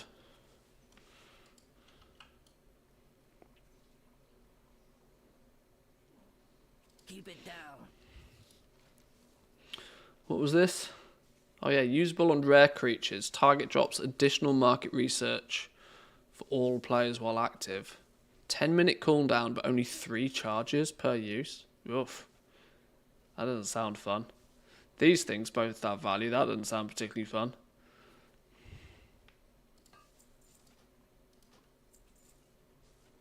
Stick to the shadows. Atomic Regoblinator. Deploy a device that will temporarily goblinate anybody you convince to step on it. 12-hour cooldown? Should we just go put it in the... drop it in the hotel, see what happens?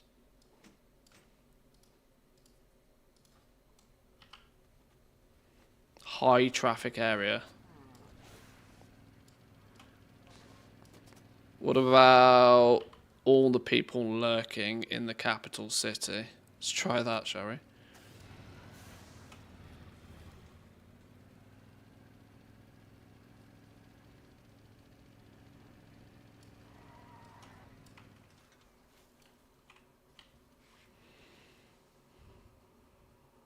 Makes people become new potential followers, if only.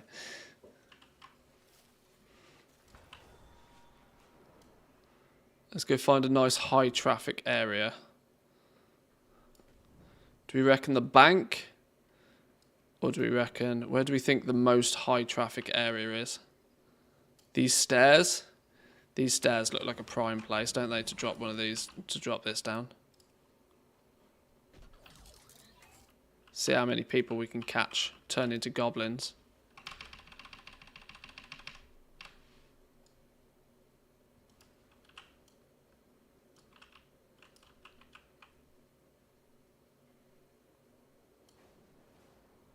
Nobody's standing on my trap.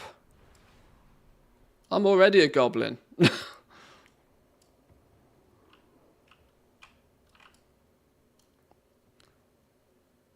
Shaman ran over it. Shaman's a wolf. You're already a goblin. Ha! You got goblined. You got goblined, and you don't know what happened. You got We're turning the whole server into goblins. We're slowly turning the whole server into goblins.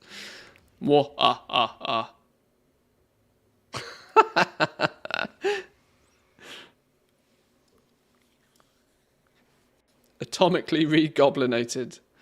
Experiencing the world from a new perspective. Okay. That's quite amusing.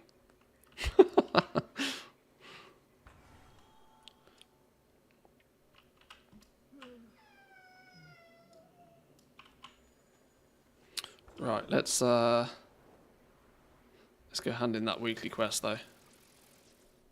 Put it in front of the vault, be funny on reset day. Oh, I bet you can actually, yeah, that's probably a good way. On Wednesday, yeah.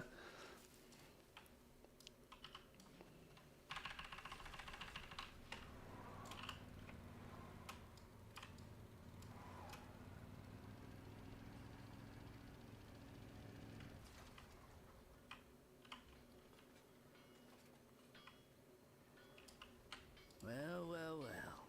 I'll miss you. Interesting.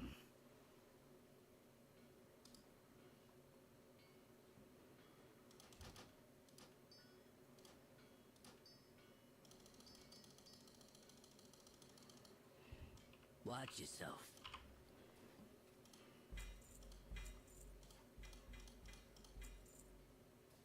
Nada. Bunch of Alistones, bunch of resonance crystals.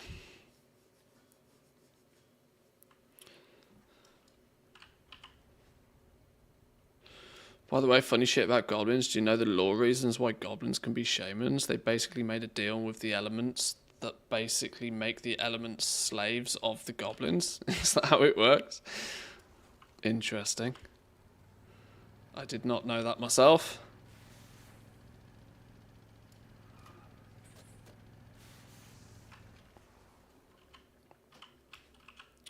Right.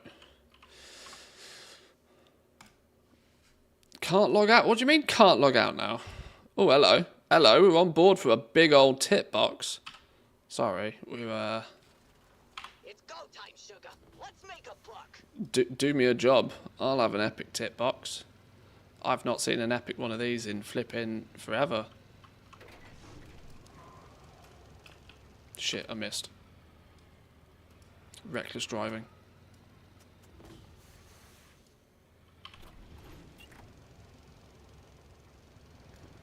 You did the job, and you didn't total your car. I call that a success. Yay, an epic tip box. And it completed my Urge to Surge quest. Winning.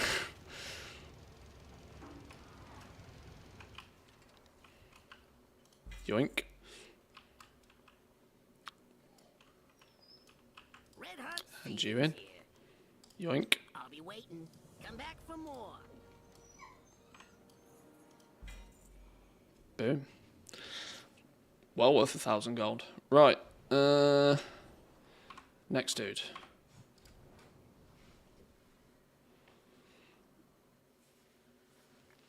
Did you kill Zekfir last season? This time it's a very goblin-esque mount. It's like gold, isn't it, this time? It does mean I kind of probably do, should, and probably will this time round. I've not yet, though. I'm not going to smash my head against the keyboard until I've got a reasonable amount of gear.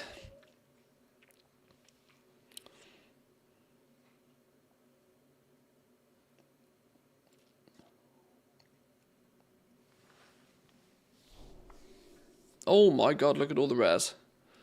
What's going on here? That can't be true. I do not believe there's that many rares up on my server. Well, it's a good start. One is at least.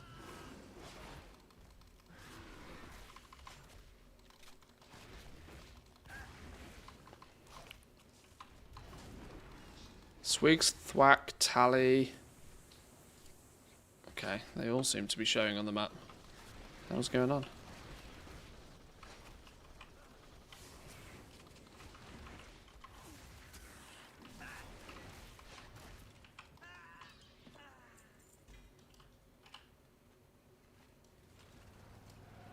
It's Tally Atch. Oh my god. Literally 2 for 2. Take it.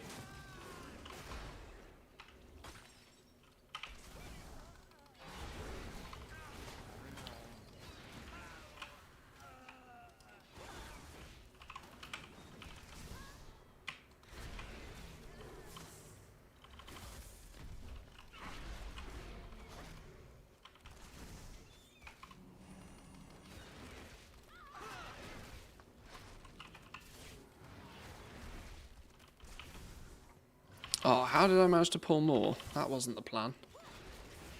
'Twas not the plan at all.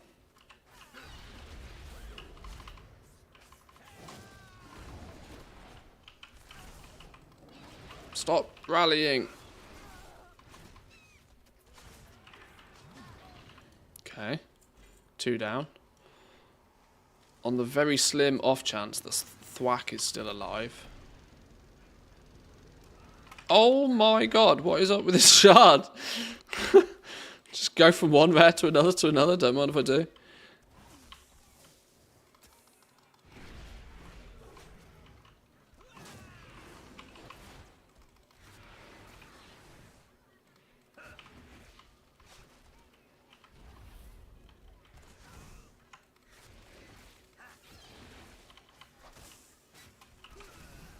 Oi, bug off, mate.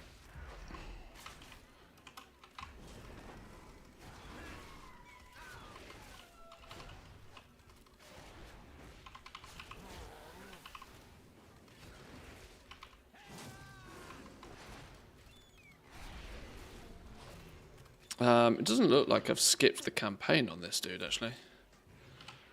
Okay, can we take a breather for a minute? If we stopped killing rares for a second. Do we have a checklist? Let's go back to basics. Yes. What have we done? 3 things. What do we still need to do? Side gig, fishing, battle pets, or delve? Well, side gig it is then, right? Side gig it is.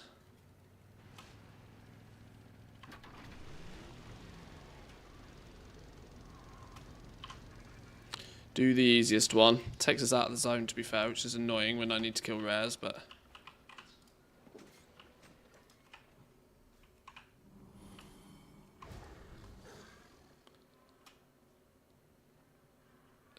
which one of you is an easy one? Feeling crabby. Crab meat. Crab meat. Just do that one. I'm not doing the rest.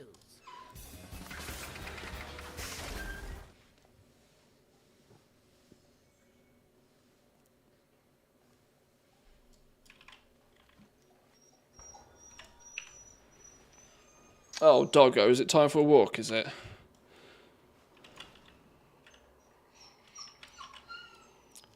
She says yes.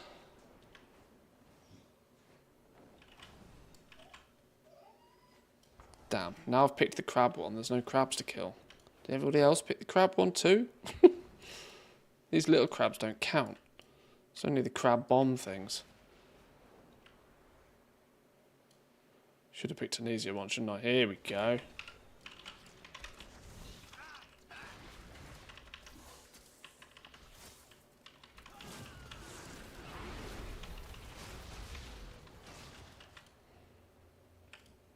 Oh, 13. Don't I need 15? Oh, son of a...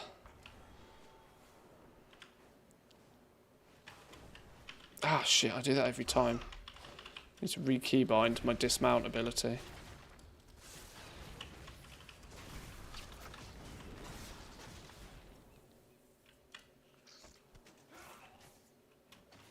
Here we go. Let's turn in some crab meat.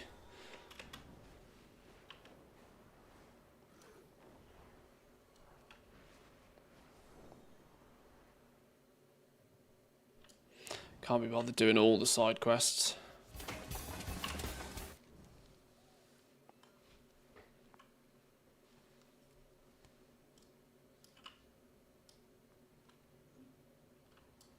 What brings ya? Hurry back. Yoink. Hurry back. Off with you then. Beautiful. Let's go turn you in.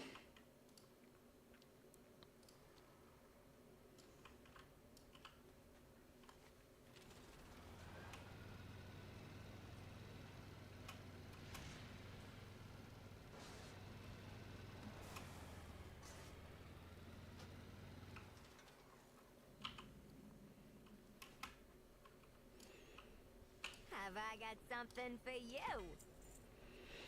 Okay. Yeah, it's like I don't know who this faction is yet. Requires honoured reputation with the Steamweedle cartel in the Undermine. But it's Stopping by. it's Warbound rep. So it's like I am, but I'm not. So there's clearly some prerequisites that I need to do to open up these on alts even. And if I skip the campaign, it doesn't seem to do it. It seems broken somehow.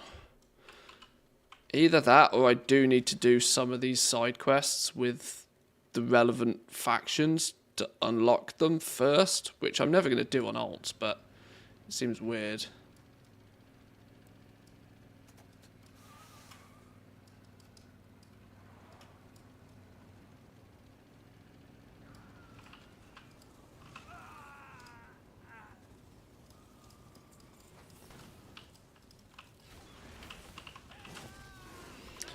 Right, we need to kill some rares though.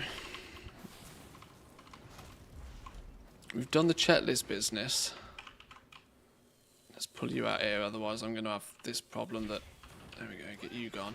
There's a dumpster over there.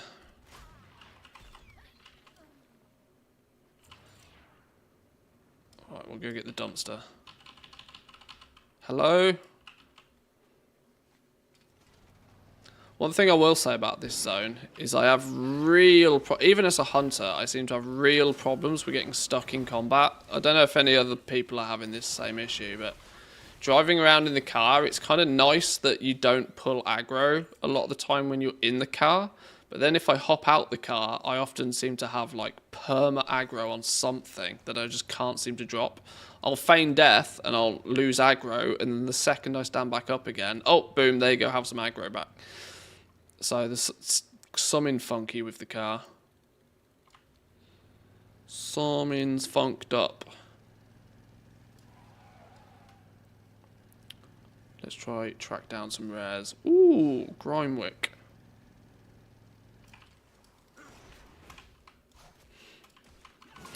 Part of me wants to like, I want 2 of these as my pets.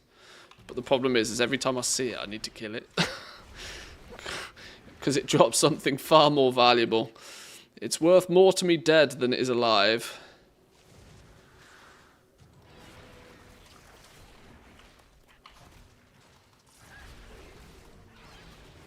You'd think Blizzard fixed being stuck in combat after 20 years. You'd hope, wouldn't you?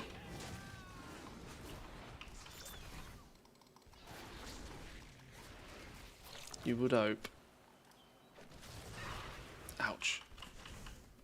Always stand too close to that. need to remember these characters are not very well geared.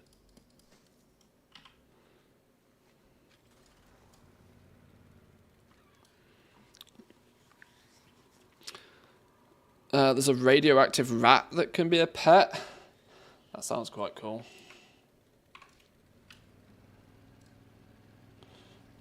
Talking of rats, let's go check Sal and then the rat pit.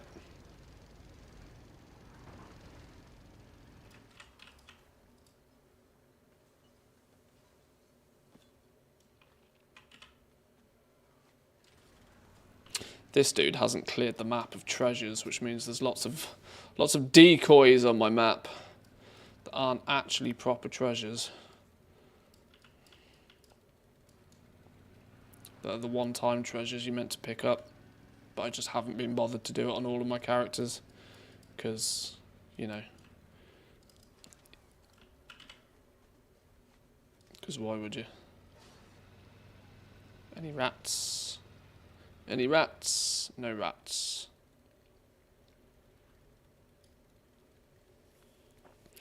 With the rep being account wide, can you go onto an alt and do the same thing over again, or once you kill a rare, you can't do it again on alt? Each rare. Okay, so this is where there are different rules for different things. As far as reputation is concerned, each rare is warband wide, so you can only kill a rare once a day for reputation. But each character, each one of your characters has a daily, or some of the rares at least, have a daily loot lockout. Some of the rares have a weekly loot lockout that is different to rep. So you got to remember that rep and loot works differently. So if you can only kill each rare once a day for reputation, but you still want to kill the rares as many times as you can on as many different alts as you can to give yourself the chance for more miscellaneous mechanica.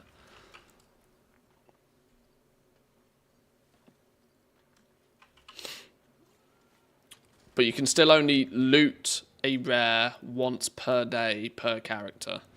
But the rep will only come the first time. It's one of these things where warbands has both made it easier and more complicated at the same time. Because now you just have to figure all of this shit out every single time rather than there being some generic rules.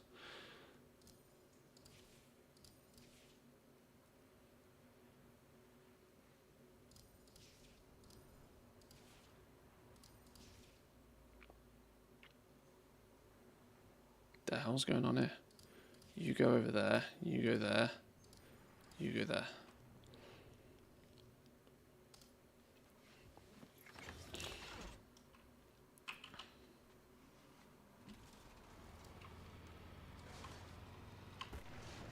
Oh, flipping hell. Boosted straight into a pole. Not much of a sportsman myself, but I have some boom ball tickets. Take them if you want them. I'm not gonna use them.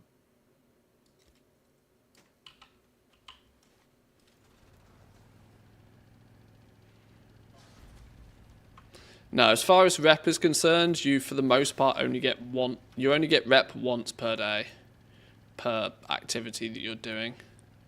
But the only way to push rep further is if you have alts and are willing to do the world quests in the new zone multiple times.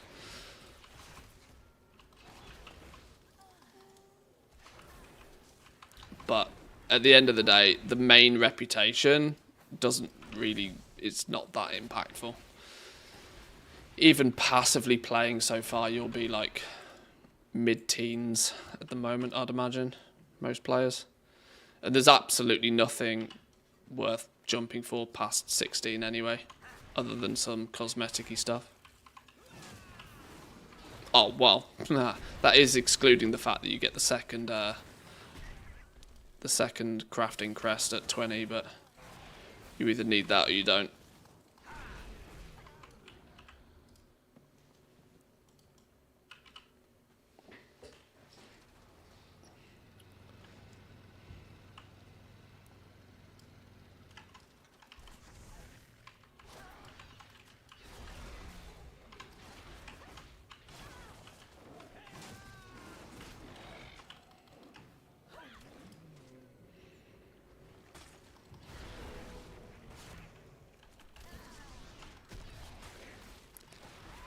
This is the difficulty running around with a 645 item level hunter, and then all my alts, which are like 605.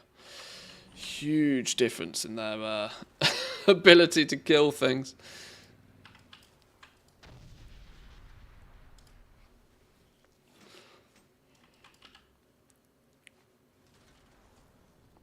Are there any lucrative recipes around 16? No. No, 16 gives you the profession knowledge books. That's literally it, I think. No, sorry, 16 oh yeah, 16 does give you the knowledge books. That's the last sort of profession-y kind of thing. Everything past 16 is just stuff. It's not really much of anything. Not from a goblin perspective.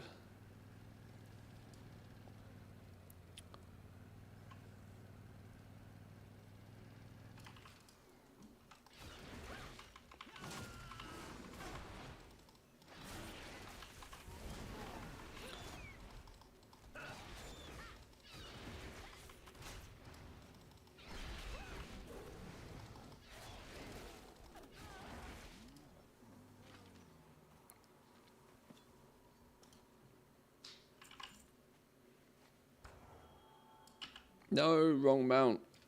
Dum dum.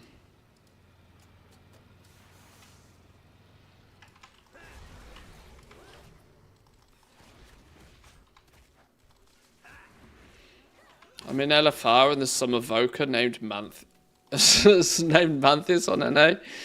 It's not me. He died, don't worry. Or it could be me then.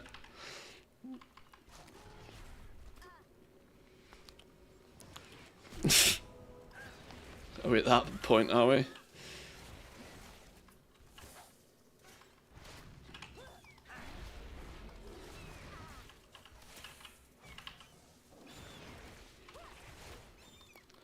I don't think I've got a single evoker, so it's definitely not me.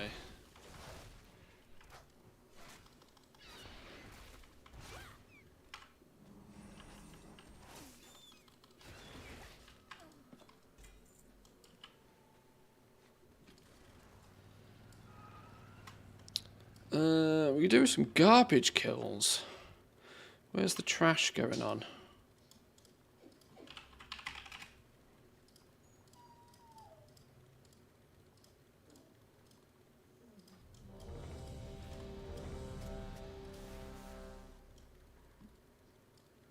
There's a party going on down here.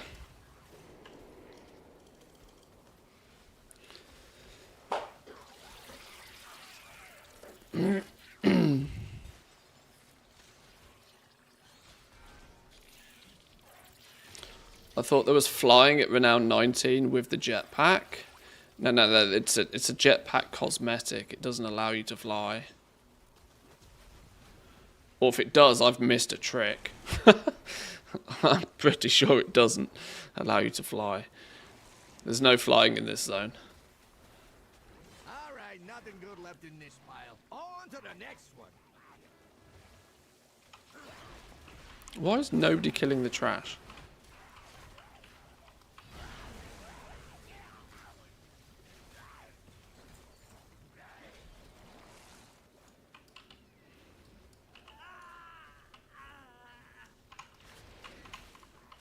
Alright, that's probably why. Because people can't be bothered to kill the trash, and if they don't get in combat in the first place, then they just leave the trash there. Absolute, but I know it's farming trash piles. But pick up your trash.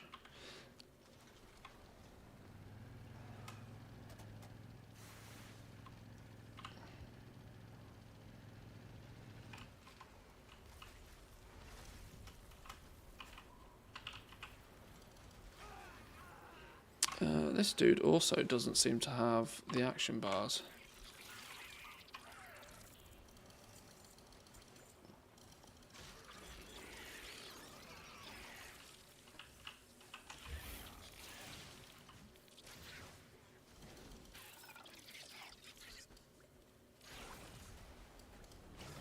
That's why we got insurance, folks. Clean it up. What we're doing at the moment, gold farming. We're just farming the new zone, basically, for a little bit of everything. I can't really put a title on exactly what it is we're doing, because we're just doing the new zone and everything that encompasses the new zone. Pretty much anything, from a Goblin perspective, anything that you're doing in this zone is slowly working towards making you more gold. Whether it be turning cans into for the chance of mounts, whether it be in a raid group, getting the mount, which you can then try and trade or sell to other people, whether you be farming rares for miscellaneous mechanics. Literally all of it slowly but surely works towards gold making in some way, which is why I can't really put a this is what I'm doing, because I'm trying to multitask really.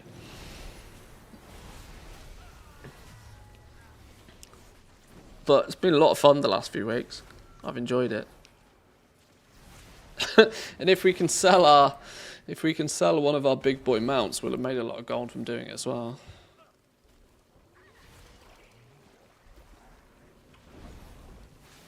Oh, that's the last. That's one of the last pieces of mog I need in the zone.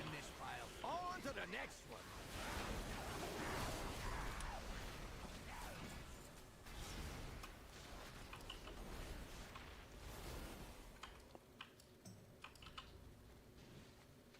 So much stuff to do when you first enter. Well, that's what you want, though, right? Like,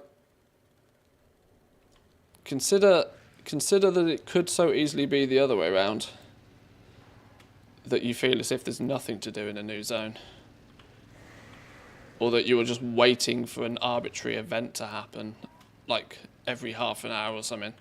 Like the gameplay loop of this zone is much better than what they've done in past zones.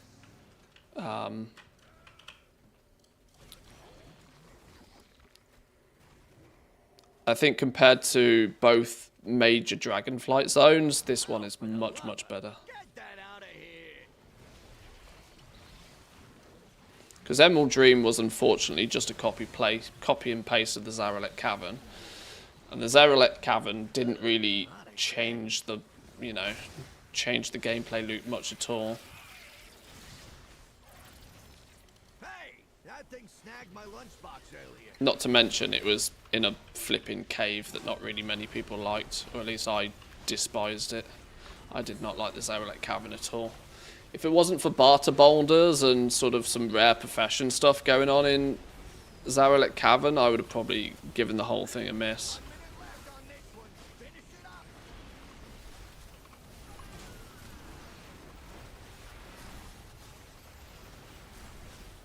And the Emerald Dream just was an absolute copy-paste, which was not for me, really.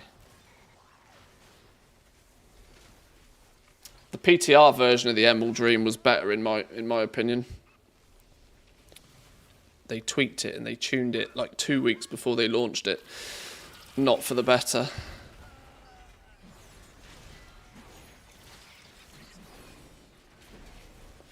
Just want everything to open up after the main story. Took me 3 days to finish it because there were so many distractions on the map.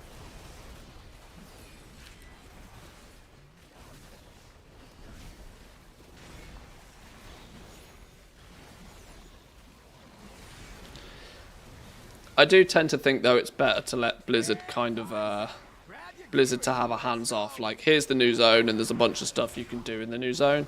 If they told you that you have to do the campaign before then it opens up, then that just forces most players to zerg through the campaign to just open to get the stuff they, it's, in my opinion, not a great way to do it. I can see why it would funnel you into doing this and then this, but it's not up to, if you get distracted by squirrels, that's on you. I know I suffer from it massively, but it's meant that, what we're in now, this is nearly the end of the 3rd week, and I've barely left this new zone. There's plenty of stuff to keep me busy.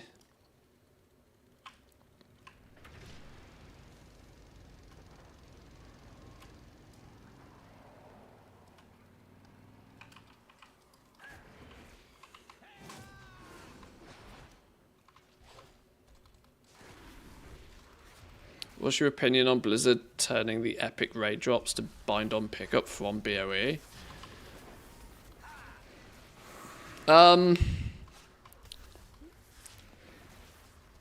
tend not to have that many opinions on this sort of stuff. I think, while Blizzard have claimed that turning them all bind on pickup was a mistake,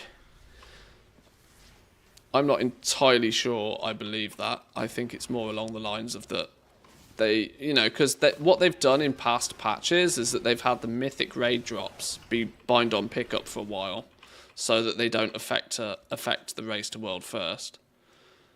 And for whatever reason, probably because of good old copy paste, that change wasn't implemented this time round, and so BOEs were dropping.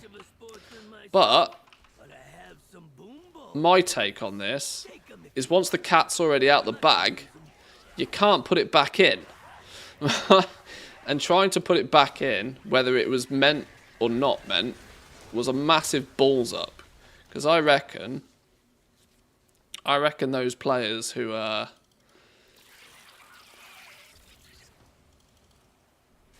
sold those BOEs initially, or heaven forbid, those people that bought those early BOEs and were trying to flip them, that had them all then turned bind on. It's just a shit show. Once the cat's out the bag, they should have gone, oh, well, you know what? Whoops, we forgot this time. Have some BOEs, right? They've made the mistake already. You know, the point is don't make the same mistake. But I think they need to be bind on pickup, and after the race to world first, then turn them BOE. I think that's. I don't care how. I genuinely don't care how much the race to world first guilds spend on BOEs. To be honest, I don't care. Like, look how much gold they spend on things like splits anyway. They used to have an absolutely ludicrous expenditure on buying these BOEs. Now, at the end of the day, all that gold is going into pockets of the regular players. It's like, I don't see what the problem. I don't personally see what the problem is. That's it for me. It's just one of those things that's like, Blizzard's clearly not designing the game for the race to world first, are they? No, of course not. But all right, we're going to make BOEs bind on pickup for an arbitrary amount of time until we think that it's okay to make them BOE again. It's just dumb. Oh, for the lover, get that out of here.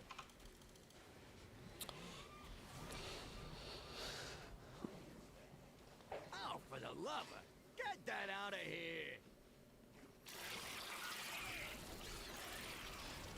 It was, yeah, my take is it was clearly some intern that was like, oh shit, all these BOEs are out there, quick, make them bind on pickup. And then somebody more senior came in the day after, or noticed it had happened, and was like, oh shit, you can't be doing that, reverse. You know? It seemed like the donut boy got his hands on the code somehow and ballsed up. And of course Blizzard is going to come out and say, oh, well, it was an accident, it was, you know, with another hotfix, it was never meant to happen. Yeah, that's just PR. I think some knee-jerk reaction to there being BOEs when somebody thought there shouldn't be caused a whoopsie. But in the world of business, you will do whatever the fucking hell you need to do to save face. It's ridiculous. Because making a mistake displays weakness, and displaying weakness causes your stock price to go down. It's all a big follow the money. Shall we talk about the time billions of gold went missing from guild banks and Blizzard said nothing? Yeah, that in itself was pretty wild. Shovels down. We'll come back to this one later. How much market research have we got? 229. I can't be bothered to grind that to 300. Let's just turn this dude's in.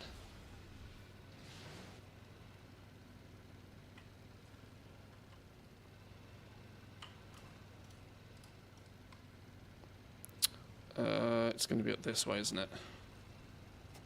Is that actually Sal? Aha, it is. Yoink.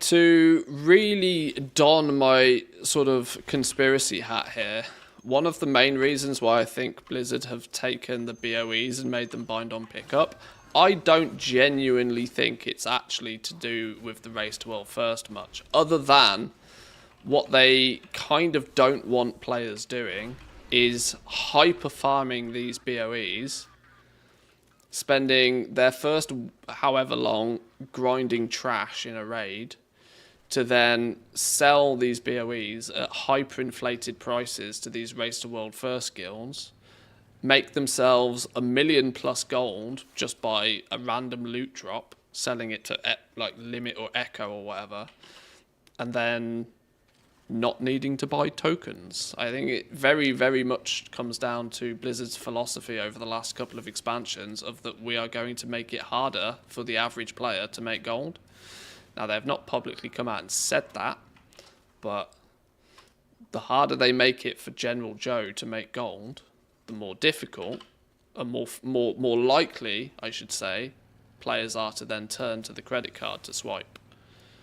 And mythic BOEs, or big-time BOEs at the beginning of a patch in general, can provide a bunch of players a huge, great big cash injection straight out the pockets of these Race to World First guilds, who will basically pay anything they absolutely have to.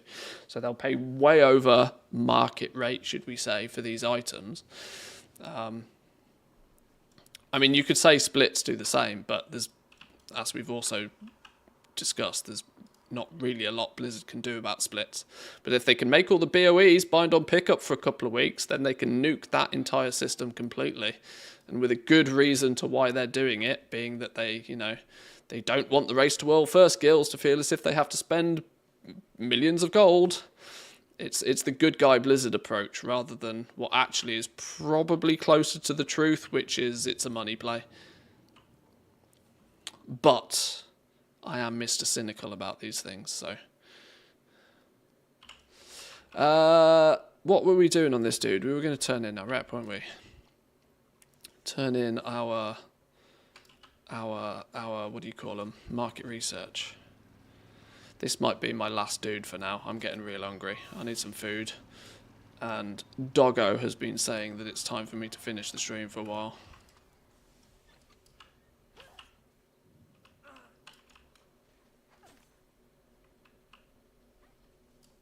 You been followed?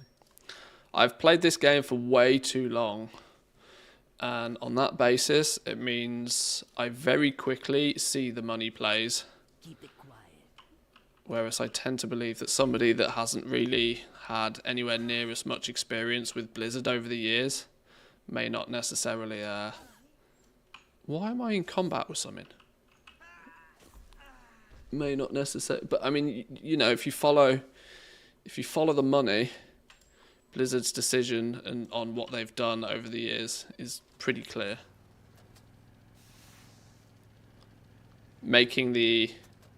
Building out the Apple-esque ecosystem with your WoW subscription. As long as you have your subscription, you can play Classic, you can play Season of Discovery, you can play Retail. As long as you have your subscription and are playing a World of Warcraft game, they're now happy. For years, they were constantly pushing engagement. You must not drop your sub. You must play Retail 24 hours a day. They've sort of toned back on that a little bit because they have other offerings, but you're still paying your monthly sub. And as long as you're still paying your monthly sub, they're happy. So the whole valuing players' time, which was a big thing towards the end of Shadowlands, is both partly true, but they value players' time as long as you're playing World of Warcraft in some form. Whether it be whichever version of their game, they don't mind, but This is why they're a little bit more flexible with allowing you to jump between retail and classic and all of that sort of stuff. That's how it feels to me anyway. Right, this dude is... Doggo is here waiting for me, look. You waiting for me? Yeah. I think it's time to take the doggos out for a spin. It's time to go to the store, grab me some coffee, and maybe get some food. Boys and girls, thank you all for joining today. I appreciate it. We will be... She's listening. We will be back tomorrow. Yes, doggo. Yes, wait a minute. 1 minute. 1 minute. Let me say goodbye to the boys and girls. I gotta go. Enjoy the rest of your day. Come say hi on the Discord. Appreciate you stopping by. I'll see you all next time. Peace.